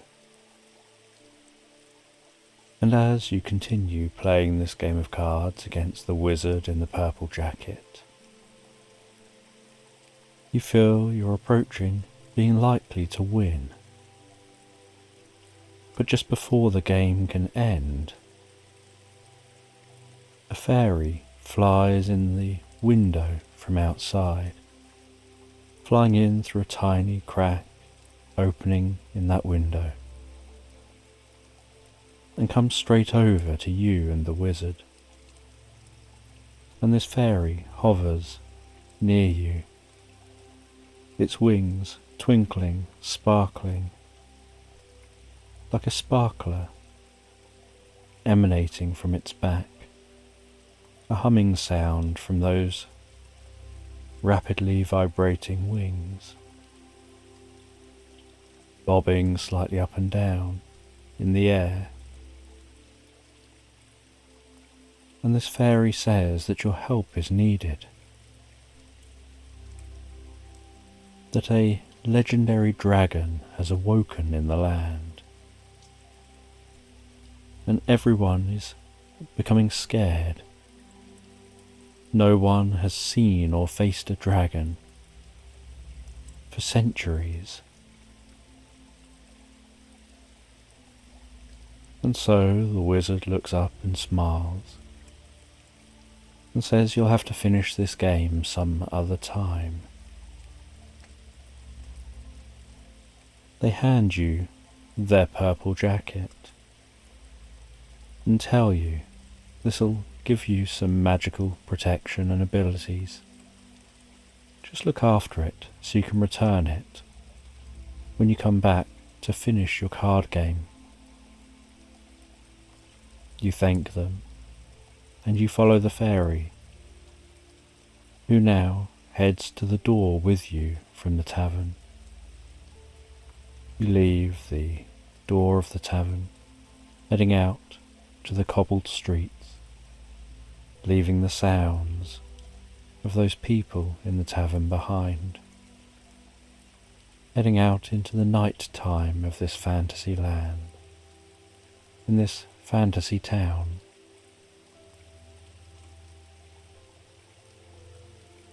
Being aware of the slightly cool air and the way you can breathe that air in and out and feel it passing through your nostrils. And the fairy is still rapidly talking to you, telling you where you need to go, the directions you must take. And she hands you a map which starts off small as she's handing it to you and becomes larger when you take it. And then she flies off, leaving you alone with that map. And you see that on the map is a route plotted already, heading from this town, following the main road out of town, which heads around and along the edge of a river, through countryside, past the fields, into the woodland. And you know it's important that you make good stride on your journey. And so you set off straight away, walking away from the town, seeing the lights of that town behind you, leaving the sounds of the town behind you, just hearing the occasional night sound of birds and crickets, the glow of the moon in the sky, the way the illuminated clouds gently drift through the sky, occasionally passing over the moon.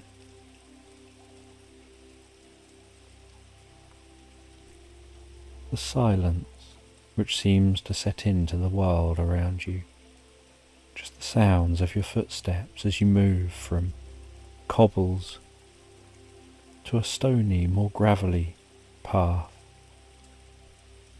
And then from there, the further you get from the town, you find you're walking on a path made of more compacted mud. And you continue along this path through the countryside. And with night time continuing on, the moon continuing passing across the sky, you can smell the scent of lavender fields, the scent of other flowers as you go.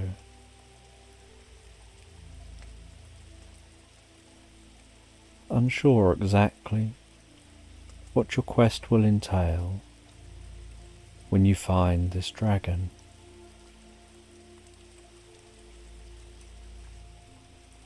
But you obviously are trusted to just know what to do. And so you continue on, reaching the edge of the wood and passing into the wood where the darkness deepens. The occasional silvery shard of light breaking through the canopy overhead, dancing before you in the gentle breeze. An increase in silence and stillness, with just that faint rustling of the leaves.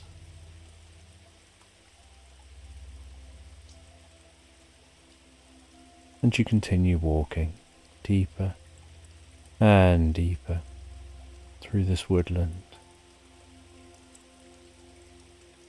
And when you feel that you've walked for quite some time,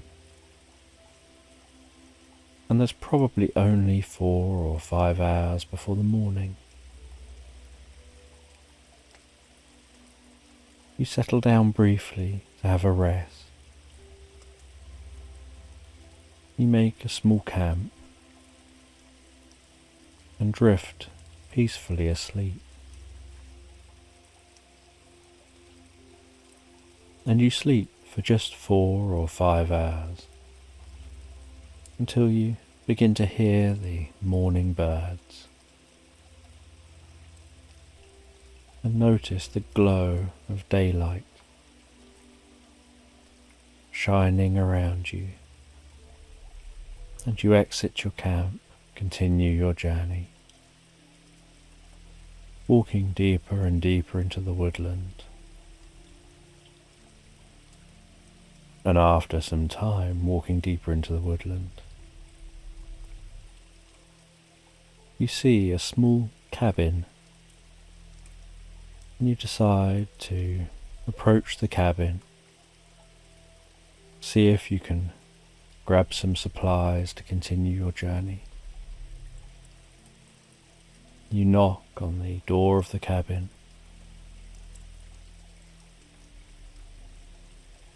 and a fox-like creature answers the door. They invite you in. They ask you if you'd like to take a seat. And you sit down and they offer you a drink. They ask you if you'd like any food. You have something to eat, something to drink. You explain your quest. You explain that you'd quite like to try and have some supplies, if they've got any, that you can take with you. And so they hand you some drink to take with you, some food they prepare to take with you. You talk with them about how you've never seen them around these parts before, and they explain that they're a multi-dimensional being. They take on many forms, and ordinarily they travel around. But they've stopped for a little while in this area. They felt that there was a reason for doing so. They never really know what the reasons are. They just suddenly get this feeling they need to stop and stay in one place for a little while. And so they do. And then when they feel it's time to move on, they move on. And so they stopped here.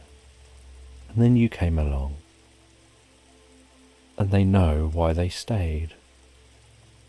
And when they stopped here, the cabin was just a derelict cabin, used long ago.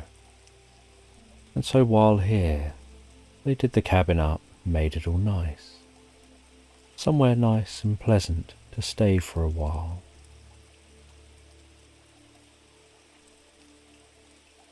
And you begin to think about moving on and where you'll go next. You've got your map, and so you look at the map and you can see the journey. And you can see how far you've come, and you see you've got so far to go. And this multi-dimensional being tells you that it can be a long journey there, but they can give you something that can make the journey back much quicker. And then they guide you through to a small room off the main area of the cabin. They dig around in a dusty box. And they take out what looks like a seal. And they break it in half. And they place half down on the floor in this old little room. And they twist it, and then slap it, and then hand you the other half. And they tell you, this is like a portable portal. If you place this down, when you're ready to return, you can put it on the ground, twist it, slap it like I did then, and it will create a connection with this half placed here, almost like a wormhole between the two spots, and a portal will open, and you can step through the portal and you'll find yourself right back here in an instant. And so you'll only have to journey back from here to your town. And so you place the seal in your bag. You place the supplies you've been given into your bag. You thank them for their kindness and help. before leaving the cabin and setting off, continuing your journey. And as you continue your journey, so you walk through the woods, before passing out the other side of the woods and finding yourself back into rolling hills and open countryside.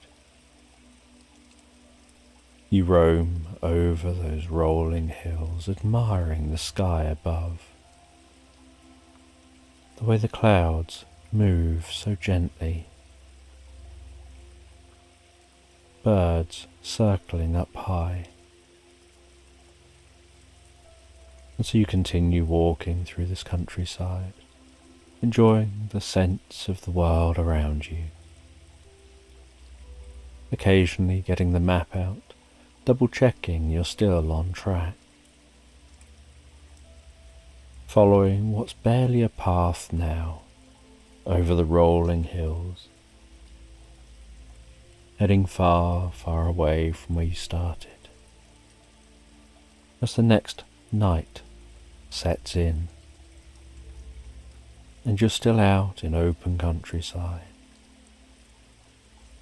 and you can notice as the light dims, fireflies hovering and darting above the flowers and grasses. You set up a camp and a small campfire, and listening to the gently crackling campfire and admiring the stars overhead, the way they twinkle and blanket the sky like a million diamonds just hanging above you. You lie back watching the sky, feeling the cool breeze, and begin to drift and float, so peacefully, so relaxed asleep. And as you drift peacefully asleep, begin to hear the sound of a drum being beat, and as that beating drum continues, you start to see something in your mind's eye, a world forming around you, as if you're lying down in tall grass and hearing the beating drums get louder. You sit up in the tall grass and look around you and find that you're in the middle of the ruins of what seems like a sanctuary, some ancient place, and sitting on an ancient rock in the middle of this space, surrounded by flowing water,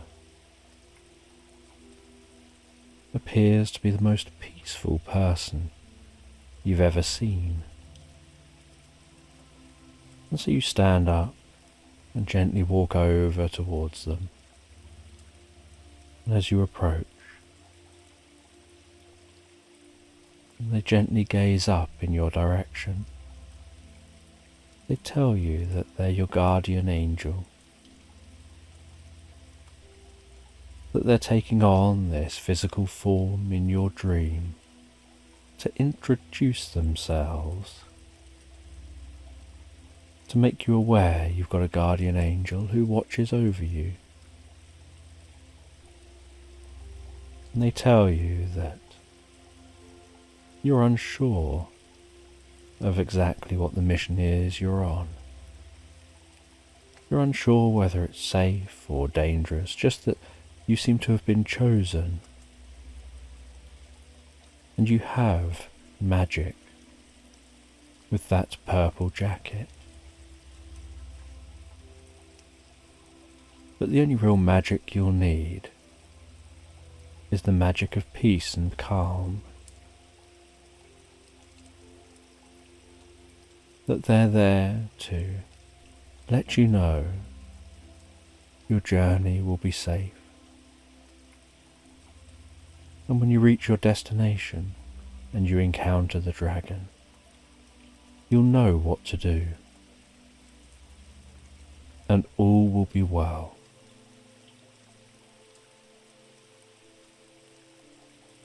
And they ask you to follow them, and so you follow them, walking alongside the flowing water.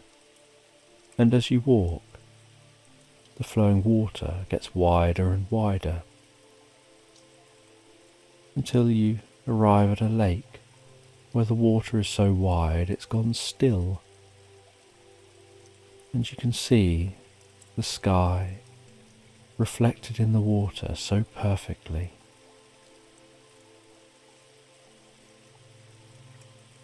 And then they tell you to come to the edge of the water. You walk to the edge. They tell you to take one step towards the water, and they have an arm around you gently, and they take a step with you, and you feel like they're pushing you as if to fall in the water. But as you both step forward, you rotate. You pass through the water without getting wet, while taking one step, and find yourself stood with the surface of the water behind your back, as if it's an upright mirror.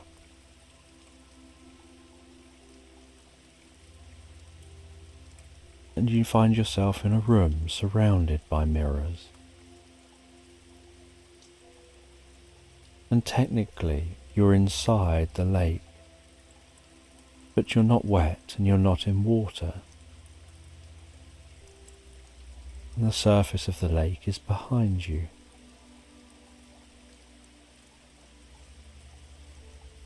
And they say that this is a mirror room. As you look around at the mirrors, seeing your image reflected in all the mirrors, they tell you this room is a place where it's hard to escape yourself. It's the kind of room where you can come to find yourself, where you're confronted with yourself until you understand your true self and what's within.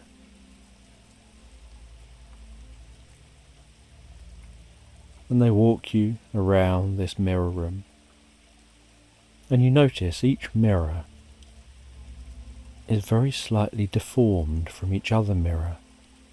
Some mirrors slightly more concave, some mirrors slightly more convex, some mirrors warped in slightly different patterns. Each mirror presenting a slightly different version of you back to you. And yet you know it's you in each reflection. And they walk you around this mirror room.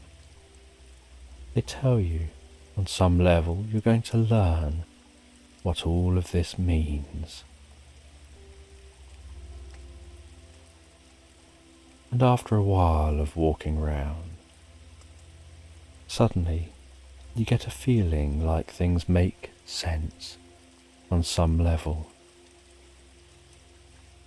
And with that feeling, they walk you back to where you started. And with a little bit of a push, they guide you back through the mirror. And you pass through the mirror, seemingly swinging round,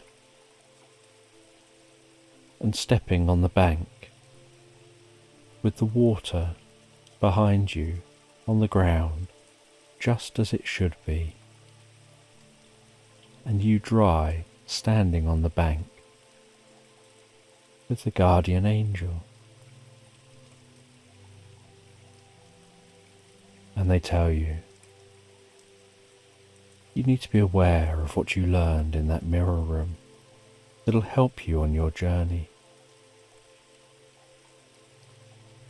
And with that, they guide you off, and you head off away from them, finding that as you walk away and the drums begin to play, so you begin to drift deeper and deeper asleep. And after a while of sleeping, you awaken to the morning, to the sounds of the morning, the warmth of the morning in this meadow, and you continue your journey, filled with a sense of peace and hope and curiosity about what you'll discover and what this dragon's like. And you continue walking with just yourself for company, enjoying your own company.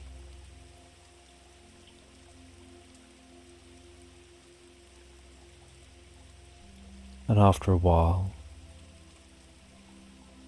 the landscape begins to change again.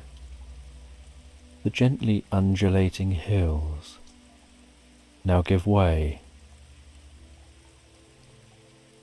to a vast valley, the sides of the hills growing steeper and steeper as you walk. And so you continue into this valley, the sounds taking on a slightly echoey sound. And you walk through the valley, looking at the map from time to time to see where you are and how far you've got to go. And you can see on the map where this valley is. And having a map helps you relax, because it means you always know where you are in relation to other areas and how far you've got to go. So even when your own senses tell you that you don't know how far you've come, how far you've got to go, or exactly where you are, you can just look at the map and feel comfortable. And so you walk through this valley, and you can see that the point you have to reach is just beyond the valley. And you pass through that valley, heading out the other side, following a gentle stream that started in the hills of the valley and headed down at this point towards the centre of the valley, and then veered off away from the valley. And so you follow that stream, the trickling sound of the water,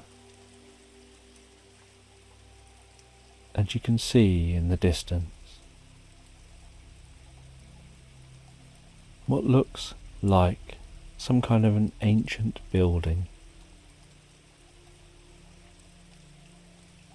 And as you eventually approach that ancient building, you find that it looks like a pyramid that had perhaps stood there for thousands of years, partially collapsed, worn and weathered. And you see an entrance into the pyramid. You head into that entrance,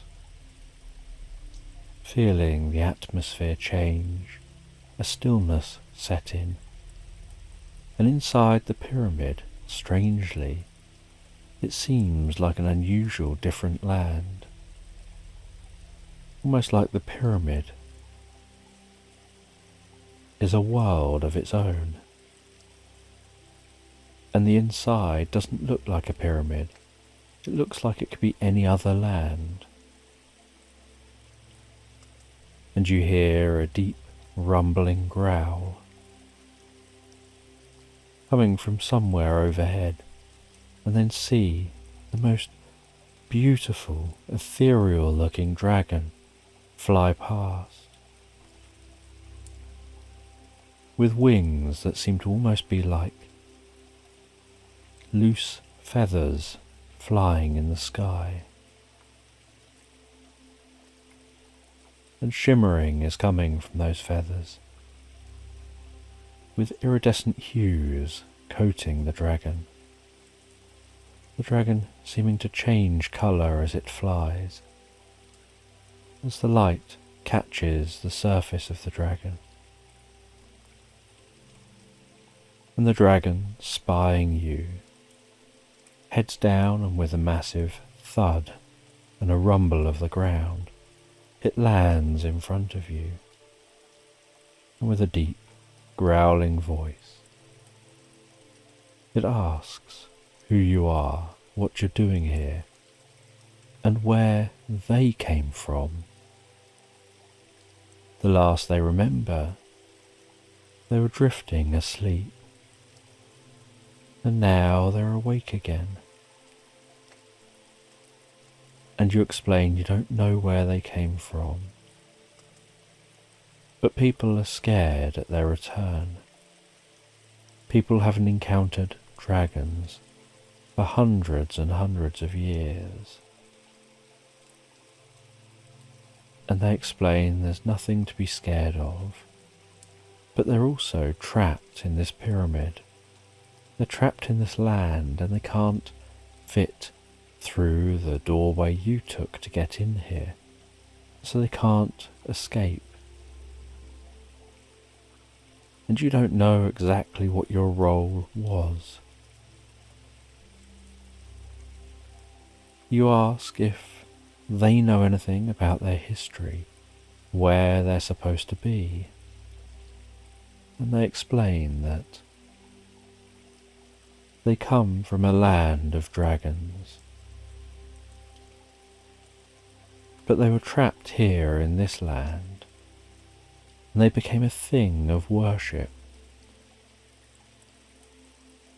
And then they were put to sleep, the idea being that once it was figured out how to return them, they would be awoken so that they could be sent back to their own land. They're now awoken, and no one is here to return them to their own time, to their own place. And you say you're wearing a wizard's jacket, and perhaps you can perform some kind of magic, and you learn a bit more about them. And you're curious, because if they were supposed to sleep until they could be returned, perhaps the fact that no one's here to return them is because you have arrived here, and maybe you can return them.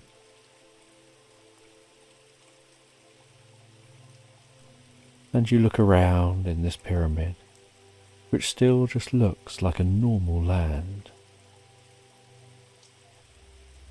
except that they definitely feel trapped in this exact location. And you see a potter's wheel that's rickety and weathered and old. And you have this feeling like perhaps you're supposed to use that.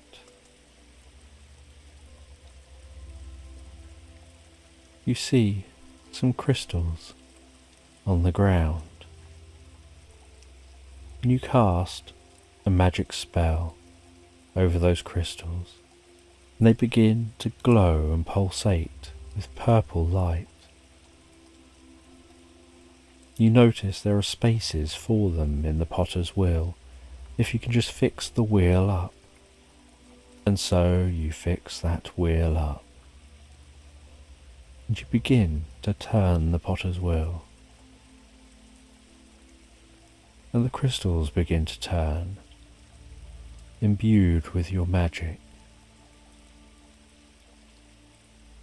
And a glow begins to emanate and pulse and become stronger.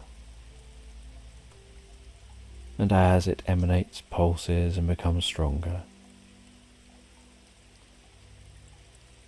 so it seems to be filling this space, the purple light expanding, growing. The crystals almost singing a lullaby as they spin. And as they spin faster and faster,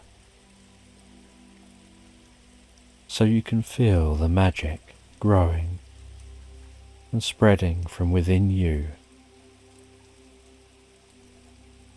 You start to make sense on a more conscious level of your time in that mirror room, how there were multiple versions of you and you knew each one was you. And with this, you notice that this purple light seems to have some form of ability to show up the inside of the pyramid. And on each panel of the pyramid seems to be a different image of the dragon. As the dragon flies around, its image reflected in all the mirrors. And just like in that mirror room, each image is slightly different. And you realize they need to just fly through the correct one. That these mirrors can be passed through. Each one is like a different universe. And they instinctively recognize which one to pass through, in the same way that you were helped in that mirror room to pass into the room and back from the room via one very specific mirror. And the dragon flies towards one of the mirrors as you continue spinning that potter's wheel faster and faster. And you watch as the dragon passes through a mirror, and just as it's passed fully through, the mirrors shatter. The potter's wheel stops generating purple light. The crystals suddenly splinter, and silence sets into the pyramid, and a darkness sets in. And it's almost like the inside of the pyramid. It's like the inside of a pyramid, long forgotten. As if it had come alive just while the dragon was here. And now it's as it would be for an unoccupied pyramid that hasn't been occupied for hundreds, if not thousands of years. And you leave the pyramid. You think about your journey home. You take out that seal from your bag, place it on the floor, twist it, slap it, and an electric blue portal opens up before you, like an orb in space. You step through that portal, and you find yourself in that room, in that cabin. And you walk out of the room and notice the cabin is derelict. It looks like no one's lived there for years. The portal closes behind you. You walk through the derelict cabin. You begin finding your journey home from that cabin, curious why it's derelict, when someone was there not that long ago. And as you walk back towards the village, back towards the town you came from, you encounter that fairy, and you've still got the map, and you hand them back the map, and they greet you and clearly know you and recognize you, and they thank you for what you've achieved, and you say that you've had a few strange experiences. You explain about the cabin that looked occupied and now looks derelict. And they tell you you met who you needed to meet, and the world around you was created for you as you needed to see it,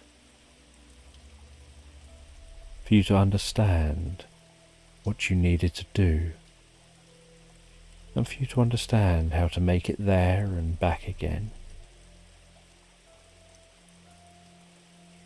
And for now, you can let go of the experience. You freed the dragon, sent it back to its own land.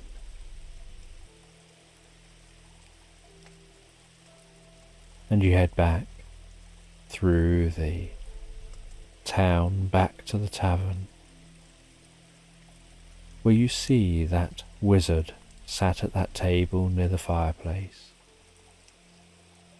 They greet you and ask for their jackets back. You return their jacket. They ask you to continue playing the game, and so you continue playing the card game, and they get you a drink. And you enjoy that card game for a while. Sometimes you winning, sometimes they win. And then at the end of the night, when it's very, very late, they bid you good night. You head back home, and you look forward to settling down in bed, and you're greeted at home by your cat, who weaves their way around your legs. And they come to bed with you. They relax on the end of the bed as you settle down and drift so peacefully, so comfortably asleep into slumberland, thinking about the journey you've just been on and what it could all mean, drifting and floating so peacefully, so relaxed, asleep.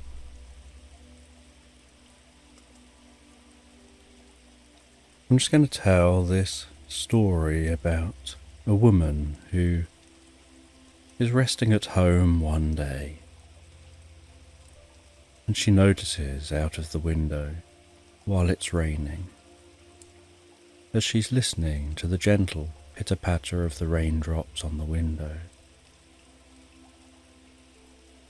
that the sky has an unusual hue to it. There are areas of sunlight and areas of cloud, and while gazing out of the window, admiring the curious atmosphere, admiring the textures of the clouds, and the contrast between the dark sky and the sunlight, she notices the most incredible, vivid rainbow forming in the sky. And she watches for a while, and realizes the rainbow doesn't seem to be fading. Minutes turn into hours, and that rainbow still seems to just be hanging there in the sky. And so she gets wrapped up and dressed up, ready to go out in the rain. She heads out into the rain, raising the hood on her raincoat. The sound of that rain reverberating around her ears as it strikes the coat and the hood of the coat. The sensation of each raindrop hitting the coat.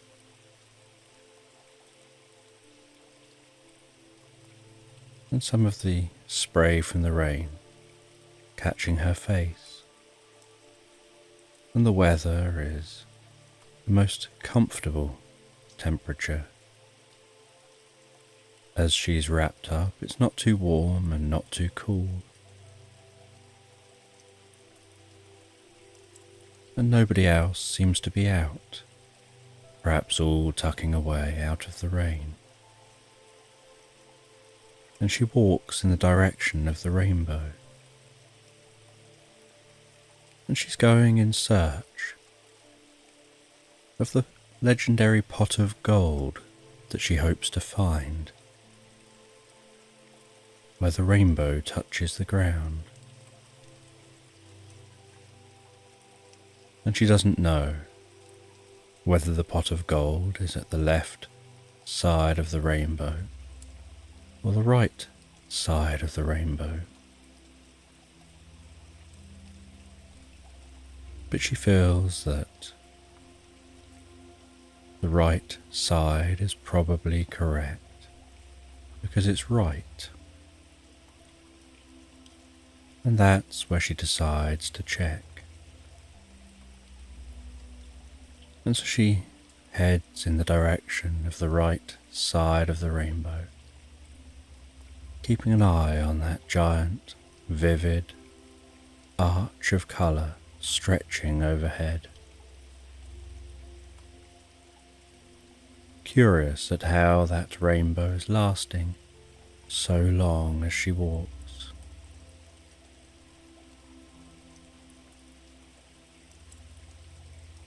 And as the rain continues, and the sun shines through the rain, casting that ethereal rainbow in the sky, she continues journeying towards where the right side of the rainbow touches the ground. And she heads through a town, heads out into countryside, and she can see that rainbow still way off in the distance. She continues following that rainbow, curious how it's staying where it is, heading deeper and deeper into countryside, noticing how the countryside seems to strangely be shifting and changing as she walks, as if reality is shifting and changing.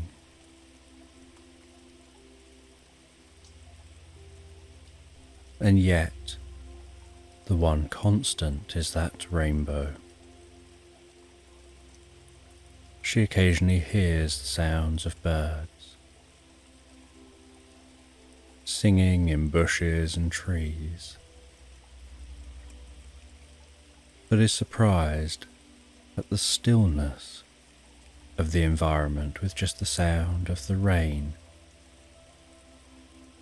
only occasionally being punctuated by other sounds.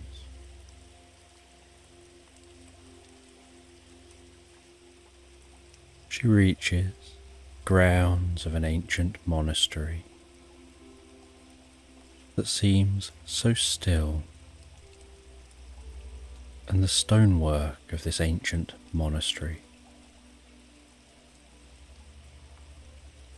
casts the most incredible contrast to the nature, the greens of the grasses and the trees around. She cuts through that monastery, curious what it was like in the past long before it became ruins. She heads out the other side of the monastery, continuing to head towards that rainbow, which has now hung in the sky for many hours. It's almost as if time is caught in a loop, not proceeding forward, but still playing, like just a loop of rain in a moment.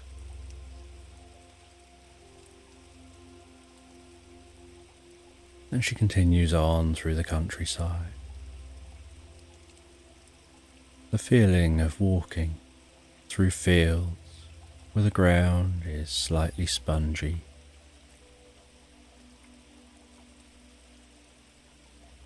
the smell of the air in the countryside, cleaned by the rain, a certain freshness to that air.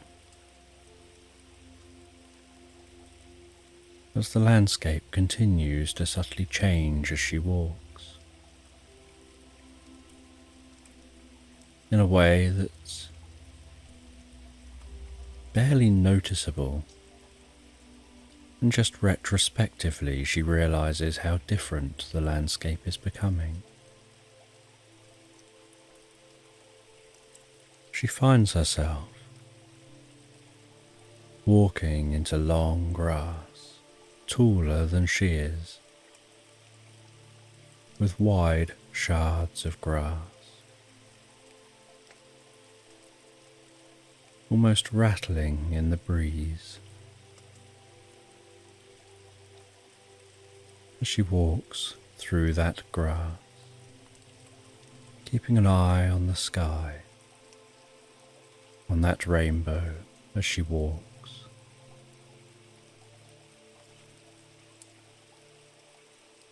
And she notices the rainbow getting wider and wider,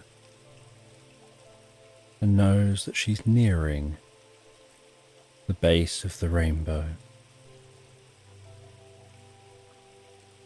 And she hopes that she'll find the gold that she seeks.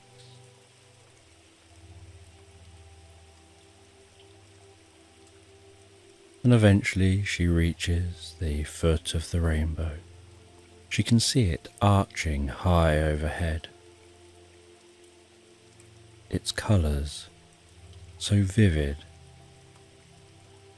against the darkness of the rain clouds.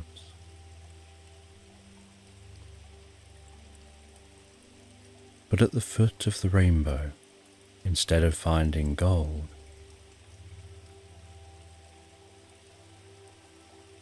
she notices that there's what looks almost like a blue portal with a slight whirring sound, as if this rainbow is beaming out of that portal. She wonders whether there is the same at the other side of the rainbow.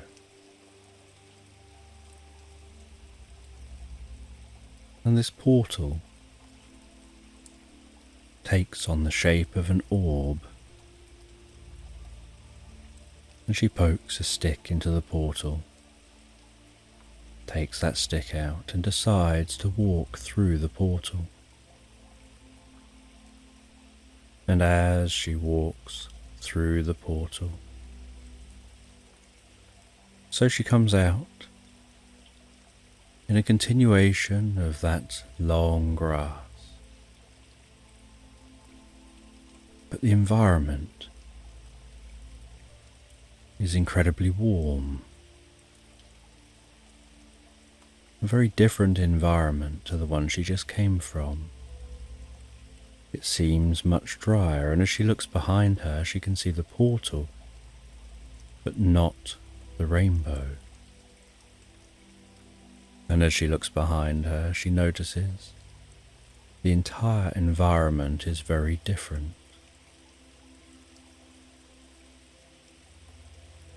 And she continues walking through this long grass, curious where she is. And as she walks through this long grass, so she starts to hear the faint, distant sound of flowing water. And she heads towards that sound of flowing water. And as she nears the sound, so it becomes louder and louder, and she can begin to smell the scent of the fresh water flowing.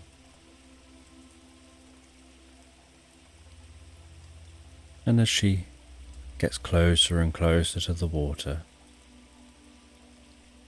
so the grass thins out, and she finds herself on the bank of a wide river. And she carefully follows that wide river, curious where it'll take her. And along the riverbank, she sees a very unusual sight.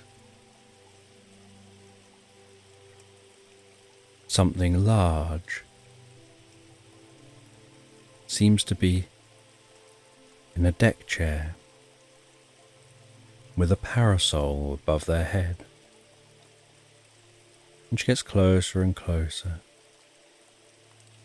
and realizes that it's a manatee, seemingly resting on its back, enjoying the weather, shielding itself from the sun with the parasol. And as she approaches, she slows down and engages in conversation with this manatee. And while talking with the manatee, she can hear the water trickling alongside, the sound of the rustling grass, the sight of the occasional butterfly flitting in and out of that grass.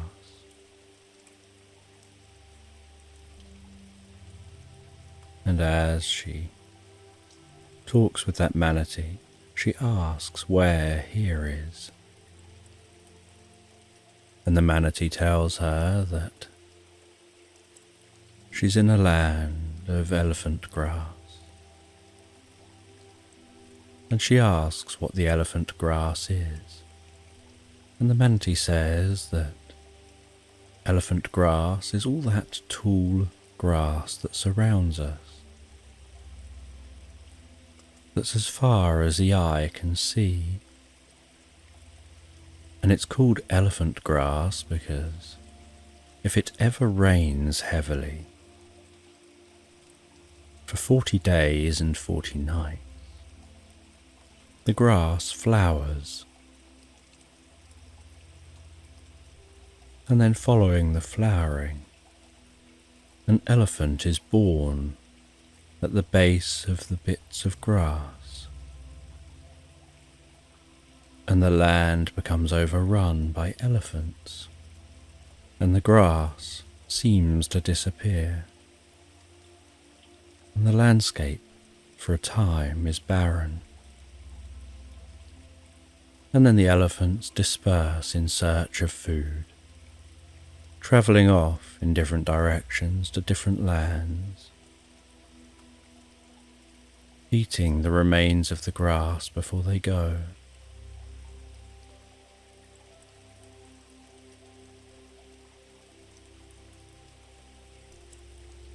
And this manatee explains that sometimes it's been known to go wrong. That a strange kind of rain happens, and something very different occurs. That there was one year where it was raining incredibly heavy, but it was also very windy.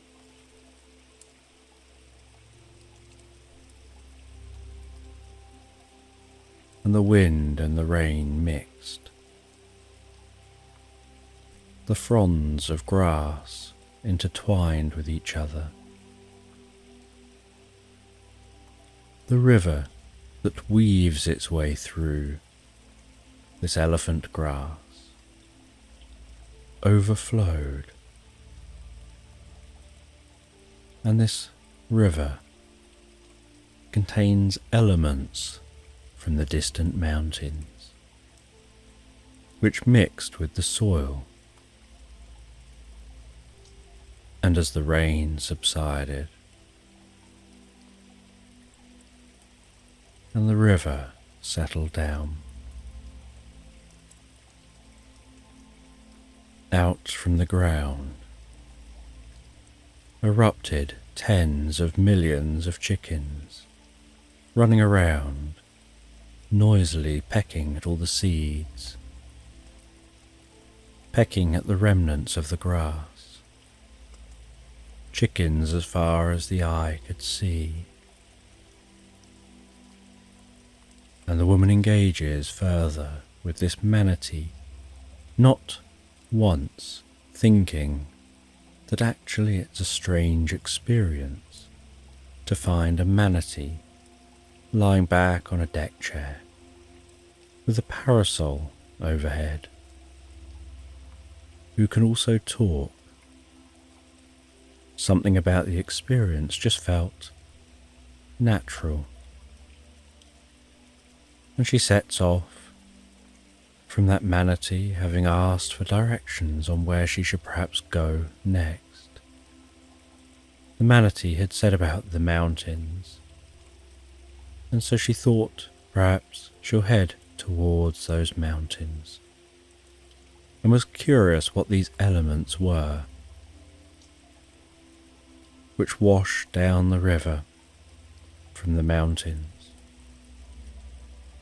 And so she follows the river up towards those mountains.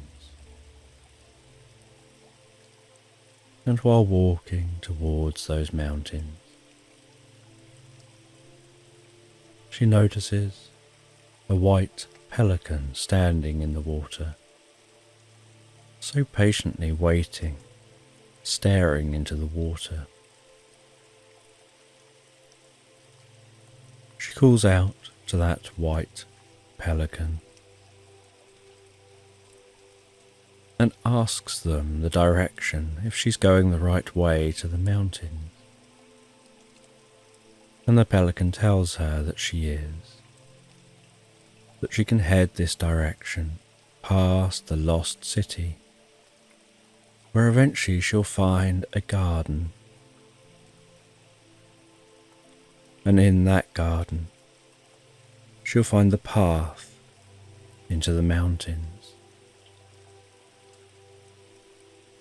And she leaves that pelican, continues following this river,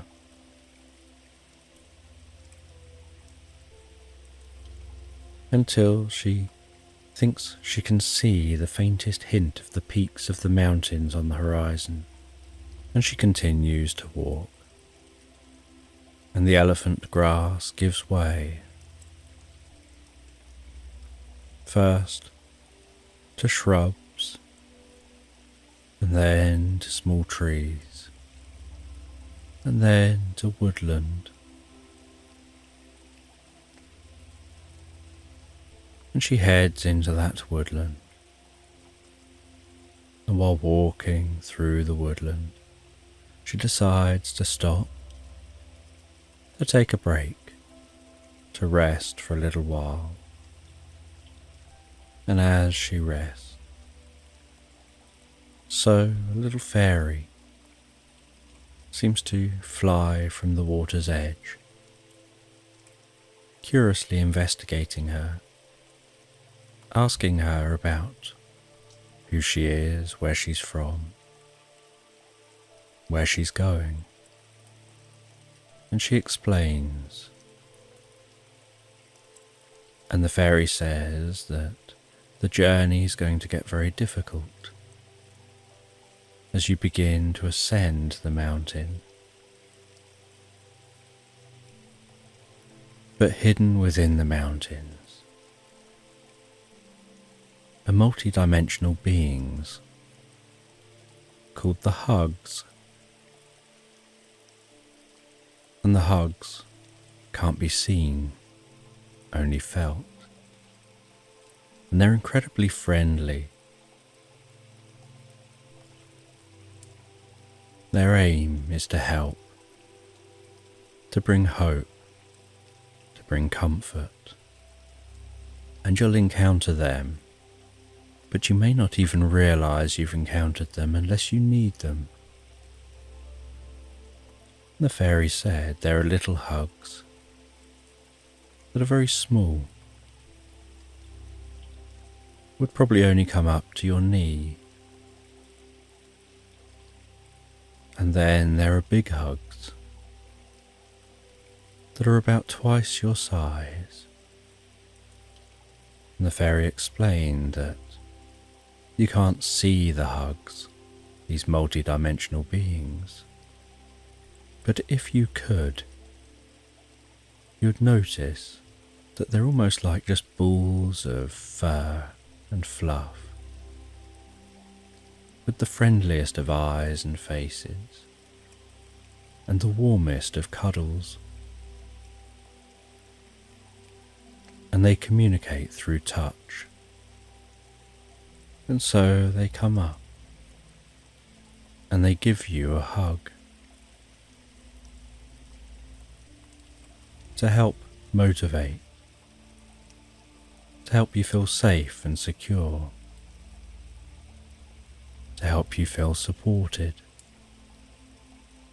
to help you better continue your journey. And whenever you need a hug, they will be there. Sometimes you might need a little hug. Other times you might need a big hug, but they'll be there when you need them. And then the fairy flits off and seems to rest down on a lily pad in the middle of the river, before jumping in the air, landing in the middle of that lily pad and seeming to disappear. And the woman rests for a little while before continuing on her journey. And she encounters the lost city, so she knows she's heading in the right direction.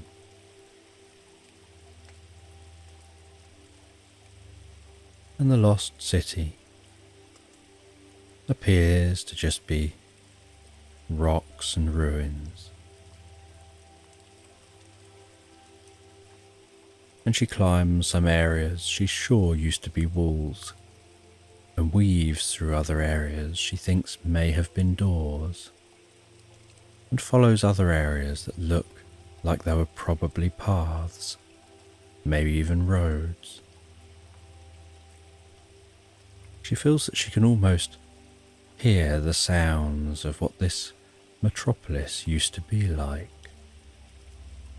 The chinking of blacksmiths working with metal, the clopping of horses, the murmur of people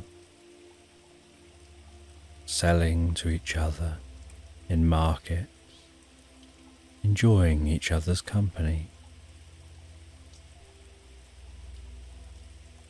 The vibrant nature of this place, when it once existed and having a curiosity about how it all came to an end with time. Maybe the people from here just gradually moved on and went their own separate ways, as she now continues on her separate way through this lost city, back into the woodland, hearing the rustling of the leaves overhead as the wind blows a breeze, pushing past branches, feeling the bark of the trunks of trees as she weaves around them.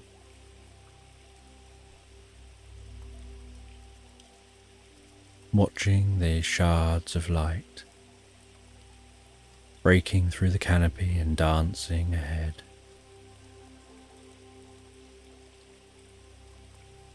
In the dust of the woodland, glittering, sparkling, almost twinkling like fairy dust.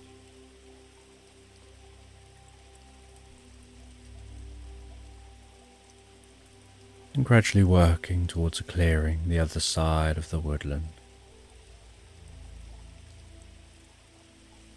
where she finds an unusual sight, a traditional well-kept garden, seemingly at the base of the mountains.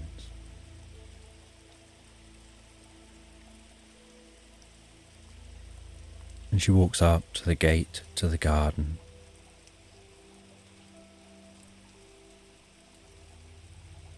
Peers over the gate to see who may or may not be in this garden, trying to work out who this garden belongs to.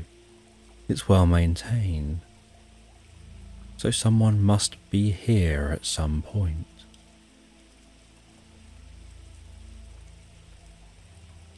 And then carefully unbolting the gate, walking through the gate, with a creak and a click, closing the gate behind her, smelling the most beautiful scent of the flowers, feeling the warmth of the sun on her face, and then seeing the most friendly looking cat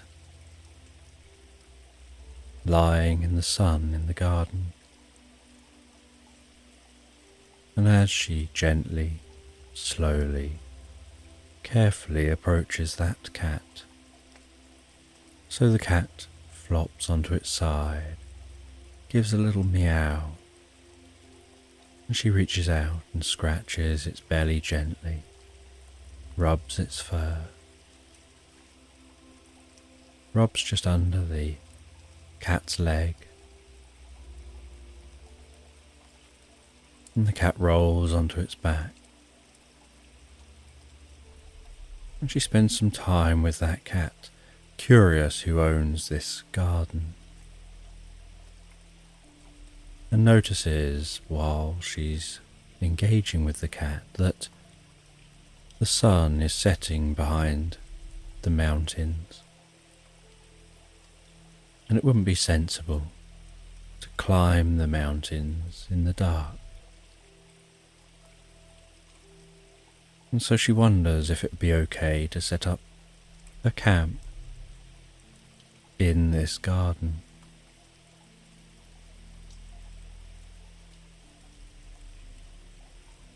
And so she makes a makeshift camp in the garden from bits she's acquired on her journey. The cat comes and sits down near her, and as the garden begins to darken, as that sun continues to set, she notices fireflies flying around in the garden, most beautiful dots of light flitting from place to place, sometimes hovering in a location. And then she notices in the darkness somebody approaching holding a light. And as they carry that light, its flame gently flickering so calmly and beautifully, she's curious who this is. And they're a short, elven creature with smooth skin, gently pointed ears, the softest hair, and the kindest eyes. And they engage with the woman about how she's found this garden. She's met their cat. She's obviously demonstrated she's kind and friendly. And so in the morning, they'll show her the route up the mountain, because it isn't what she would expect.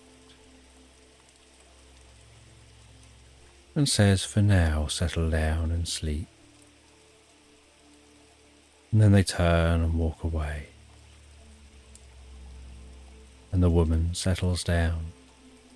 She watches the night's sky, the stars in the sky, the colours of the sky, and drifts peacefully asleep.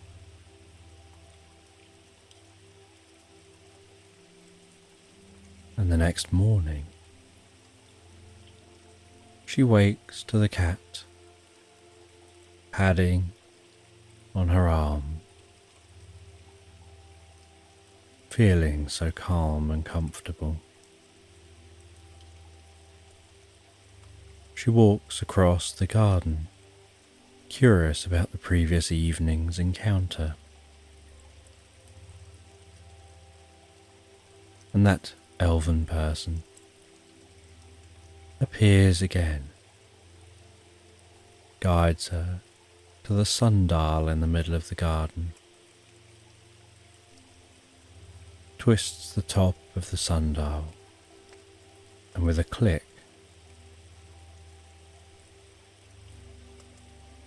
they then tilt the sundial, revealing some steps, and they say, descend those steps, and it'll take you to the path to ascend this mountain.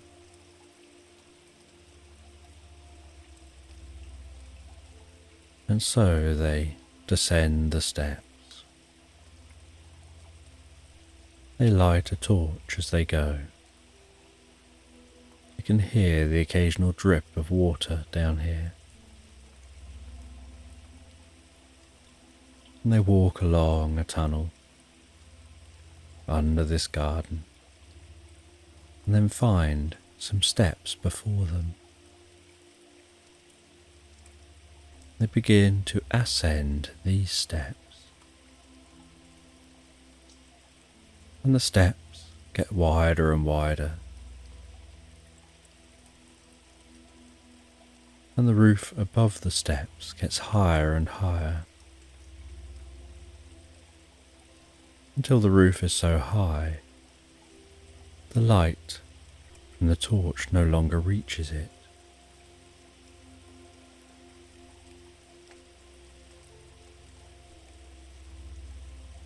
And they ascend, and they ascend, and they ascend, encountering glowing moss, streams of glowing fibres around the walls, helping to light this space.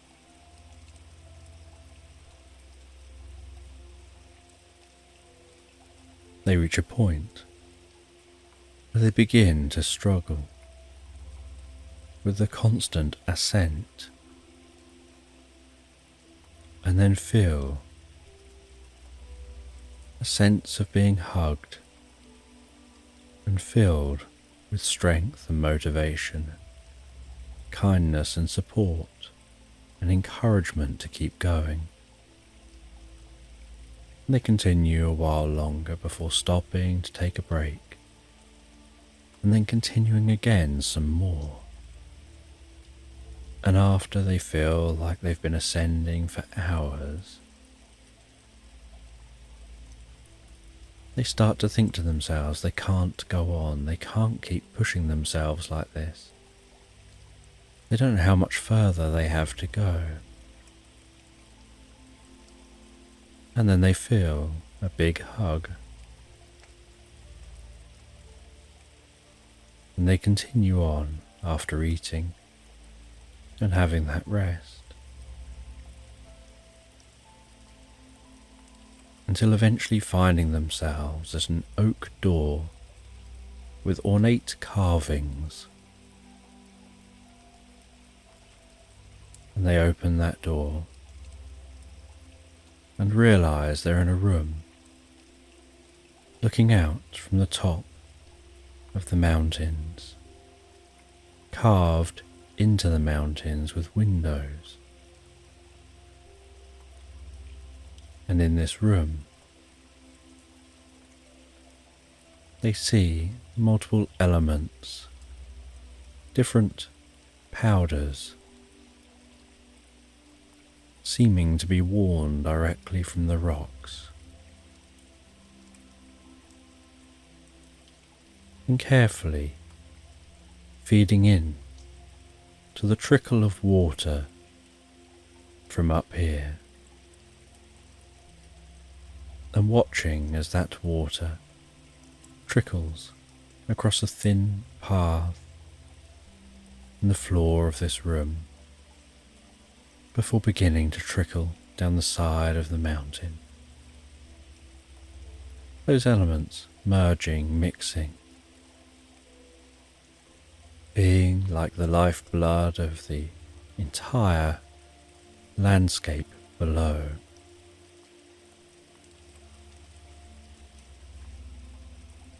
And from here they can hear the blustery wind outside. They can see way off into the distance, way off back to where they started.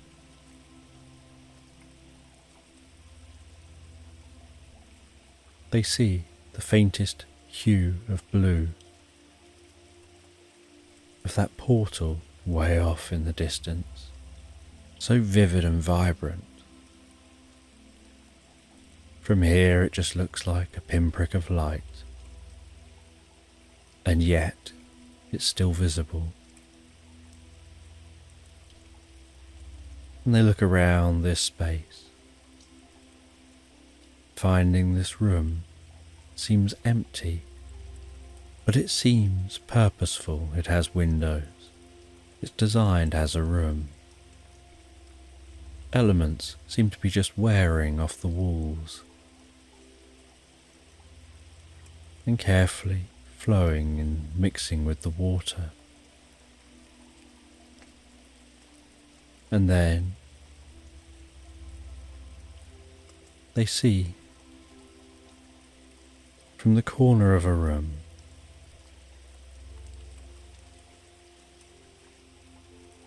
a small owl hopping along the ground and then walking towards them, greeting them, introducing themselves,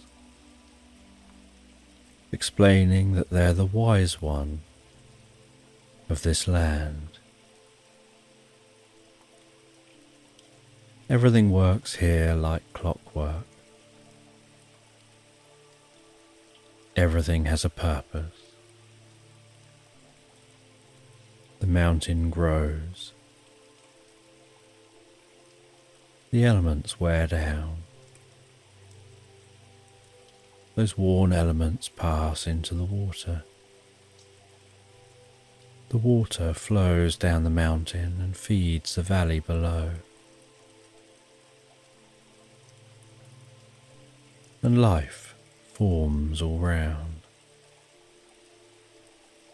And as that water evaporates in the distance, the wind blows the water towards the mountains again, where it rains down on the growing mountains, evaporates more of the elements, and the cycle continues. And as the wise one, they're responsible for making sure that this continues day after day, with no break in the cycle. There's some variation in the cycle. Sometimes some elements mix more than others. Sometimes it rains more than other times and for longer than other times. And this creates a certain level of uncertainty and change.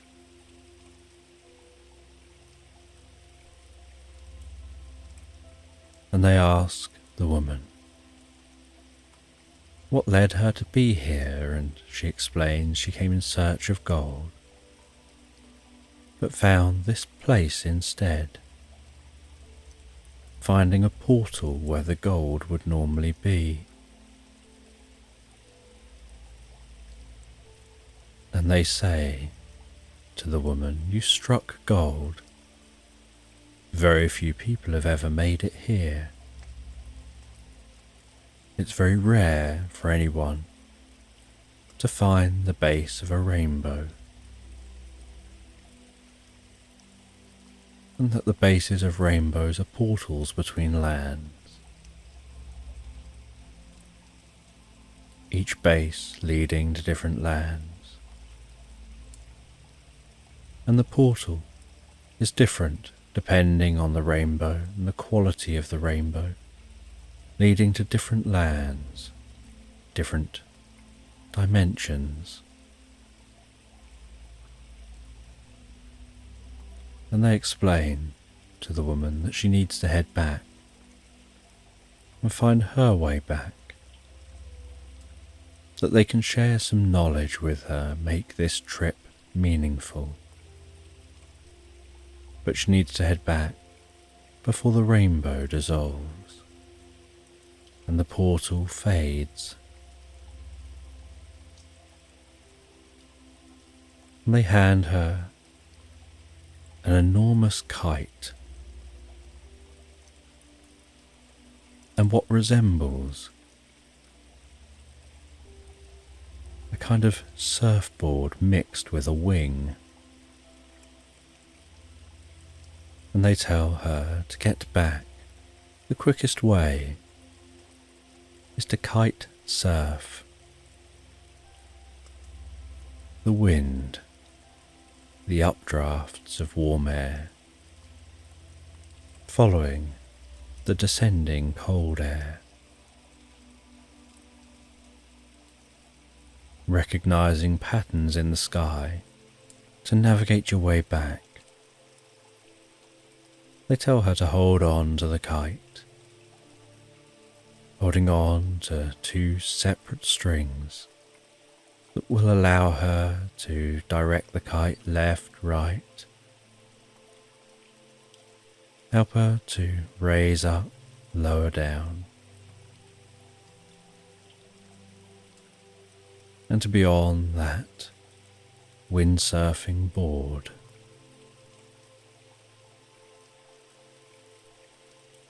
And with a sense of uncertainty, she heads out of this room onto a ledge here at the top of this mountain. She then feels a big hug giving her a hug and feels comfortable.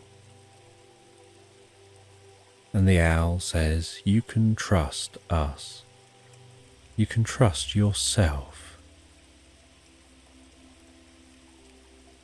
This is no storm in a teacup.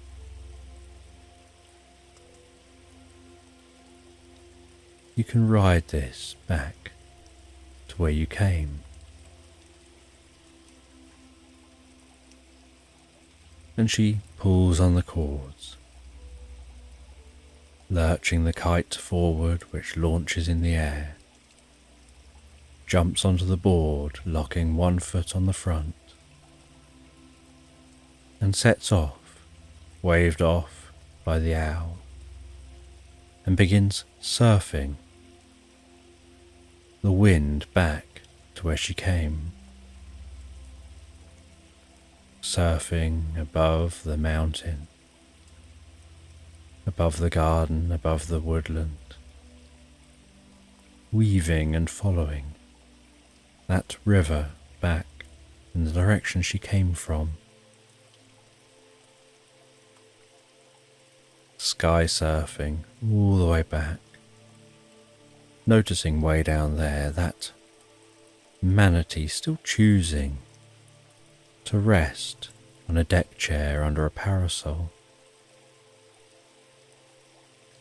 and lowering herself down and weaving, landing among the elephant grass, skidding along near to the portal that she's aiming for. And she passes through that portal, finding herself back where she started, in a more familiar land. The tall elephant grass here, fading as the portal fades, where it had bled out through the portal into the land around. Seeing behind her the rainbow fading, the portals closing, the clouds clearing, the rain stopping, as she found her way back home, and as the sun increased in temperature, now there were no clouds or rain, she took off the raincoat and carried it with her. As she walked back towards her home, and as she arrived home and went to get the key out of her pocket to open the door, she finds a tiny little carved statue of an owl, inscribed on the base, saying something to remember your journey by. She opens the door and goes in to her house. She makes herself a drink and settles down for a while, reflecting on the journey she's had. And as night falls, she heads to bed, still in her mind, running over the experience, curious how the portals form, why others haven't discovered them before, why she's never heard of them before, wondering whether she'll ever get to leave this land and maybe visit other lands in the future, knowing if there's another rainbow, she's definitely going to go searching for the end of the rainbow. And she settles down and begins to drift and float so peacefully, so comfortably asleep into slumberland. And in this bedtime story, you find yourself travelling along an English canal in a narrow boat, and your boat is travelling along very slowly,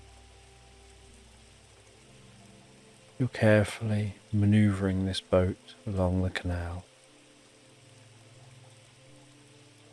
enjoying the leisurely journey through the waterways. The sun gently setting in the background, casting the most beautiful glow across the water and the landscape as you gaze out over the flat meadows and fields, pocketed with the occasional patch of woodland. That golden light, bringing a deep sense of peace and calm. The sound of the motor of the narrowboat chugging away gently as you hold the rudder, steering, making small changes to keep that boat on track. The slight sloshing sound of the wake as it reaches the bank of the canal.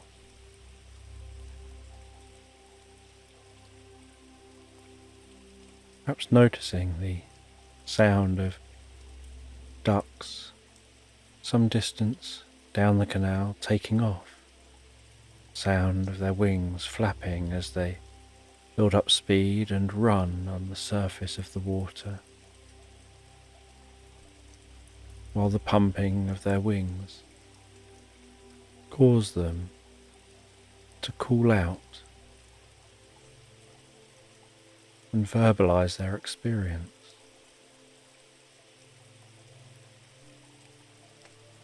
Maybe even noticing the occasional person walking a dog on the bank of the canal, perhaps seeing the excited face of the dog, its tongue hanging out, panting, its tail wagging,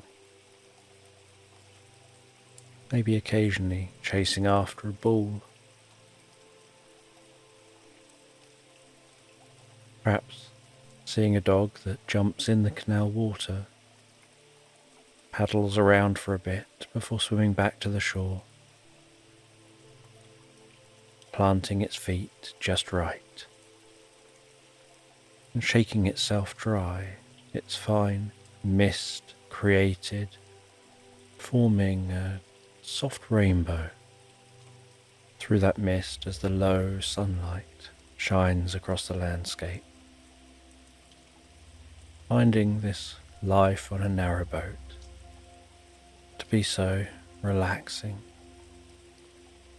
like really slowing down time, allowing your mind the time to wander and drift and dream.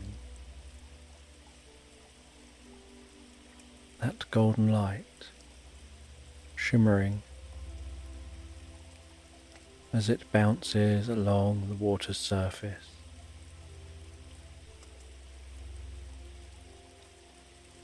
The early evening birds announcing their arrival as you continue along in search of a place to moor up for the night. And after some time, beyond the sunset, when the heavens are dappled with twinkling stars, like diamonds hanging in the night sky from ethereal threads, each one twinkling ever so slightly, dancing ever so gently, like a celestial mobile above your head. You see a place to moor up. You slow down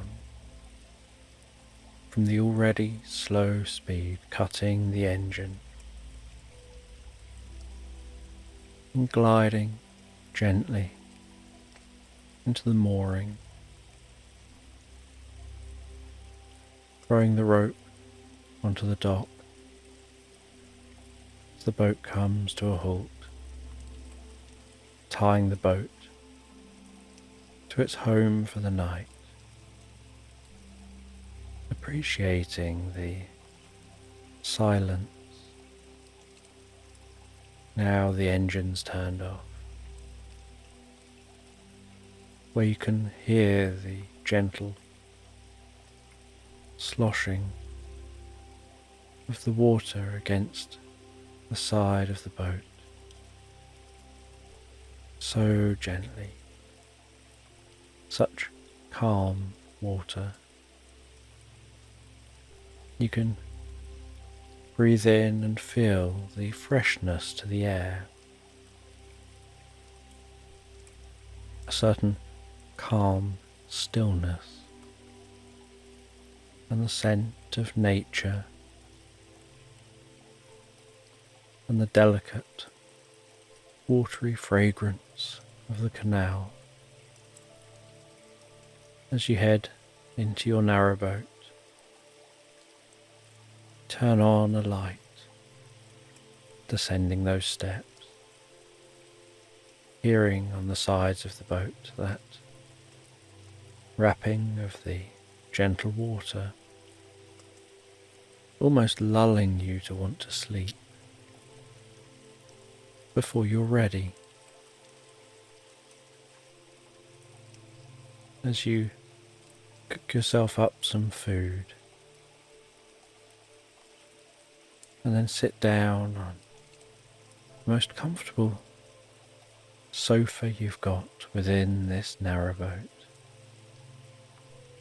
And this narrowboat has a bedroom at one end, and just above the bedroom at the front of the narrowboat is a slightly raised roof with a stained glass window, and half that window is above the bedroom itself, but it moves beyond the bedroom with the other half of the window, allowing light into the living area. And you have a kitchen area on one side. You have a bathroom and some storage on the other side.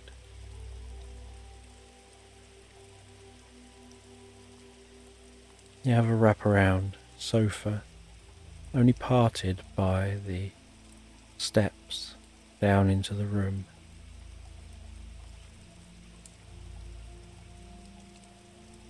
Finding this area so cozy and so snug. And although you've got some spotlights in the ceiling of your narrowboat, you use lamps you've got dotted around, which allow for softer light,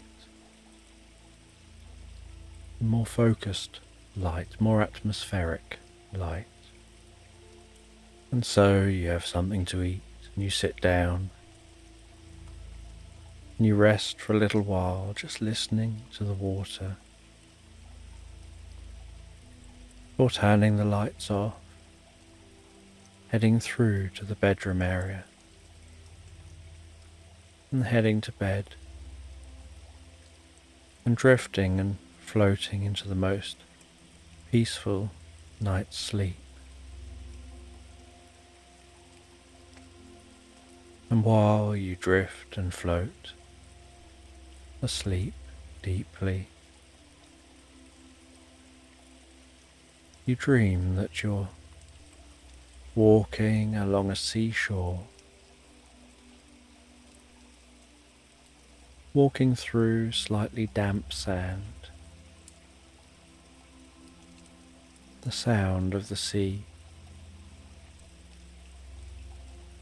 gently rolling over alongside you.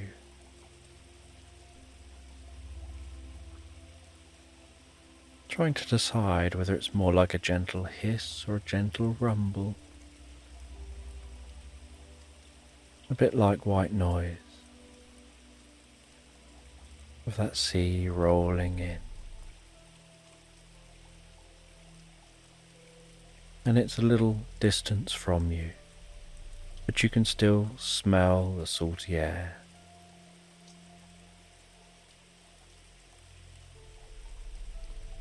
You can see as you walk barefoot across the sand, the way your feet leave their mark on that sand, the way the sand changes colour with each footstep. And you find a location where you feel the sand is just right, just the right level of dampness for you to build a sandcastle. And so you start building up that sandcastle, filling a castle-shaped bucket with sand, with a small spade, patting that sand down, the gentle thud with the spade, before tipping the castle over, giving a little shake to the bucket, tapping the top of the bucket with that spade, carefully giving a little bit more of a shake, wiggling that bucket ever so slightly, paying close attention to the information you're receiving through your fingertips, to the subtle changes and feeling from the bucket, where you notice how the sandcastle is loosening from the walls of the inside of the bucket as you carefully and gently twist and shake that bucket very, very gently, in very small motions, until the bucket feels empty, and you know underneath the bucket the sandcastle should be stood proud. And so you carefully lift the bucket up in the sandcastle to reveal the perfect castle. And then with the spade you dig a moat around the castle. You rub around that moat with the spade to neaten it up. You build up a bit of a wall from the sand from the moat around the foot of the castle. You then start to carefully dig from that moat in the direction of the sea,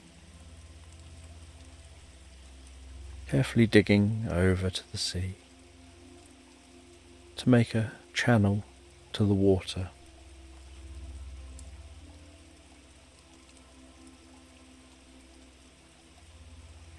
And you dig that channel close enough that as some of the waves gently roll in, and slide along the surface of the sand. They start to flow into your channel, and you watch as that water rolls gently down that channel and starts to fill up the moat. And you watch as that moat fills.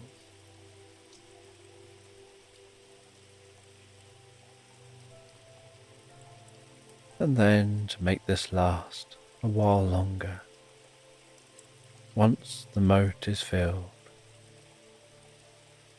you fill the channel back up.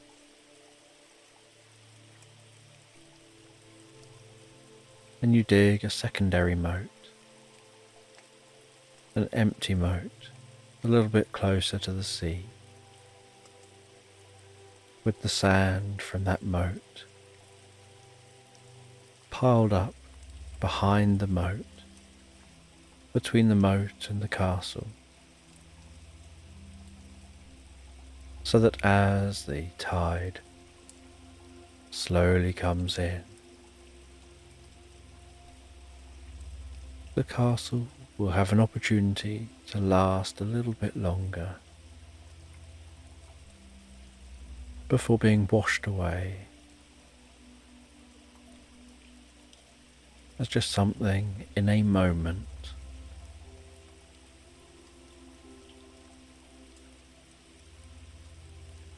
And you sit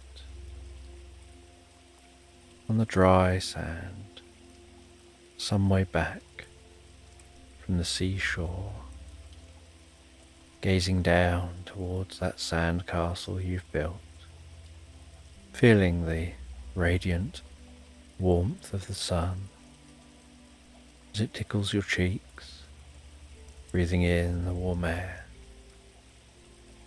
smelling the gentle scent of the salt, hearing the distant sound of the waves lapping on the shore.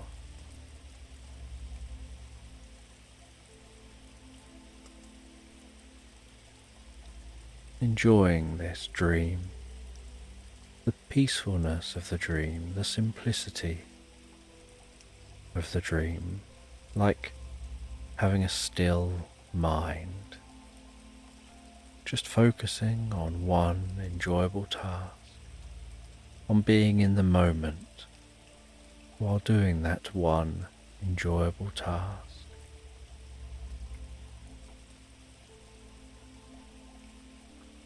And you watch as the sea gradually comes in and starts to overpower your creations and begins the process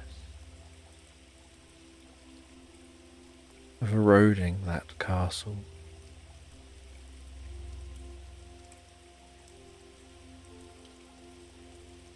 Of wearing down the physical structure, leaving behind just the memories. And while the castle wears down to just a smooth mound of sand, and gradually that smooth mound of sand softens and becomes flatter and flatter. You close your eyes on this beach, enjoying being in the moment, enjoying drifting and floating deeper, more peacefully asleep.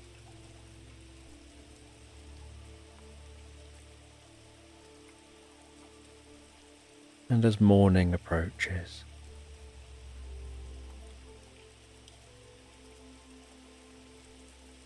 you're awoken by the soft light filtering through the stained glass window, the various colours, arousing a sense of peace and calmness within you.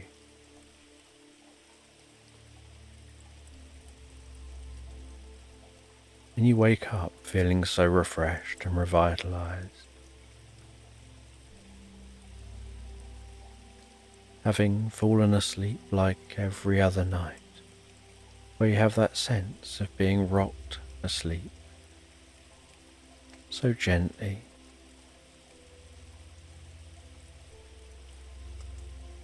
And you have yourself some breakfast before continuing your journey, unmooring, continuing to travel along the canal.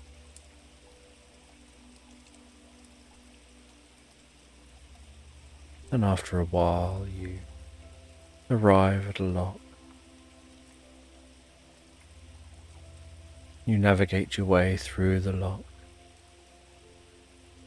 heading into the lock, closing it behind you, changing the water level, waiting patiently for that to occur before continuing on your journey and then closing the lock behind you again.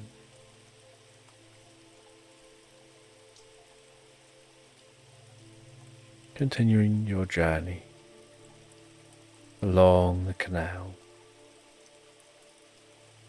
each day just being so relaxed, so peaceful, very calm and leisurely way of life. A very simple way of life.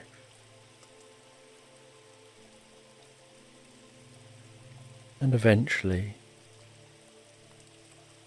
as the next evening begins to knock on your shoulders and the curtains of night begin to draw, you see a mooring by a traditional British pub. You moor up by that pub. You head into the pub. There are some locals in here and great atmosphere. Wooden beams. And the outside is wooden beams and painted white and a thatched roof.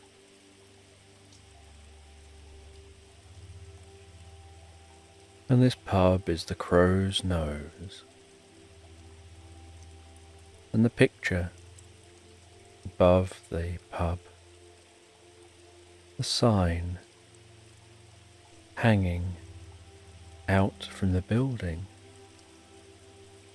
it's like a shield with a crow's beak on that shield and crow's wings coming off the side of the shield. And you head into this pub and you order a drink and some food. And you go and sit down out the back in the pub garden. And this pub has a front pub garden with some benches and people out the front, and a back pub garden with some benches and more space and fewer people out the back.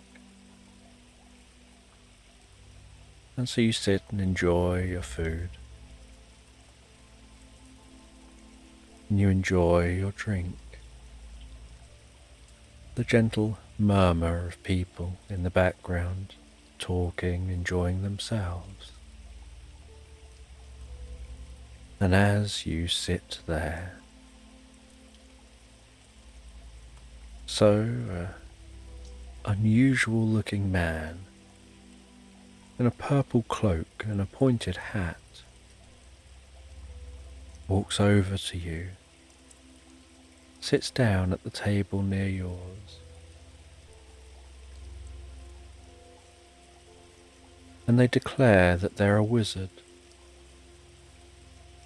And you smile, as if just to be polite, unsure really how to respond. and they pull out a coin, and they make the coin vanish in their hand. And again, you just smile politely, thinking many people know how to do a magic trick like that. But you don't say that, you just smile politely. And then this wizard tells you that they can show you something really curious.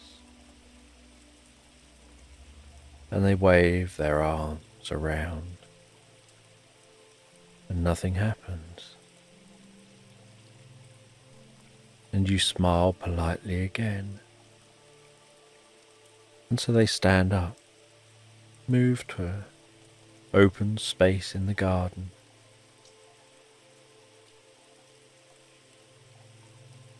They flex their arms and their fingers as if to psych themselves up.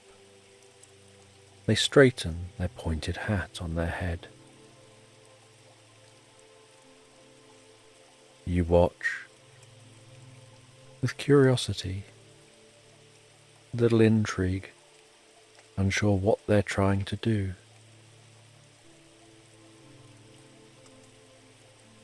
As they make large arcs in the air with their hands. Only this time there's a slight electrical buzz and hiss and a slight electric blue sparks coming from the path their hands are taking.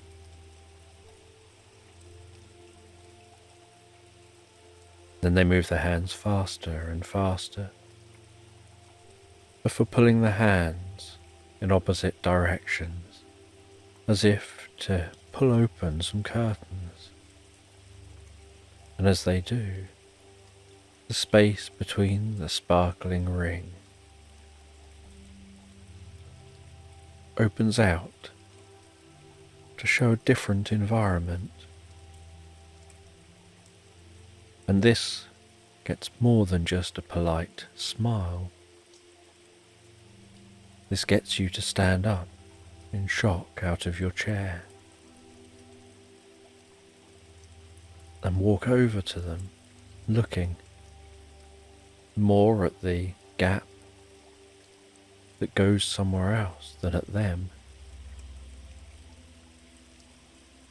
And they gesture to the gap. They say, I told you I was a wizard and I'll show you something interesting. And they take their hat off. They walk through this portal they seem to have created. They gesture back for you to join them. You look around and see there's no one else in the garden. No one else to defer your decision making to. And so you shrug your shoulders. You follow behind them and walk through this portal. You find yourself in a clearing, surrounded by woodland. And it appears like the Mad Hatter's tea party is taking place from Alice in Wonderland. And you watch on with curiosity as these characters have afternoon tea in this strange clearing in this woodland. And the wizard, not even acknowledging the tea party, walks to a tree, opens a door in the tree, and gestures and tells you to come on. And so you follow them, looking back at the tea party.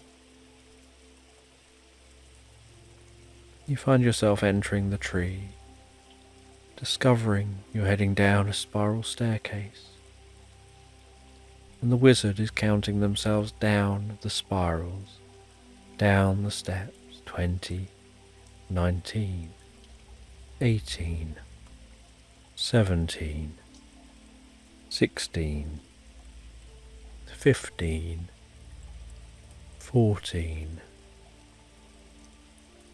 13, 12, 11, 10, 9, 8, 7, 6, 5, 4, 3, 2, 1. And you hear them stepping off the bottom step. As you, a few steps behind them, follow on. You hear them opening a large metal door. They walk through the door and you arrive at the door and walk through following them. And find yourself in a large dungeon under the tree. And you walk through this dungeon, each footstep echoing off the walls. And you head all the way to the far side of the dungeon, where the wizard taps on a few specific points that you would never remember. And with this, the back wall of the dungeon falls away to reveal what looks like the inside of a stone building with a staircase rising up. And you follow this wizard up this staircase. And after quite a climb, you notice hanging down at this point is a pendulum of a clock, and you continue to ascend. And near the top, you can hear the loud ticking of the clock, and eventually you arrive at a room at the top and find that you're surrounded by the inside of clock faces, looking at the reverse image of each of those clock faces and the hands on the faces, surrounded by the mechanisms, all the cogs of the clocks, all attached to the pendulum to keep time. And the wizard tells you that they're actually an advanced being, but advanced technology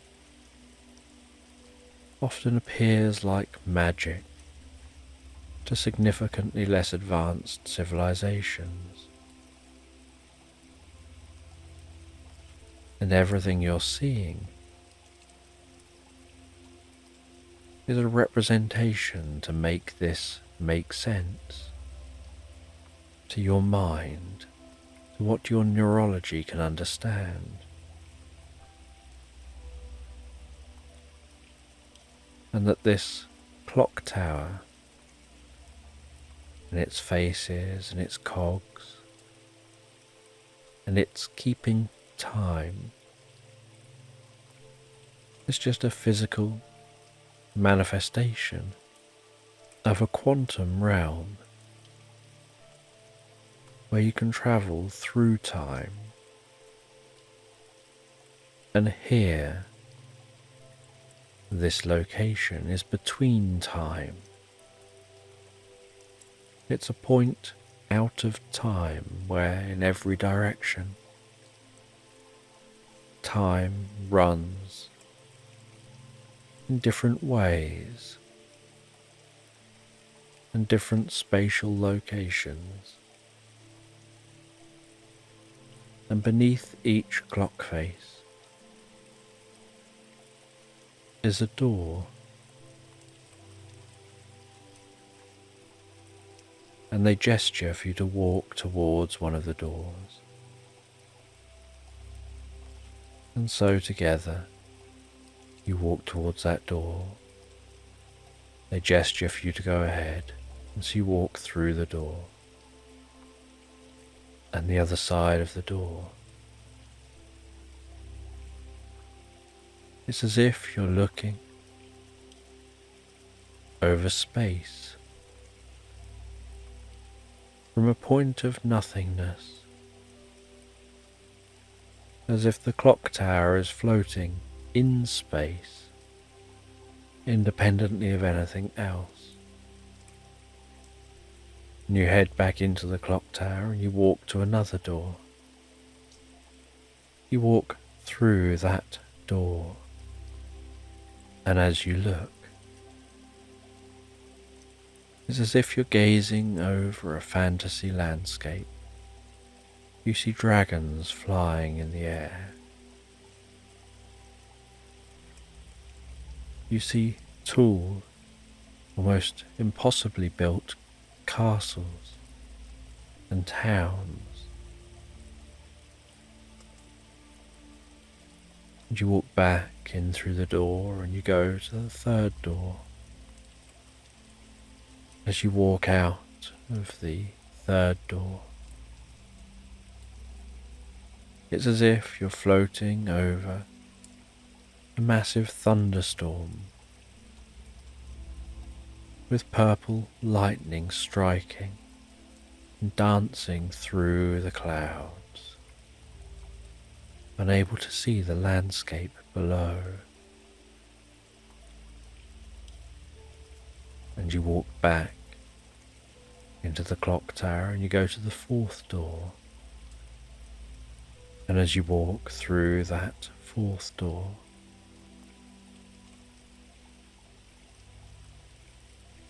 you seem to be on the strangest looking planet, with pink clouds, golden landscape, and strange sounds of animals. And you head back into the clock tower. You go back to that first door. You walk back through the first door. Only what you see this time is the sight of a steam train hurtling through an unusual landscape. And the wizard says that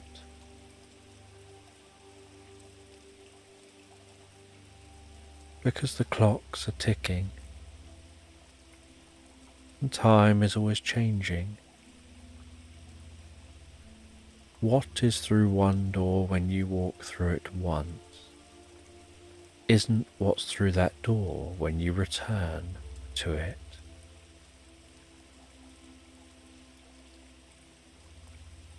It's forever changing.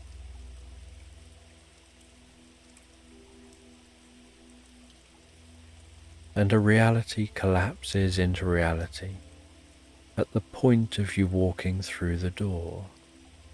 But once you leave that reality, it's as if that reality now passes.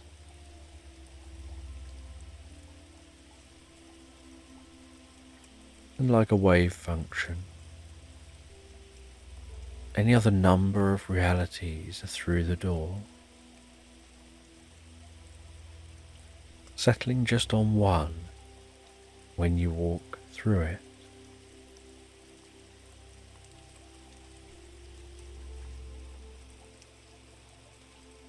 And then in the centre of this clock tower,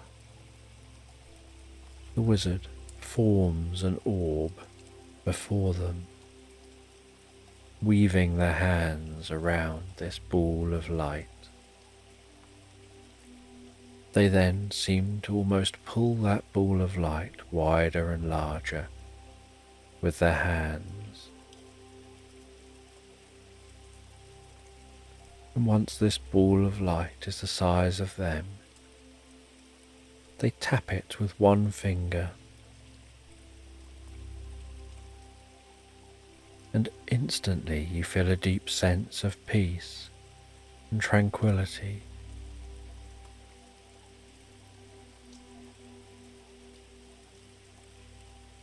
And they explain that that ball is a quantum flux of all realities, past, present and future. And their civilization has reached a point of being able to create these quantum flux balls like this that allow them to connect with time, to alter time, to move through space and time, as if there is no time passing.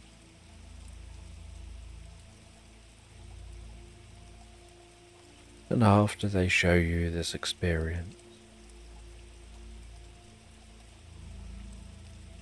you decide that it's time to return back to that pub garden. And you take the slow way back, descending the steps, heading through the dungeon, finding your way all the way back and out the portal as they follow you.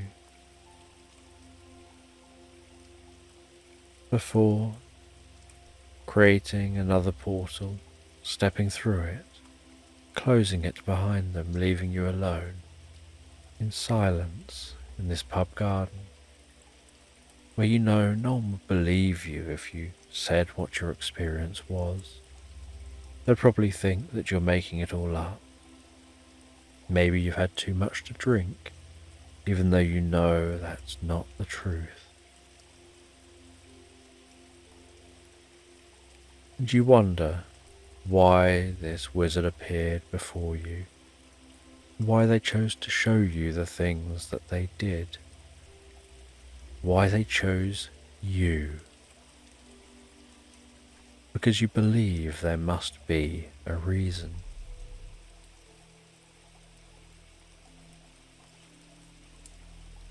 And so finding your mind going around and around that idea that there must be a reason, that must have been a real experience. You finish up in the pub as it's getting late. You leave the pub and head back to your narrowboat. You settle down once again on your narrowboat and drift and float so comfortably, so peacefully asleep into slumberland, exploring your experiences in your dreams, trying to work out what it all means as you drift deeper and more relaxed, asleep. And in this bedtime story, you go in search of some crystals to carry out an ancient ritual that helps to create a deep, meaningful connection with the world around you. And so you set off one day. You find yourself walking through a meadow, and as you amble along in that meadow, the gentle sound of each footstep that you take through the tall grass,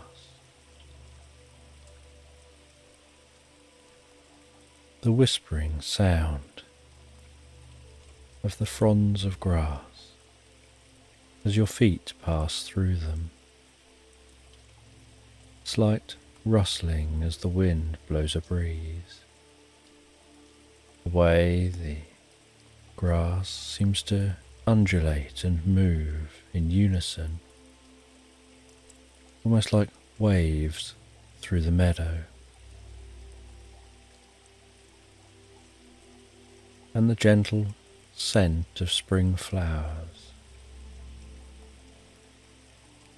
and the sight of bees and butterflies going about their daily business from plant to plant.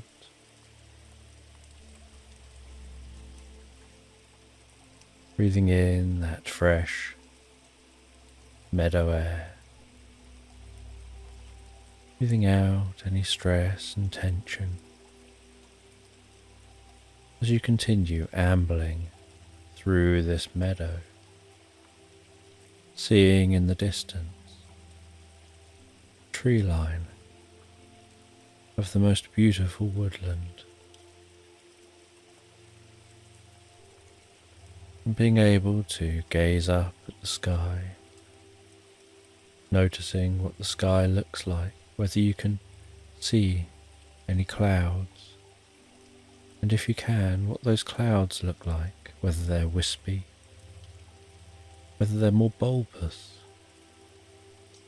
whether they're like cotton wool drifting through the air. And whether you can notice any birds high up in the sky. And as you continue walking through the meadow, on your journey to find those crystals, to be able to carry out that ancient ritual, you begin to get closer and closer to the woodland. And while walking closer to the woodland, so you begin to hear the distant sound of a stream,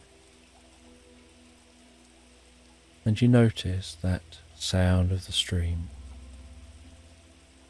increase gently in volume as you approach. Then you start to smell that scent of fresh water, hearing the bubbling babble of that stream.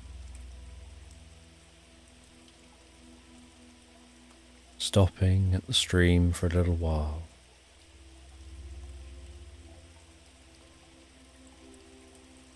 splashing some of that cool, fresh water onto your face.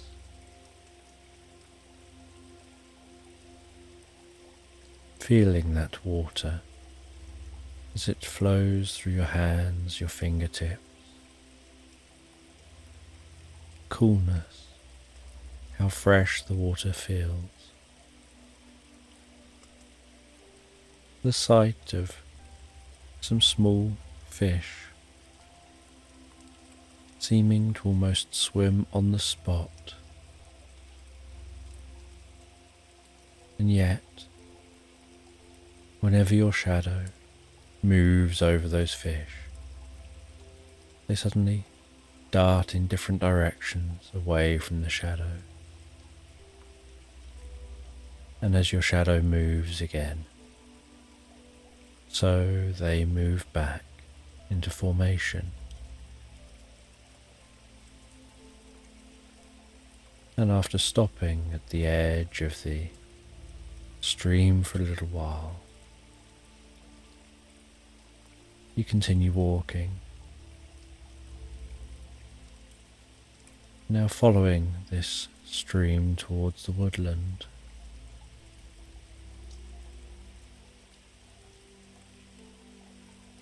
Still admiring the beauty of the nature around you, curious about the journey to those crystals and the ancient ritual you'll be performing.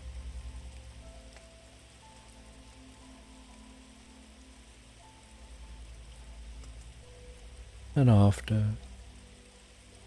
what feels like no time at all, yet in reality has been most of the day,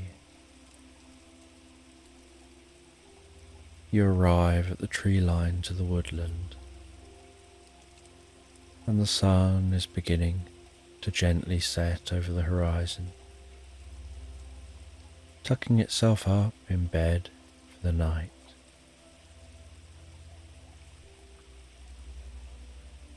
As the night sky takes on the look of a diamond-encrusted blanket, twinkling, sparkling overhead, and you settle down on the edge of the woodland. Hearing the evening rustle of the trees, feeling the coolness of the evening air, setting up a tent, lighting a campfire,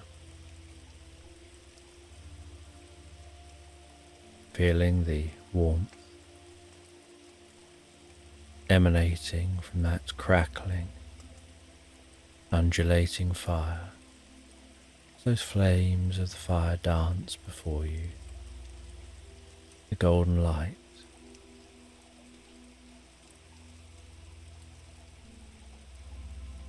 caressing the meadow at the base of the fire.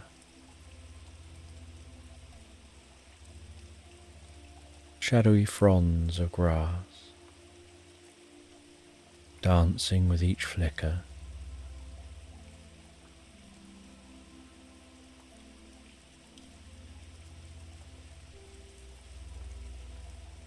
Feeling the warmth of that fire on your cheeks, making yourself something to eat and drink, hearing the nighttime sounds of crickets and cicadas, the occasional sound of distant birds and other animals, bringing a deep sense of comfort and tranquility to your mind and body. And as the night continues on, so the fire burns down as the moon rises up into view, casting its silvery light across the landscape, giving the landscape an ethereal quality.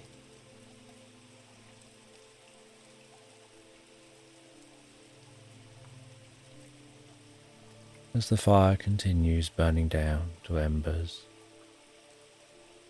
just the most gentle, warm glow, and the crackling almost entirely ceased.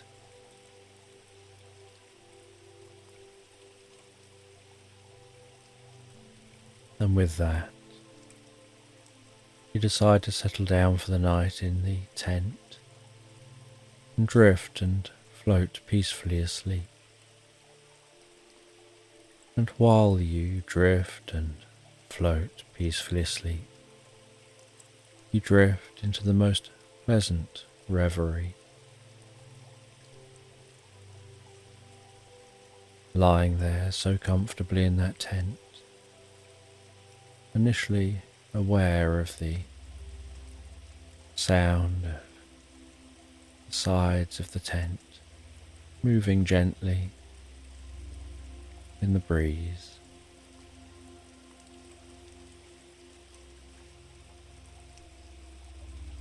and the feeling of your body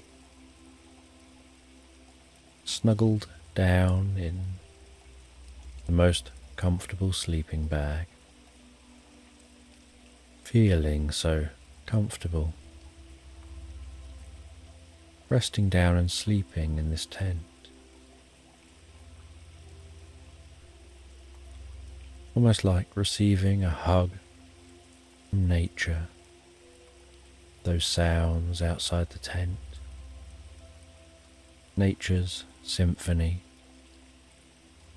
lulling you to sleep.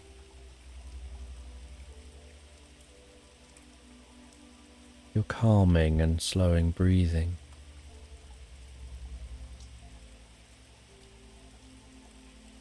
as the curtains of sleep descend on your mind.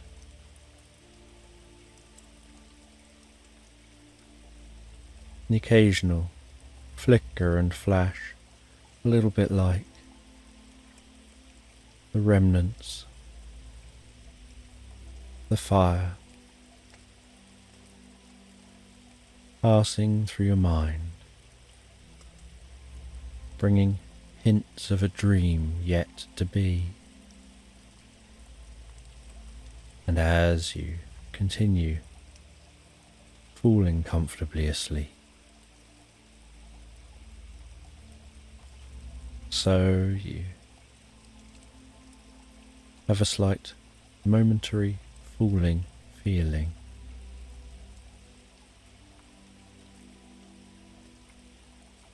like you're dropping asleep comfortably.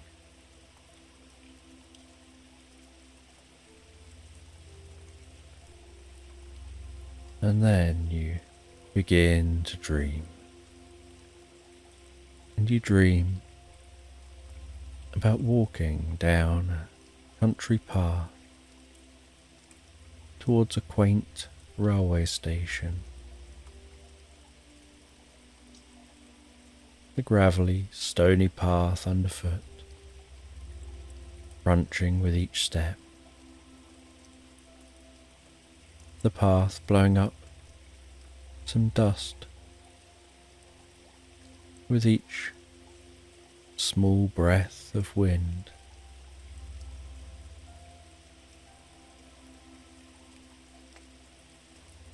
Hearing starlings nestled deep within the hedgerows, unseen yet heard singing so beautifully. And mysteriously, every time you gaze towards the sounds, they stop singing, and although you can't see them, you know that from inside the hedges they must be able to see you.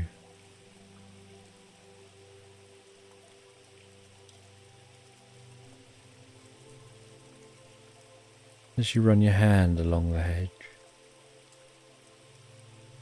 feeling the twigs of the hedge, the leaves, how cool they are despite the warm sun overhead.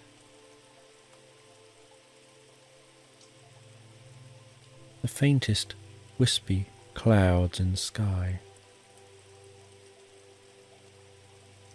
And then towards the end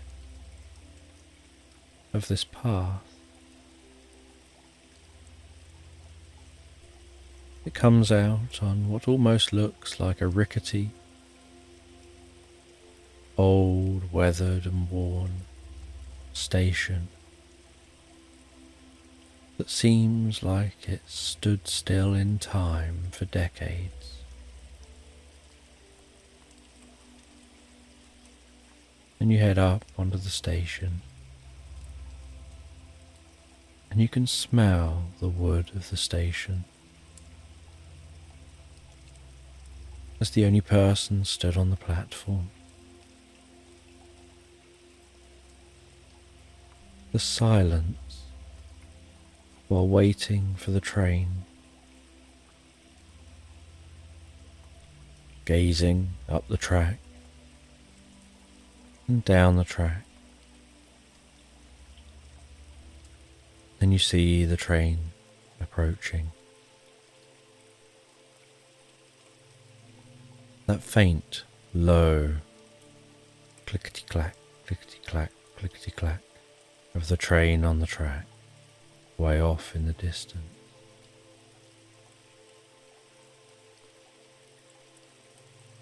Pulsating puffs of smoke rising from the train as it approaches.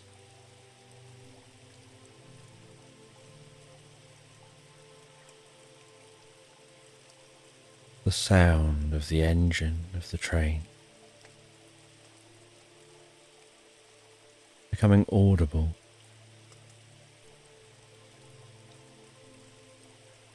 And then the train arriving at the platform, pulling into that station, slowing down. The old-fashioned steam train with the most beautiful rustic carriages. And you walk along the side of the train as it lets out some steam.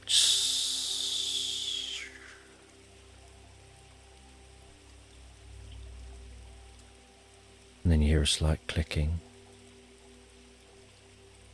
coming from the train as it idles. You walk to one of the carriages.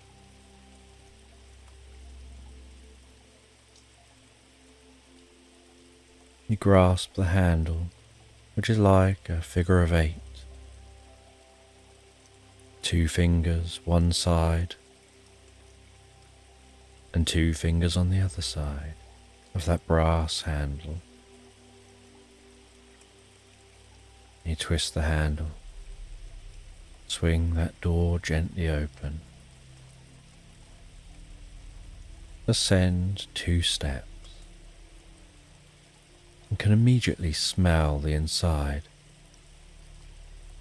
of this carriage.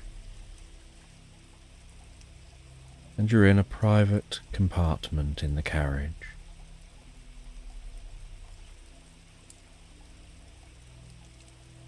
You close the door behind you with a clunk clunk as it closes. You pull down the window in the door so that it lets some air flow in as the train moves. And you sit down on the old train seats.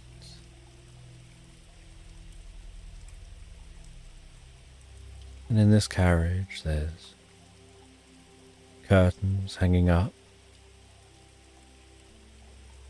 over the windows by the door.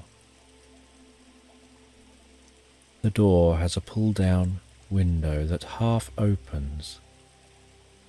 The seats are 2 long cushions facing each other with a comfortable backrest, enough room for 6 passengers, and some overhead space above the seats.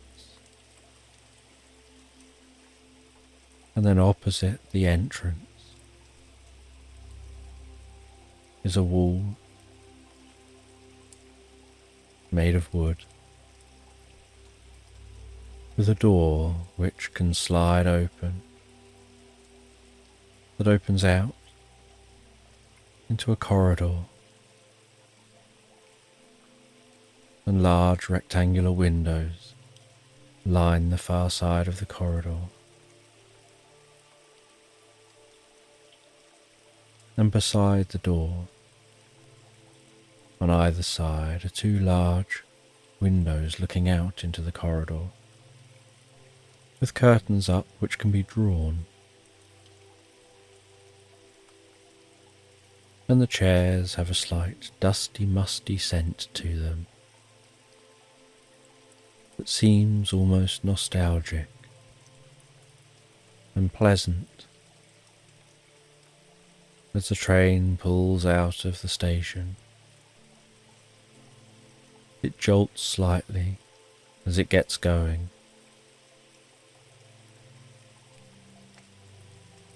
The shunting begins slowly at first, and gradually as it leaves the station, that shunting speeds up.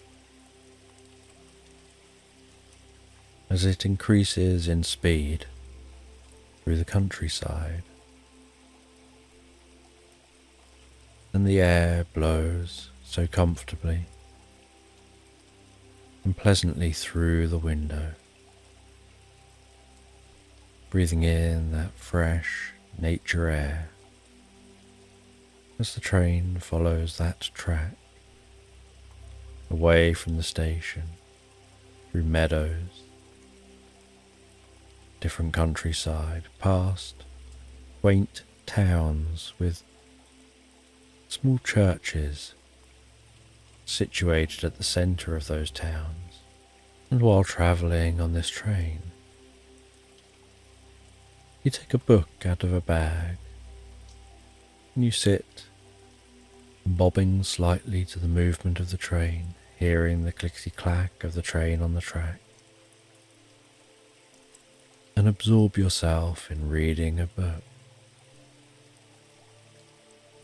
And you enjoy this most pleasant, relaxed dream of going on an adventure on a train. And at some point during this journey on the train, the rocking and movement of the train seems to deepen the sense of wanting to fall asleep.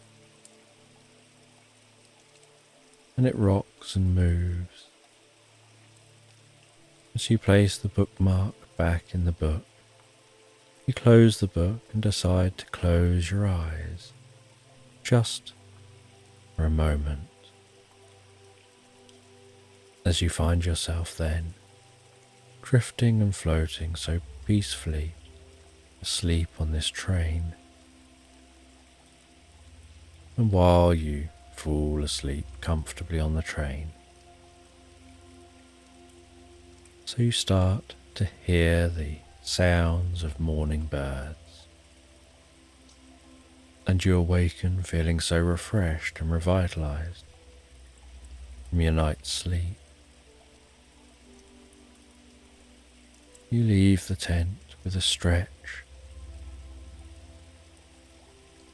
and a deep breath of the fresh air,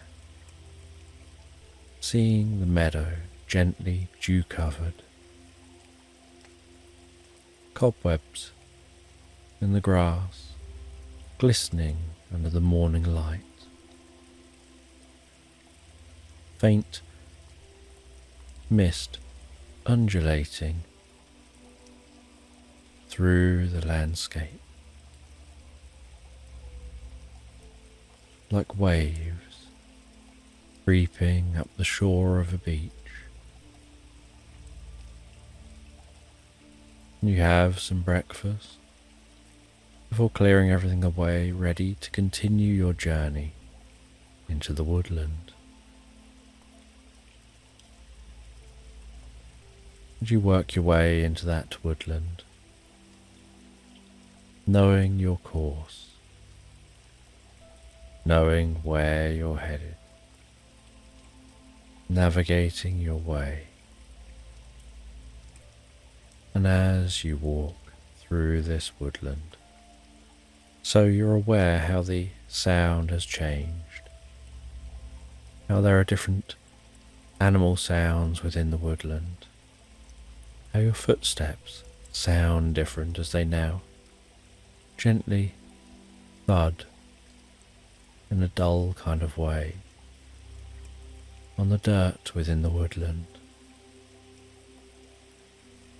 and occasionally crunch over leaves and twigs.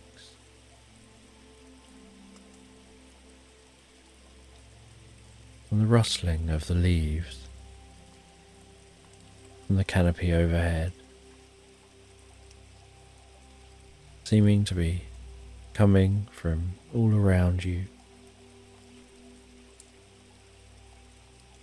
And as you continue walking through this woodland, occasionally brushing past trees, feeling the sensation of the bark under your fingertips,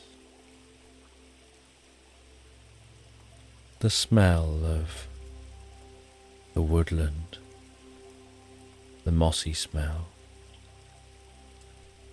the scent of sap on some of the trees,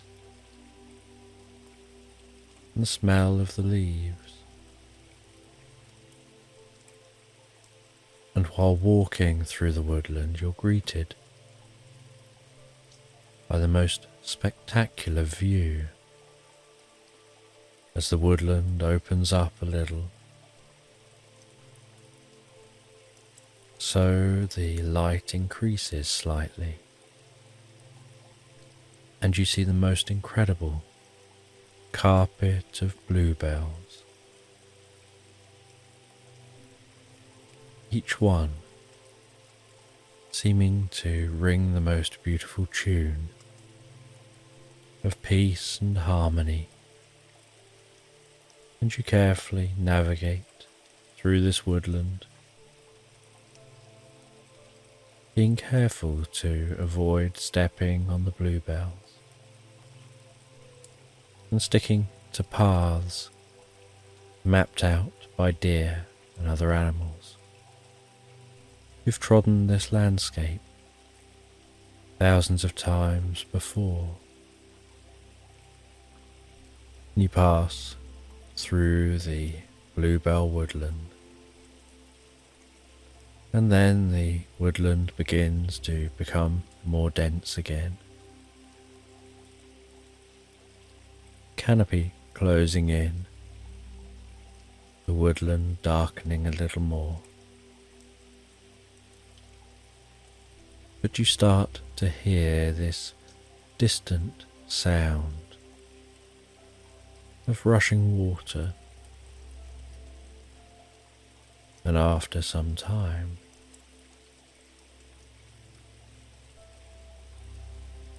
you exit the woodland at a slight clearing, and at the far side of this slight clearing is a cliff.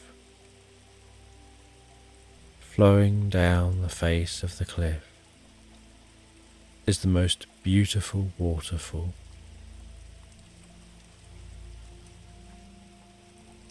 Into a gentle pool of water that seems exceptionally still, apart from the spray at the foot of the waterfall.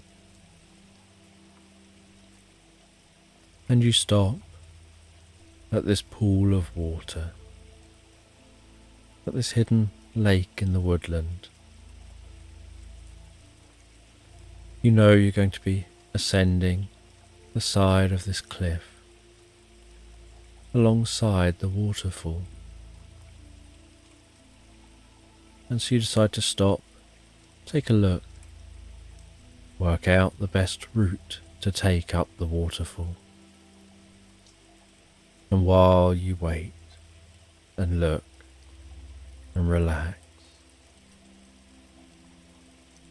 you see some small dancing lights flitting around the base of the waterfall, weaving behind the water, in front of the water, sometimes darting through the water.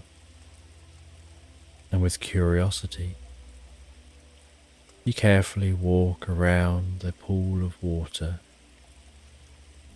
to get closer to the cliff and that waterfall. And as you get closer, so you notice that those lights seem to have a slight humming sound to them, and that each one is a little waterfall fairy. And one of those waterfall fairies flies over towards you, hovering just a short distance in front of your face, slightly bobbing up and down as its wings fizz along behind it like a blur.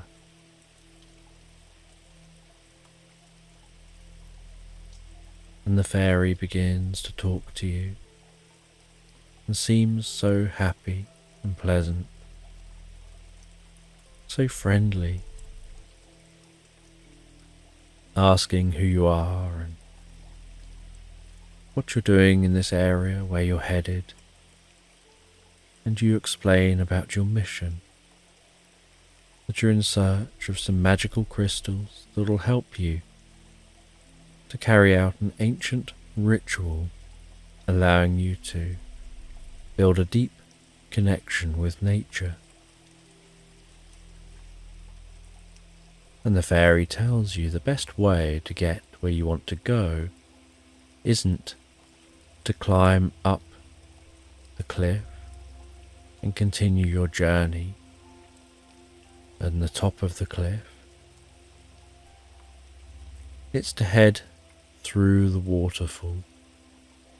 They explain there's a cave behind the waterfall, and that it's quicker to get to where you're going if you follow that cave. And they show you how to get behind the waterfall. And so you walk behind that waterfall, and the little fairy follows you and encourages you. And you see the cave, and you see that this cave is illuminated by green toadstools stretching sporadically down both sides of the cave. And you walk into the cave, hearing the thunderous sound behind you of the waterfall. And the further you walk along the cave, the calmer the waterfall sounds, the more distant that waterfall sounds.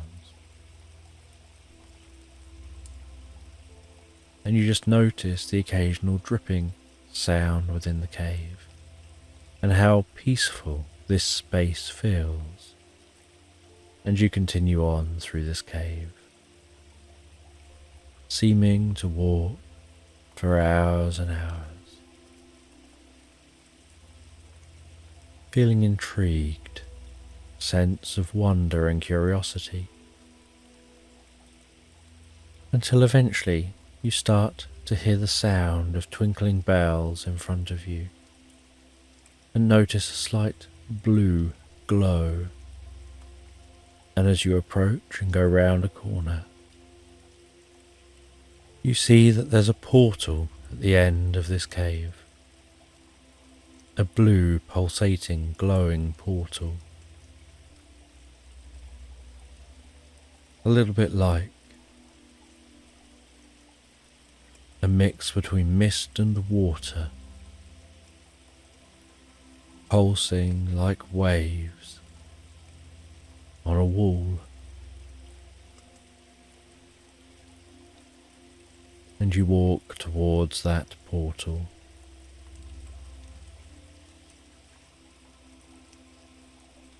and decide to walk through the portal. And as you walk through the portal, so everything temporarily fades and sparkles all at the same time,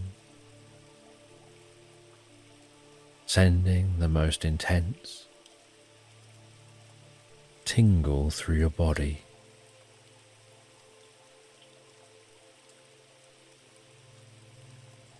Like when you get that excitement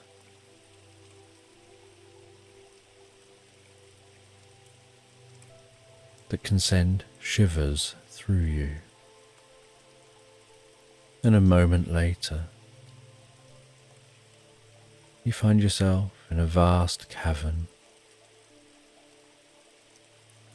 and at the far side of this cavern, you see some glowing pink crystals, growing out of the far wall, and you head over to those crystals.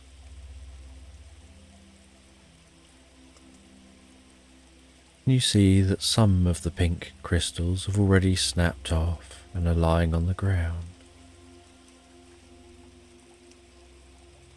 And you realize these are the crystals you need for your ancient ritual. And so you just pick up the ones which are lying on the ground. You then go to the middle of this chamber.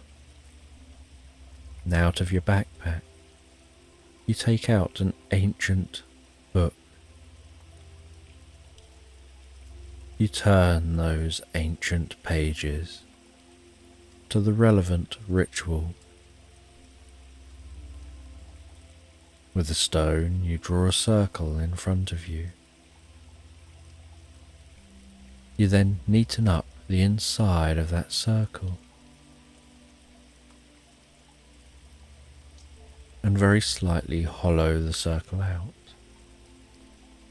so that it's slightly concave.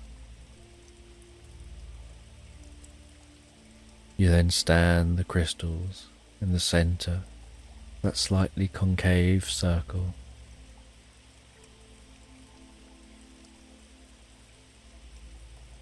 You take some water you have in a bottle,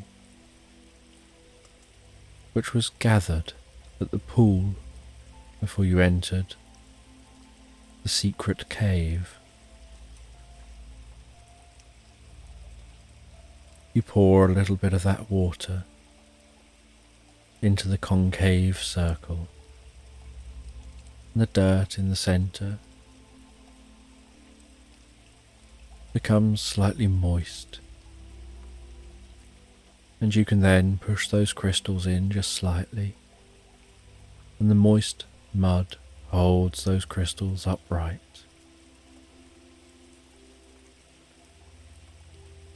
And then you sprinkle some salt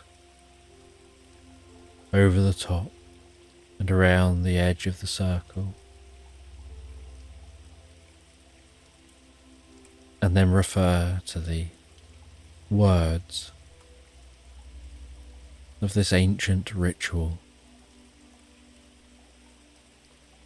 You begin to recite those words while holding yourself in a focused, almost meditative state.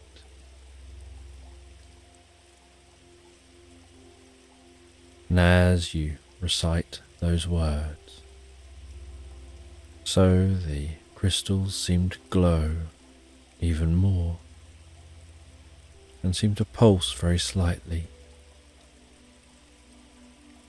And then it's almost like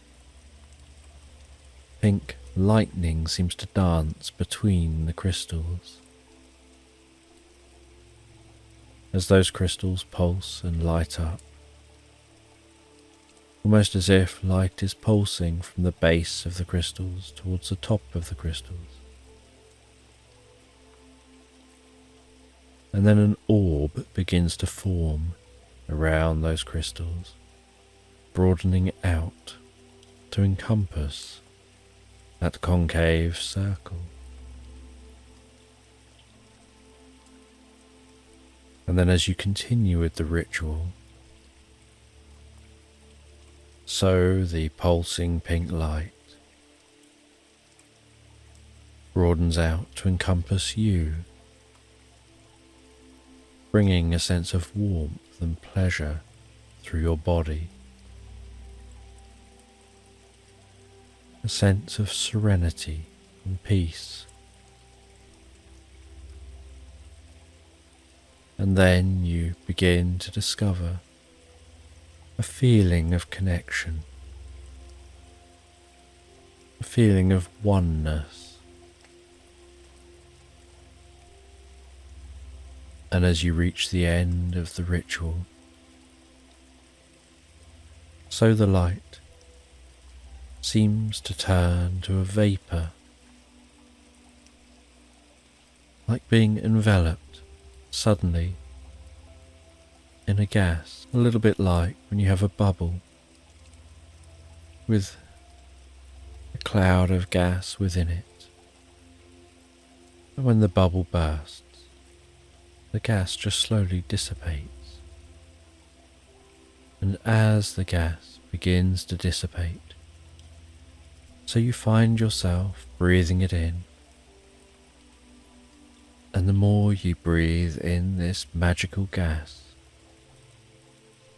the deeper the connection you find that you have with the world around you. And it's just an instinctive feeling. And as the gas dissipates, you find yourself just sitting there, quietly, in a quiet chamber. You know something within you has shifted. You now feel a deep connection with nature, and yet your experience hasn't yet shifted. And so you clear everything away, place those crystals back down where you found them.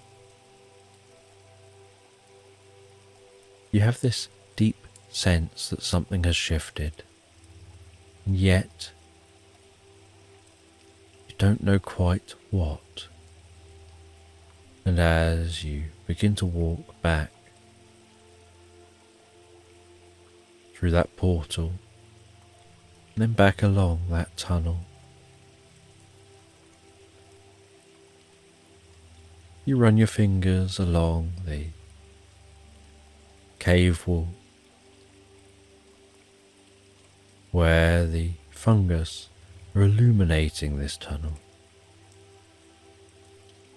And although you can barely see it with your naked eyes, touching the cave wall, you feel that connection with mycelial network, feeling the experience of the life of the fungus which spreads throughout this entire environment. Everything it's in contact with. And as you exit the cave, back to the waterfall, you find you have a deeper connection with those waterfall fairies.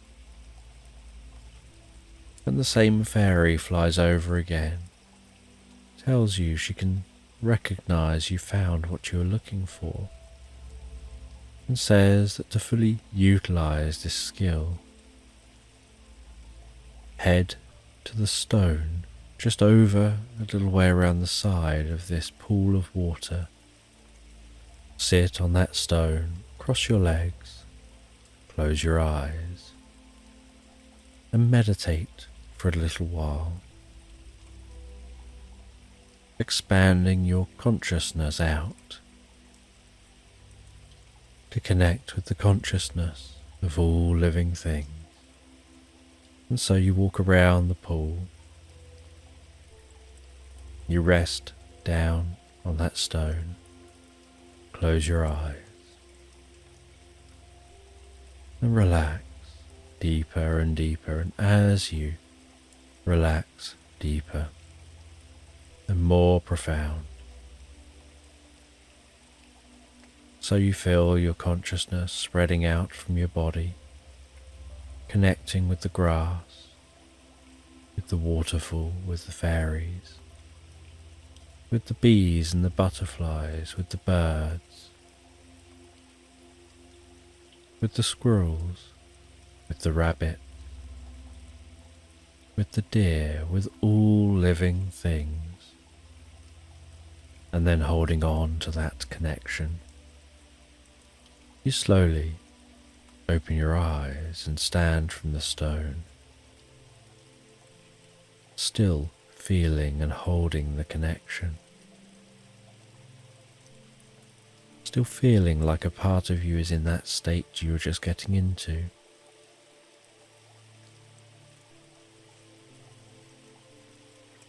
and the fairy speaks once again to acknowledge your skills, what you have achieved, and that to truly connect in this way, sometimes it's easy to get overwhelmed with life experiences.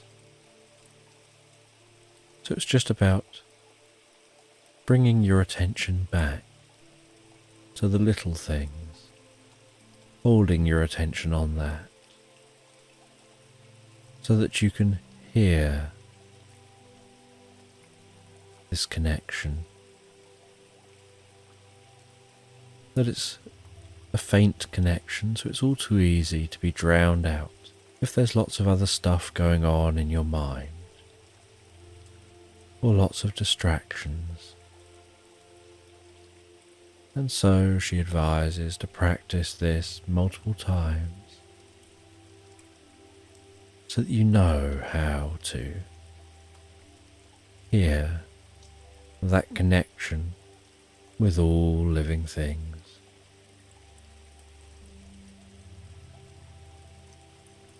And as you hold on to this and navigate your way back through nature, back to home, you see how long you can hold on to this state for. And occasionally you'll distract yourself, you'll be busy doing something else, and you'll lose the connection and need to tune in again to hear it. But you find it so deep and profound and comforting, and you head all the way home, where you sit down for a little while and reflect on your journey, on what you've learned, before heading to bed, relaxing down and drifting and floating so peacefully, so comfortably asleep into slumberland. And while you begin your journey asleep, I'm going to tell a story based on my own experiences. Now, as an autistic individual, I have a deep love for nature and for animals, and for the fine detail of the world around us. And I often present this within my stories, sharing encounters with animals, enjoying time in nature. But have you ever wondered where it all began? Or going back to when I was a young child, I used to live in a small village called Camp, and this village was in the outskirts of a nearby town called Arundel on the south coast of England. And the home that I lived in sat atop a high hill in Camp. My bedroom window looked out towards the town of Arundel, and as I would sit in the bedroom gazing out of my bedroom window, I could see the castle standing tall and proud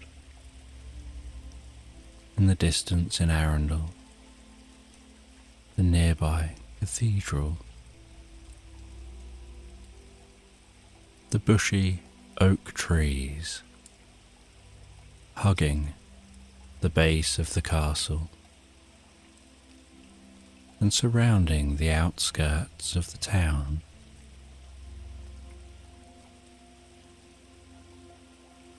And then, as you gaze from the castle down across the trees,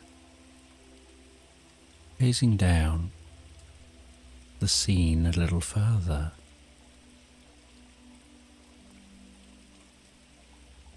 there's a river, Arun, glistening in the light as the water moves on its journey from source to sea.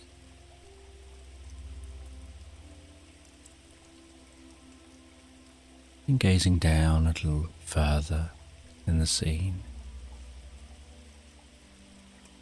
is a railway track, and I remember one day as a young child gazing out of the window when a steam train passed through, chugging past the cathedral and the castle. Its elegant brown and beige carriages, the distant sound of the chugging of the steam train, sight of the smoke puffing up out of that train, trailing the steam train as it moved, the whistle of the steam train as it approached Arundel train station,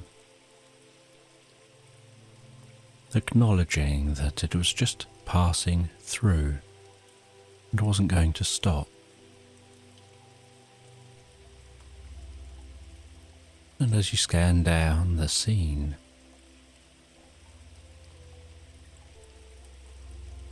I could see hills and a few gardens of houses and more trees.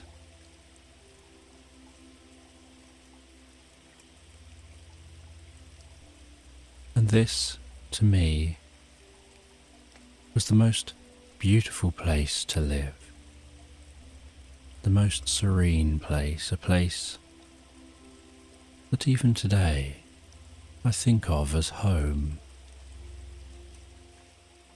As an autistic child, I struggled with sensory overwhelm, and so I would often gaze out of a window, looking at a view like this. Sometimes there would be birds of prey flying high, circling above the fields. If I looked through binoculars or a telescope, I could even see peregrines perched on turrets of the castle.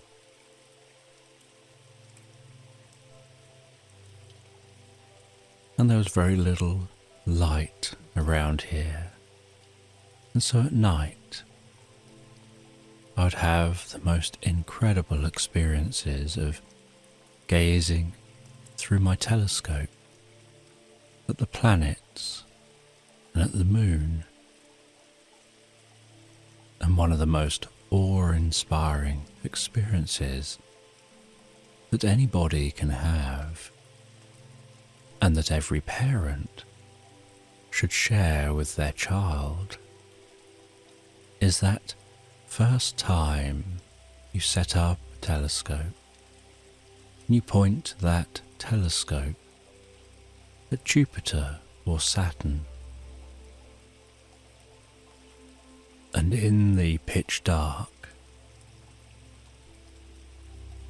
you put your eye to the eyepiece, the gentle silence of nature around you, and through the eyepiece all you can see is that planet and the moons And if you're looking at Saturn, its rings, and it is the most wonderful, awe-inspiring moment that sends a fuzzy feeling down through your body. That intense feeling of wonder. And I remember the first time I did this, looking through a telescope, gazing at Jupiter and its moons, and my entire field of vision was full of the planet and the moons.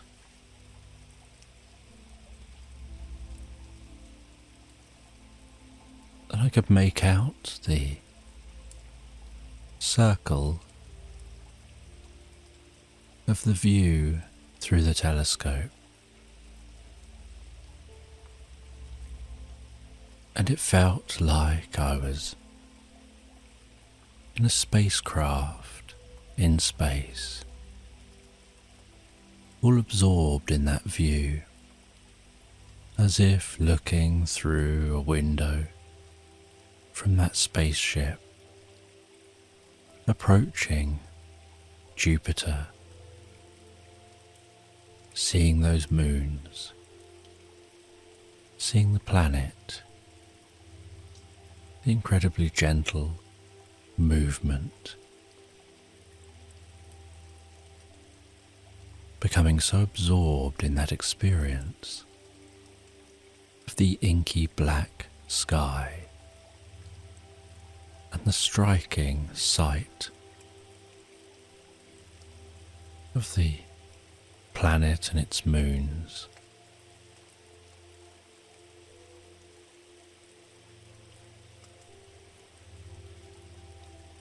That it absorbed me so much, I felt I could be floating in space on that ship, taking me away from the real world.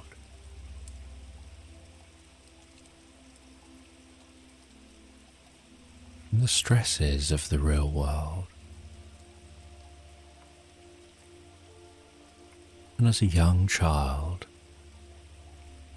that is such a profound experience, and one which stays with you and helps you to appreciate the scale of the universe, and the amount of wonder which is out there.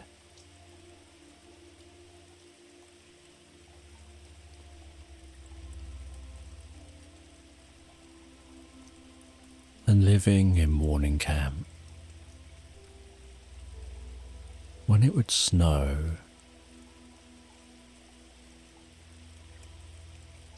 the hills and the fields around Warning Camp would become deep with snow.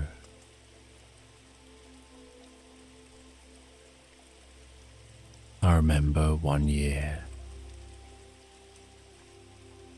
seeing a white stag walking through the snow, and this stag was often rumoured to exist around Warning Camp. But I think there was only one, and so it was rarely spotted.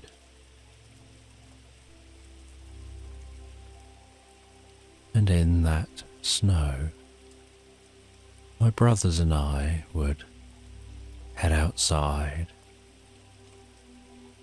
We would walk down to the end of our garden. We would climb the fence at the end of our garden into the fields, and the fields were on steep slopes, and we would drag sledges up to the top of the slopes.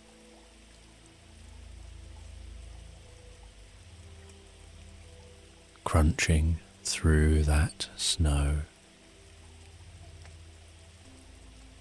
And we would sledge down the hill. The crackling, sliding of the sledge on the snow, skidding the sledge at the bottom to stop, before scrambling back up that hill to repeat the process again. And there's something deeply curious about when snow falls on a landscape like this.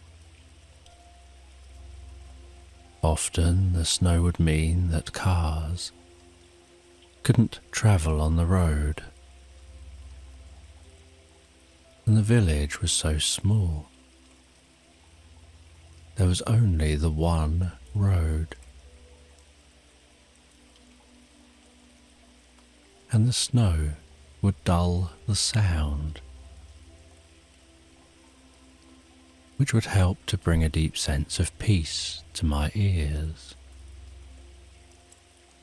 I would just enjoy sitting outside, wrapped up warm, wearing mittens and a coat that does right up the front, higher than your chin, with a hood that pulls over, with a faux fur trim.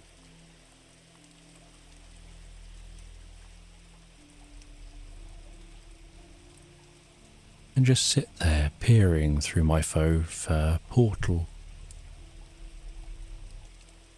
The sensation of breathing in the cold air and then breathing it back out warm. Feeling so comfortable with the sounds around me, dulled by the covering of snow.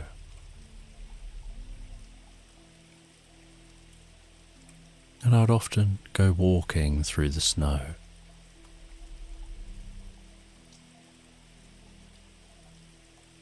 And while crunching through the snow, I would enjoy the way the light glistens and sparkles on the surface of the snow, where it's untouched, almost like the surface of the snow has been dusted with the dust of diamonds, and the way the snow would be slightly harder on top, like the snow has gained a crust, and each footstep would break the crust on the top of the snow, or crunching through that snow, often onto icy grass below. And then you'd have that sensation of the icy grass. Grass all frosted, crackling underfoot.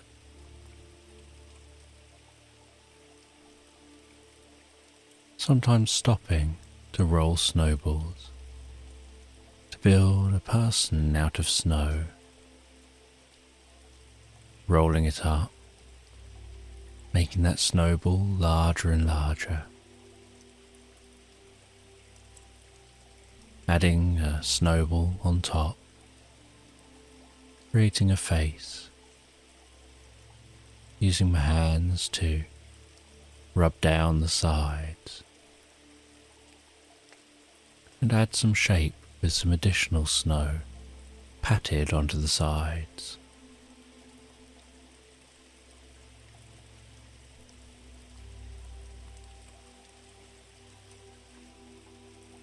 And walking through snowy woodland, and the silence within the woodland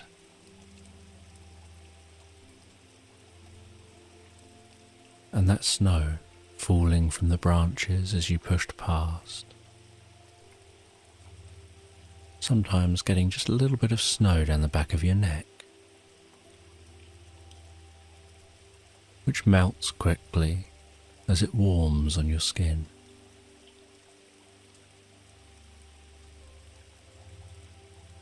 And sometimes growing up in this environment,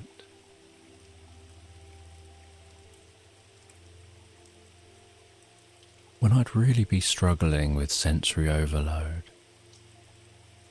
where everything just seemed too chaotic, where there was too much going on at home. As a young child, I would walk into the woods. I'd climb a tree, and I would attach myself to the tree with a belt system that I had. And while attached to the tree, I'd close my eyes, focus on my breathing, on calming my breathing, on deepening my breathing,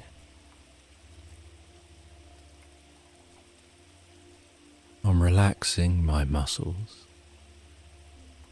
and helping myself to have a sense of inner peace.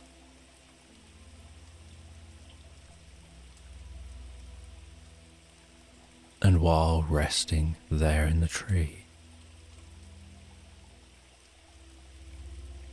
I'd listen to the sounds around me. I would hear the rustling of the leaves above me, below me, and around me from the other trees, as the wind gently blows a breeze. I would feel the sensation of the bark against my back, and underneath me, the coolness of the branches, the scent of the trees, the feeling of the bark under my fingertips. And with my eyes closed, I would listen out for one specific bird. And often there'd be a few birds singing, but I would single one bird out, and I'd begin to focus on that bird. I'd focus on where in space I think that bird is, whether the bird is in front of me, behind me, round the left side or the right side, whether the bird is higher than me or lower than me. I'd have a sense of what that bird might look like singing where it is. Do I imagine it standing on a small branch, perhaps with some leaves around that branch? Maybe a branch that's bobbing up and down in the breeze. Does it seem like its singing is wavering ever so slightly to hint that it's on an undulating branch?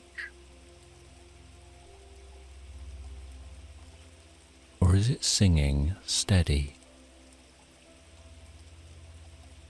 like it's on firmer footing? And I didn't know at the time, just as a young child trying to cope with some of the challenges of being autistic, that I was learning meditation. I had never at this point heard of meditation. So I didn't realize that this was meditation. To me, it was just me trying to cope, me finding a solution for calming myself down, managing anxiety. Not that I knew that word at the time. Managing sensory overload.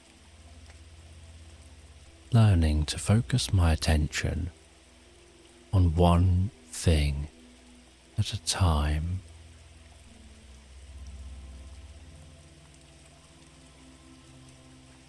So that I'm not focusing on anything else. So that I can relax.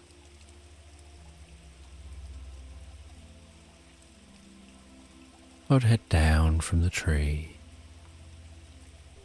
and I would walk in a mindful way through the woodland.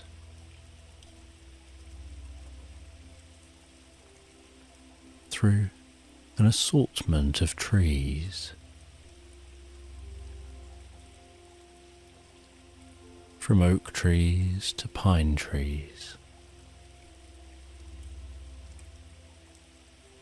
And I'd walk mindfully, paying attention to every step that I take, to the feeling of the ground underneath each step, the sound that each step makes as my foot strikes the ground, and altering my walking to calm each step, so that as much as possible I would almost glide through the woodland, teaching myself to move as quietly as possible, because I enjoyed seeing nature. I enjoyed, as I still do, seeing the unseen. And animals have a tendency to freeze or disappear when humans are near. And so I wouldn't want to disturb them. I would walk slowly, almost silently, in a rhythmic, floating way.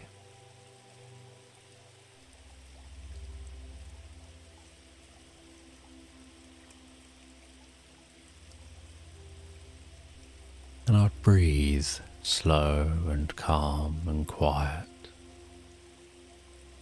I'd have my body loose and limp and relaxed.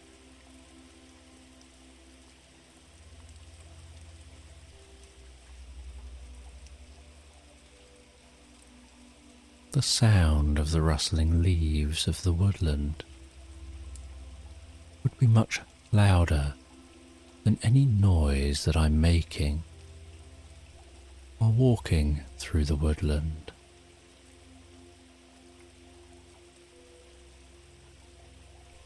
I was learning to manage my mind and body, and there were no lessons teaching this, no guidance from grown-ups. I was just going out and doing what helped me feel better, and making my own learning and discoveries. And I would stop, because my vision seemed to be able to pick out things that people don't see. An owl, way off in the distance, through the trees.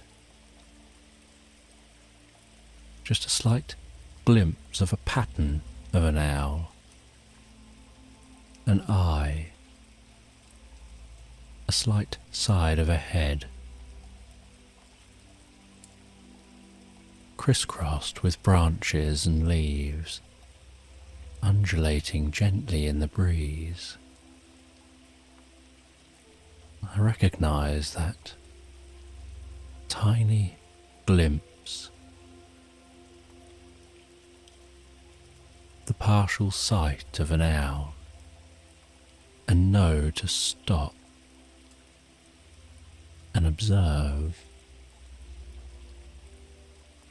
And I feel like the owl is looking back at me. And so I hold my position and my breath for a moment as I calm myself down.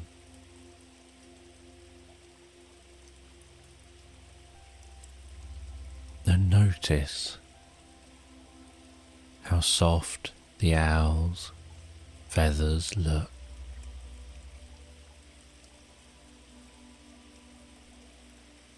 How focused that owl looks. Being still in the woodland.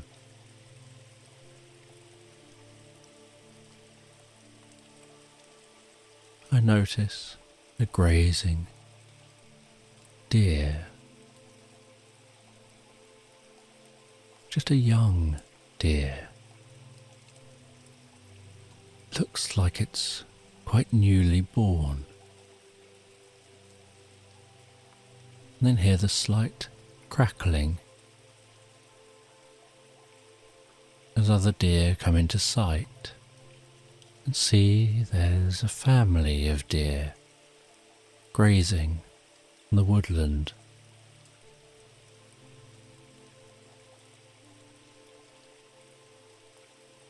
Completely unaware of my presence, unfazed by me being there.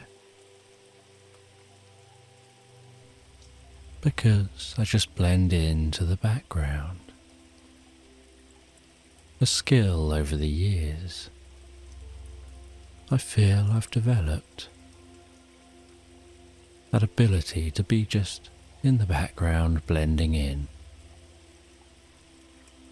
Placing importance on something other than myself.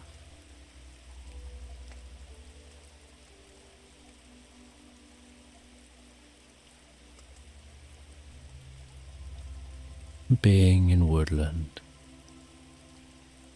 would bring me such a deep sense of peace and calm, would help me to focus, help me to manage the world around me and the chaos within the world.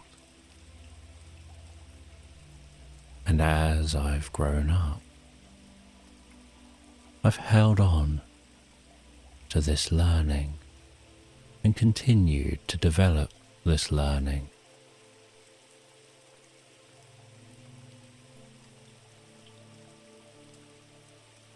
And in morning camp, when you walk through an area of the woods,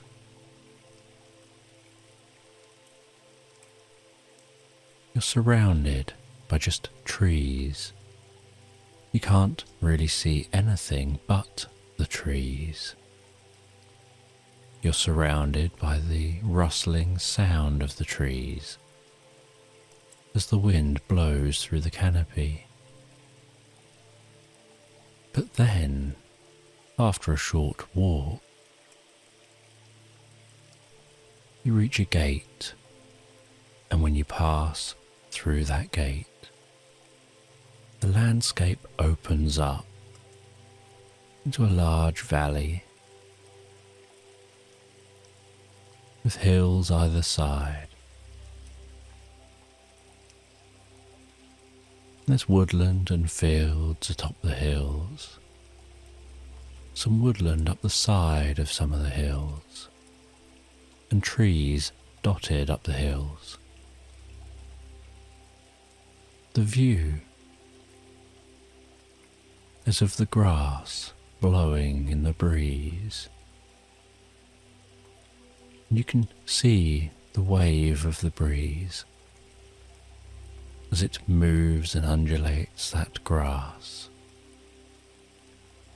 There are often cows grazing in the valley. There's often a multitude of different birds,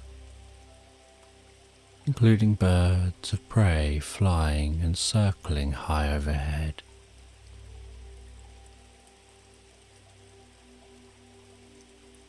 And at the right time of year, you can walk through this valley and ascend to some more woodland at the top of the valley. And as a child, I used to gallop on the most beautiful white horse called Snowy. We used to enter the woodland, ride through that woodland, come out in the valley, and then gallop through the valley, following a route to the top.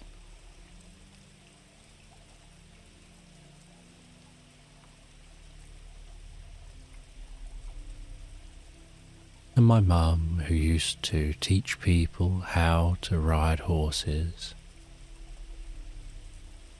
was always surprised at my innate natural ability to seem to get on with different animals, to understand them significantly better than I can understand people, and to be able to get on to horses bareback, even those that she hadn't even broken in yet. They would come over to me. I'd perhaps be sat on a fence watching Mum breaking a horse in, and then it would come over to that fence. It would come alongside me. I would pet it. I would touch the side of its neck in a certain kind of way that helped me to feel a deep connection with the horse.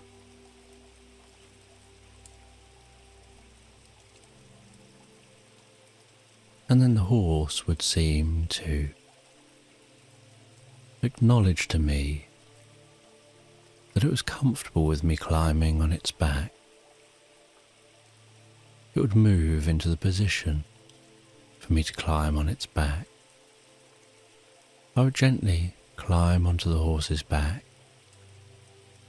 give it the most careful and firm nudge in the sides.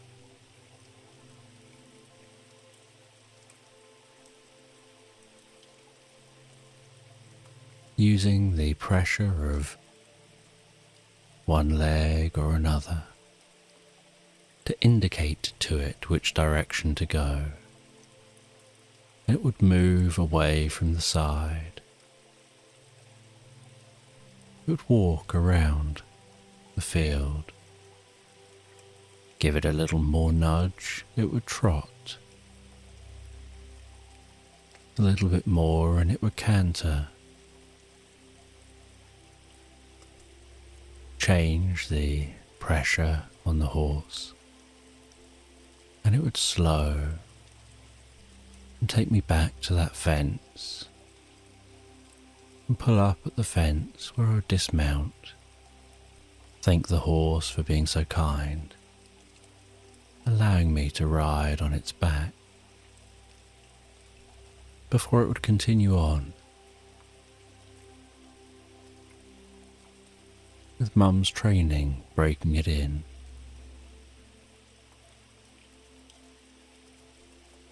And once getting to the top of the valley, at the right time of year, the the woodland is some of the most incredible woodland. And you can smell this woodland before you arrive. The scent of bluebells that carpet this woodland. The striking colour of the bluebells against the brown trunks of the trees, in the shade of the canopy arching overhead.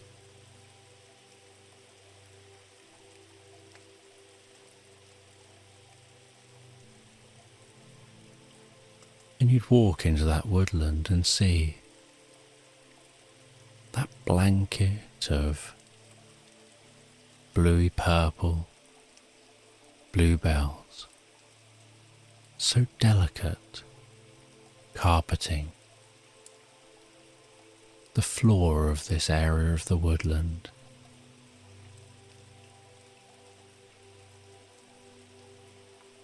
The sight of deer among the bluebells, of squirrels, the occasional butterfly and bees,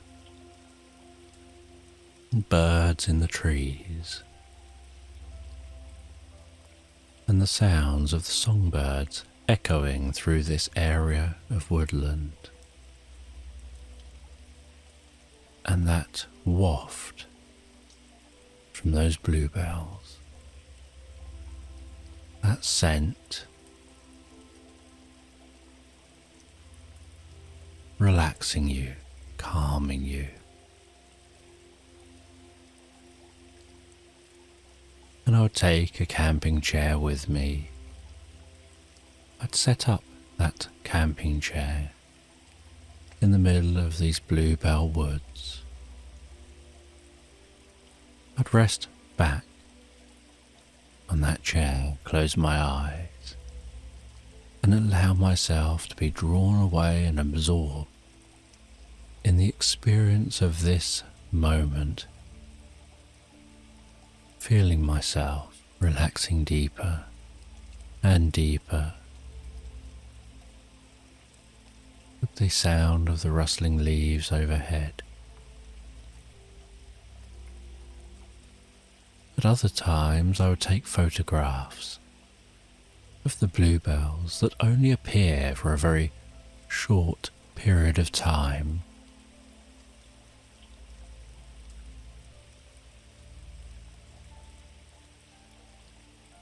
And it was important to me then, as it is now, to take these moments to be out in nature,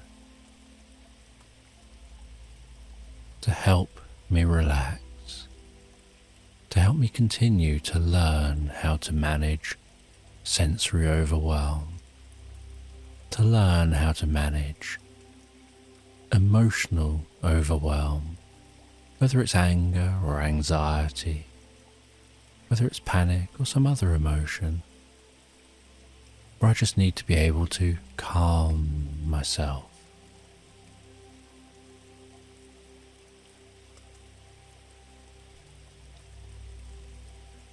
And as a child, I used to build dens in the woods. There was a storm in the 1980s, and many trees in the woodland fell down. Suddenly, my view of the castle in Arundel transformed. Many of the trees that were on the hills underneath the castle toppled in the storm, and so more of the castle could be seen. Many trees in the woodland toppled, but those toppled trees are great for children. Large holes were left where the tree once stood. And so, as a young child, I would gather up branches, and I would place the branches from the uprooted base of the tree diagonally down to the far side of the crater left by the fallen tree.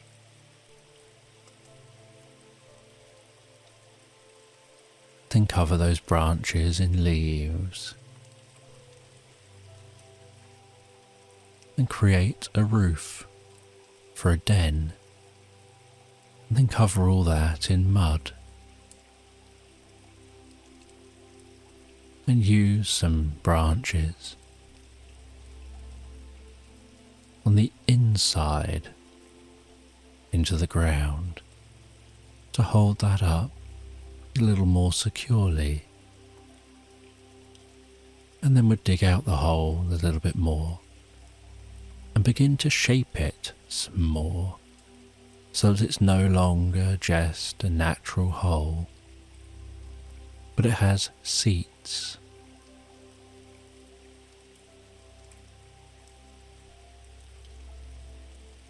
And it becomes a den to hide in, somewhere the sound is muted, somewhere the light is dimmed. A location out of any breeze, a place to go whenever it rains. A place I would sometimes go and rest and sleep and daydream.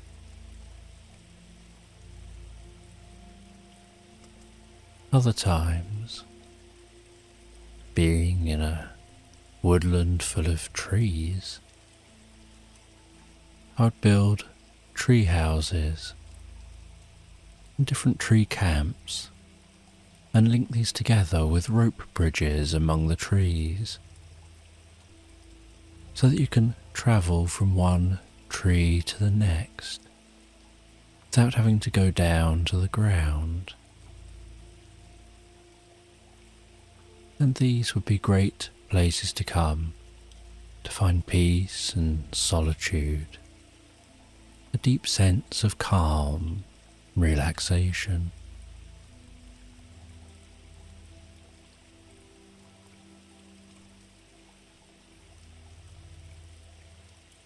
And this love for nature, the power nature has over me,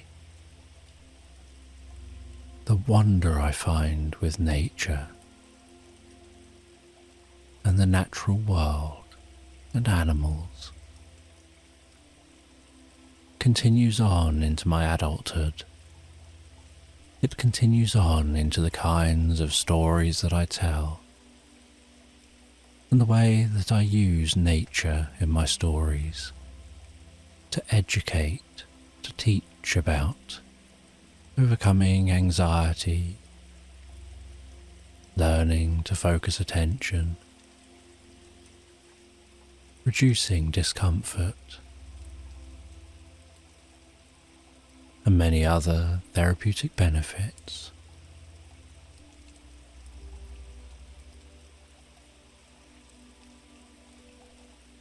Because I believe in the power of nature to heal,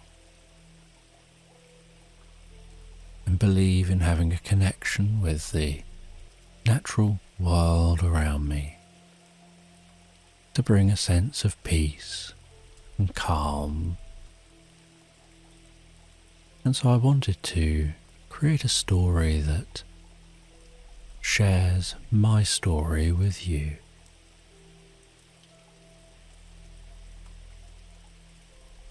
That will help you to deeper understand why my stories are the way they are. Perhaps better understanding me as a storyteller, creator, and therapist.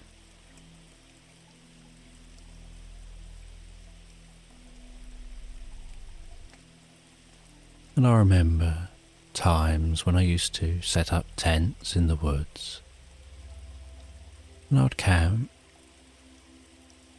and enjoy resting in the tent, in the doorway to the tent, feeling the warmth of the most comfortable, crackling campfire.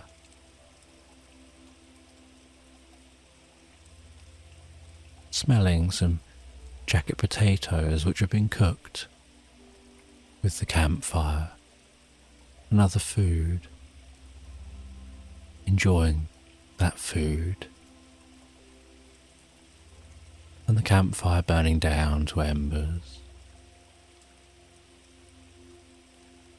seeing the beauty, the majesty of the night sky overhead.